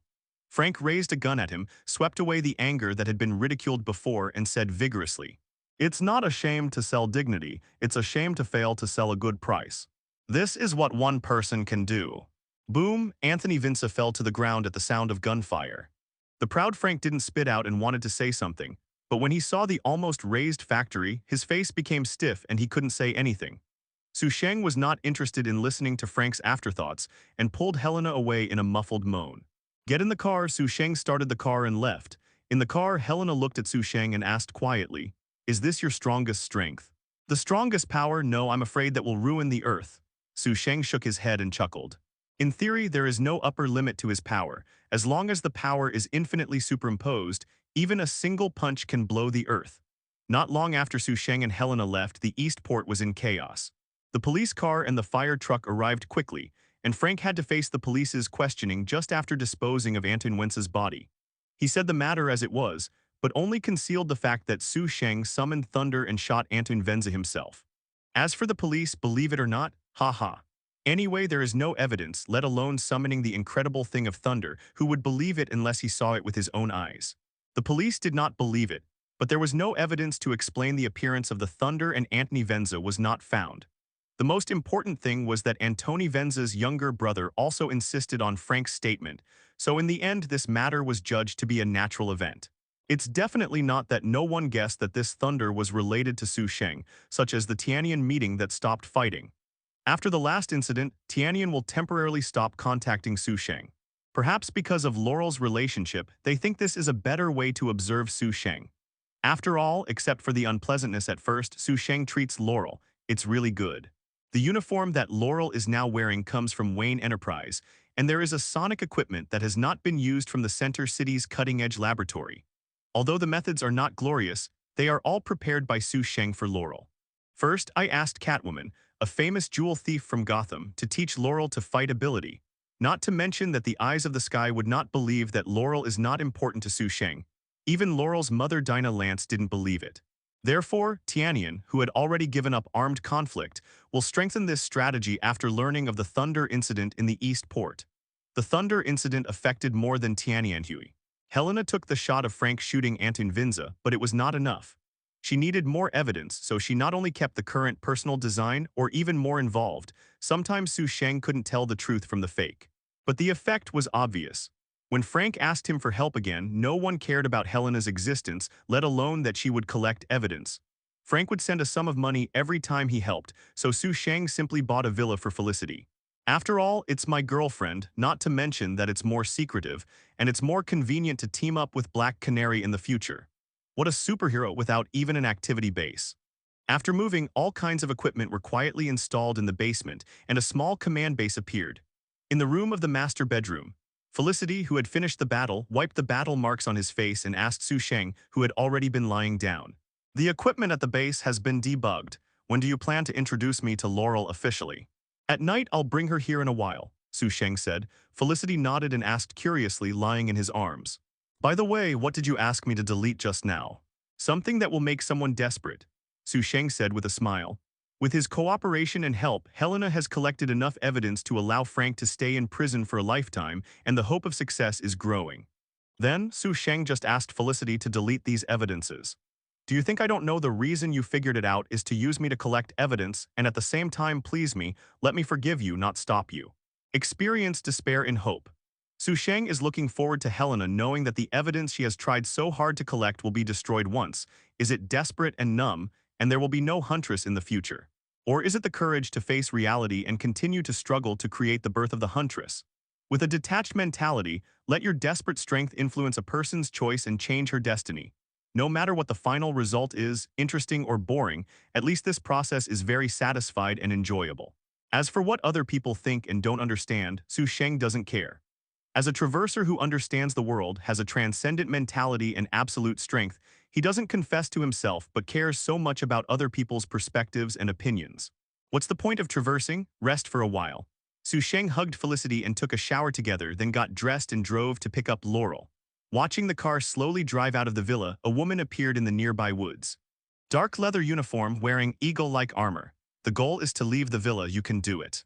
Received, come here to meet up. When the voice fell, she saw her shaking her shoulders, and a pair of huge amounts of wings stretched out from her back and flew into the air to chase Sheng's car. A tire burst suddenly sounded on the quiet road. Sheng frowned slightly when he saw a few people suddenly rushing out of the side.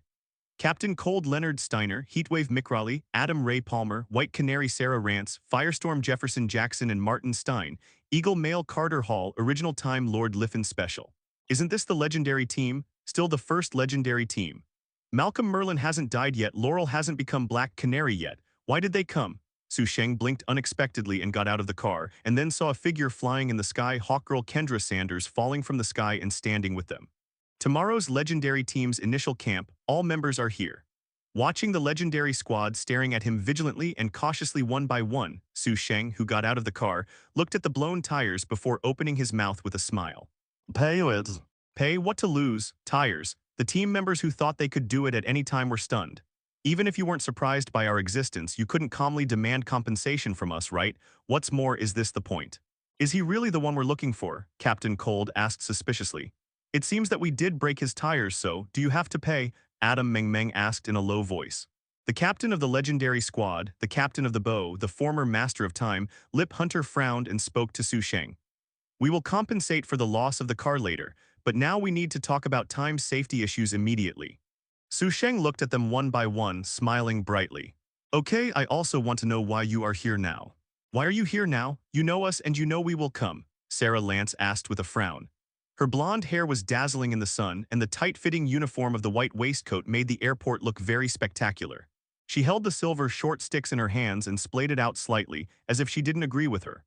The top assassin of the Assassin League, the White Canary, the boyfriend who hooks up with my sister, the B*****ch who eats all men and women, am I right? Sheng smiled.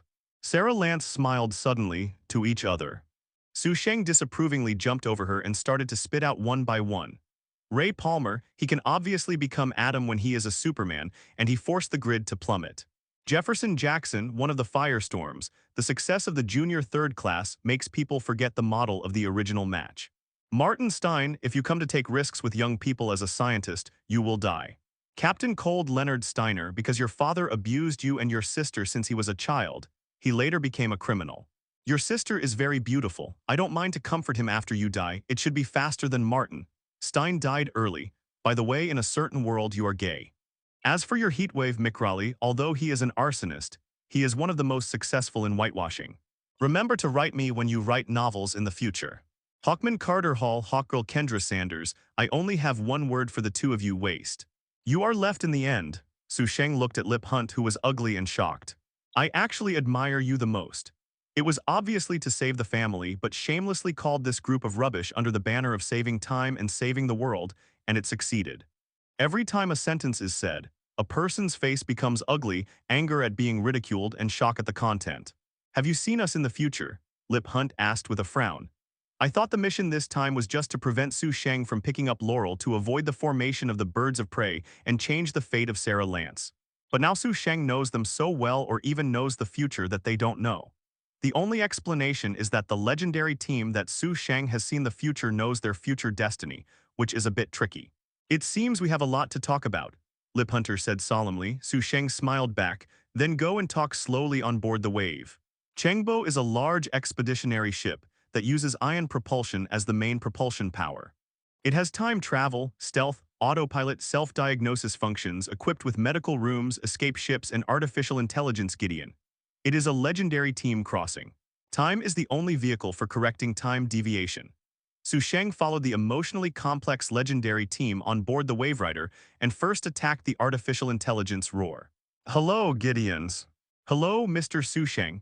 The female voice of the electronic synthesis sounded. Sheng smiled and leaned against the console and said to Lip Hunt and others, let's talk about the time deviation you know first. Rip Hunt looked at Sarah Lance. Sarah Lance said, because you made my sister the Black Canary in advance and also formed the Raptor Squad with Felicity and Catwoman, which resulted in a series of deviations. I was not killed by Thea Quinn, was not resurrected, and my sister was not caught. Killed by Myandak. Two kinds of memories appear in my mind at the same time. I can feel that the original memory is disappearing. This shows that time is slowly strengthening your changed reality. For us, you are changing history.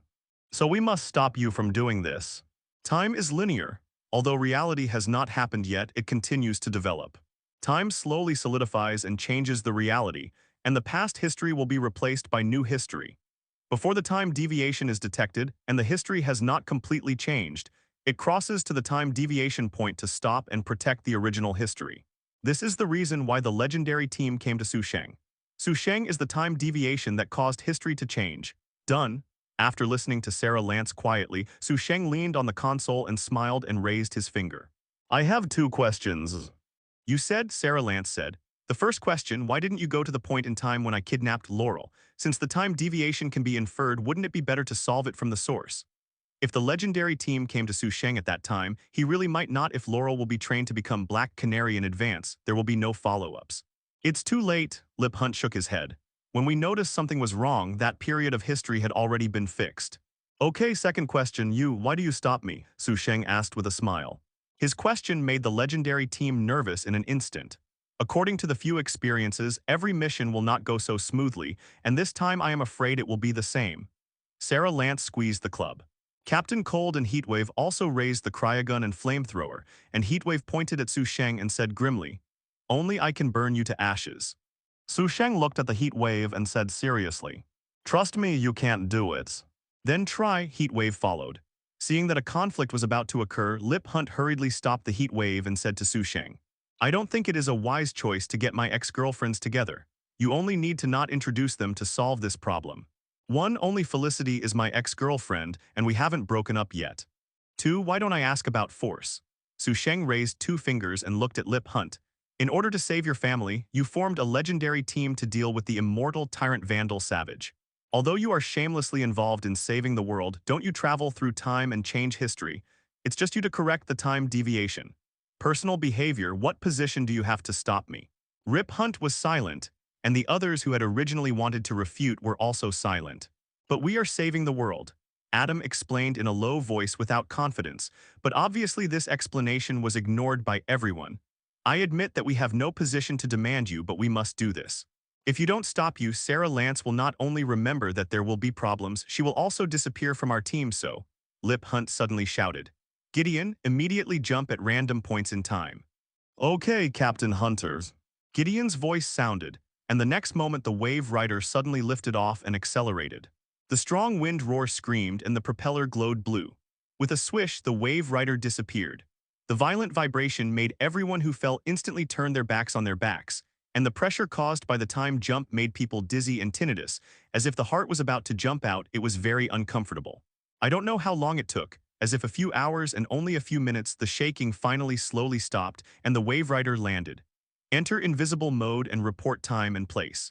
Rip Hunter, who had not had time to get up from the ground, hurriedly gave instructions to Gideon. It has entered invisible mode in 1917 in the waters near Paradise Island. Everyone groaned and got up one after another in pain. Martin Stein found his glasses again and asked subconsciously. In 1917, the year before the end of the First World War, where is Paradise Island? Damn, I hate to travel through time. Relang cursed uncomfortably with the nausea of vomiting. It's better to let me burn him to death. Lip Hunter straightened the collar of the trench coat and explained. Paradise Island is an island isolated from the world where only Amazonians live. And only women's. It sounds like a very suitable place for him to stay. Sarah Lance was teasing but staring at Sheng lying on the ground to prevent him from getting up.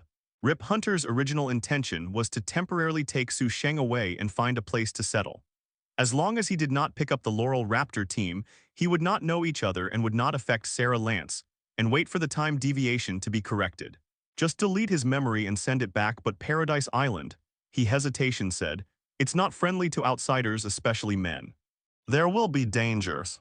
If he is careful not to be found out by the Amazons on the island, there should be no problem. As long as the time deviation is corrected, we will come and pick him up. Lip Hunter thought for a while and said. Captain Cold asked, leaving him here won't cause any more time deviations, will it? Probably not. Amazonians are not that easy to mess with. Lip Hunt shook his head. Sarah Lance walked to Sheng's side and squatted down, watching him silently for a long while and said, although it hasn't happened to you yet, Laurel loves you very much in my memory. You got tired of playing but dumped her. So I hope you can die on Paradise Island, but you let her live after all. Even if it's just a time lag, when I get down, find a place to hide and we will pick you up. It sounds like something I would do, so. I'm still green with Oliver Quinn, Sheng grinned lightly. Her first man is you, Sarah Lance snarled angrily. Why do you think I would be with Oliver? I just want to beat her in the matter of going to bed. B*********. D. Paradise Island, legend has it that was created by Olympus, the king of god Zeus. The surrounding area of the island is protected by a magical force field, making it impossible for many high-tech equipment to detect the location of the island. Seeing from a distance, there is nothing but an endless ocean. Once it gets closer, it will produce a dim fog that makes people lose their direction. Ordinary people don't dare to go deep. The small expeditionary escape ship of the Maribo passed through the dim fog and the scenery changed abruptly. The dim fog disappeared and replaced by a clear blue sky. Layers of white clouds underneath the water is clear and translucent, and a majestic and beautiful island is in front of you. The high cliffs, the green natural ecological environment, and there is a complex of buildings on the island from a distance. This is Paradise Island, it's so beautiful. Sarah Lance landed on the shore in a small expeditionary escape ship. The hatch opened and Sarah Lance and Sheng walked down. Stepping on the golden sand, Sheng smiled with satisfaction. I start to like this place. Are you sure you want to stay here? I know in my memory that you are very skilled, but Amazons are not ordinary, so don't trouble me or trouble yourself. Find a place to hide and I will come back to pick you up soon. Sarah Lance started from Jai. Dean learned about the situation on Paradise Island, so he reminded Sheng very seriously. She didn't think Su Sheng could do anything else here. On the contrary, she was more worried about his safety. Here, but Paradise Island. Seeing Sarah Lance's serious warning, Su Sheng shrugged disapprovingly. Don't blame me for not reminding you, don't regret it. Sarah Lance chuckled and turned away. Watching the small expedition escape ship take off and leave, Su Sheng turned and looked at Paradise Island and smiled. He has always felt that the name Paradise Island is very appropriate. For Amazons, it is isolated from the world like a paradise. For men, is it not a paradise if there are only women on the whole island? Should I shout like some S2 characters, Paradise Island, I'm here? Su Sheng thought about it seriously and finally gave up because he saw the Amazonian. Several Amazons with helmets, leather armors, bows and arrows in their hands appeared on the cliffs tens of meters high. These people have handsome looks, heroic appearances, and they are very upright. They don't seem to have the slightest fat on their bodies and they are full of power. Whoosh whoosh, several Amazons suddenly jumped off the cliff. People were in midair, shooting bows and arrows, and their bows and arrows were accurately and powerfully nailed to the cliffs to make them fall to the ground with a rope. After landing, he opened his bow again and aimed at Su Sheng and leaned forward vigilantly. The whole process took less than 10 seconds, smooth and smooth. The sharp arrow seemed to be able to shoot a few holes in him at any time, but Su Sheng did not panic. A pair of black eyes looked at them with interest. Hi hello, Su Sheng greeted Roar with a bright smile, but the Amazonian stared at him fiercely and did not respond. Su Sheng curled his lips really rude, da-da-da-da-da-da. The sound of horse hooves came from a distance, and the horses stopped in a blink of an eye. Queen, how do you deal with this intruder? The Amazon asked the woman who was clearly different from the others on the white horse. This woman has long golden hair, a forehead that symbolizes rights and status, and she wears a leather armor with exposed shoulders and a long sticky wool waistcoat on the outside. The sturdy thighs of the riding horse were exposed, and he was wearing a pair of dark gold boots over the knees. Amazon Queen of Paradise Island, the mother of Wonder Woman Diana, Hippolyta. He is the only one? Hippolyta asked. Only found him. Take it back and ask for clarity. After Hippolyta finished speaking, he planned to turn his horse's head and go back. At the same time, someone walked towards Su Sheng and prepared to escort him away. Can I ride your horse? Su Sheng asked a question that made everyone angry. Riding the queen's horse? You, an intruder, dare to make such a condition? Hippolyta turned his head and frowned and stared at Su Sheng. Intruder, are you provoking me? Su Sheng said with a friendly smile. I just want to try the feeling of riding a horse. You know it is not so easy to ride a horse outside, so your horse is the best looking here. Although I am not a prince nor a Tang monk, I still want to ride a white horse. Grab him? This kind of Kai Gyugyu's provocation made Hippolyta very angry, but in order to find out whether he had any accomplices, he could not be killed for the time being. With an order, the Amazons rushed over coldly and arrogantly. Legendary team, I reminded you not to regret it. Seeing the Amazons rushing over, Su Sheng mumbled and squatted down as if he was about to surrender. Is this scared? The originally angry Amazons couldn't help but sneered. Just now they thought they had the courage to provoke the queen, but he didn't expect to be a coward. Unlimited stacking 20 times. Su Sheng raised his fist and slammed to the ground. Boom, the beach was sunken in an instant, and the huge amounts of power shocked and immediately knocked the nearby Amazonians to the ground. The horse roared and the people riding on the horse such as Hippolyta were shaken off the horse and fell to the ground in an instant. Su Sheng slowly got up and retracted his fists and sighed softly as he looked at the discolored faces of the Amazons. Why, I just want to ride your horse, not you.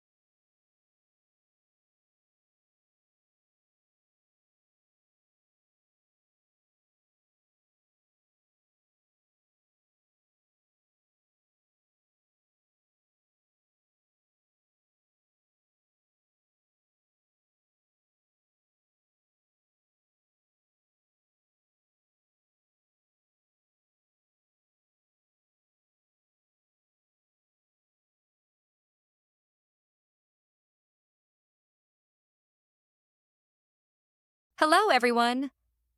As we wrap up this video, I want to share a quick note. I have a Patreon account. If you'd like to support me and enjoy on-demand audiobooks, you can become a Patreon member. Alternatively, you can check out my Google Drive link, which has 500-plus novel audiobooks available through my Ko-fi or Patreon shop. I appreciate your support.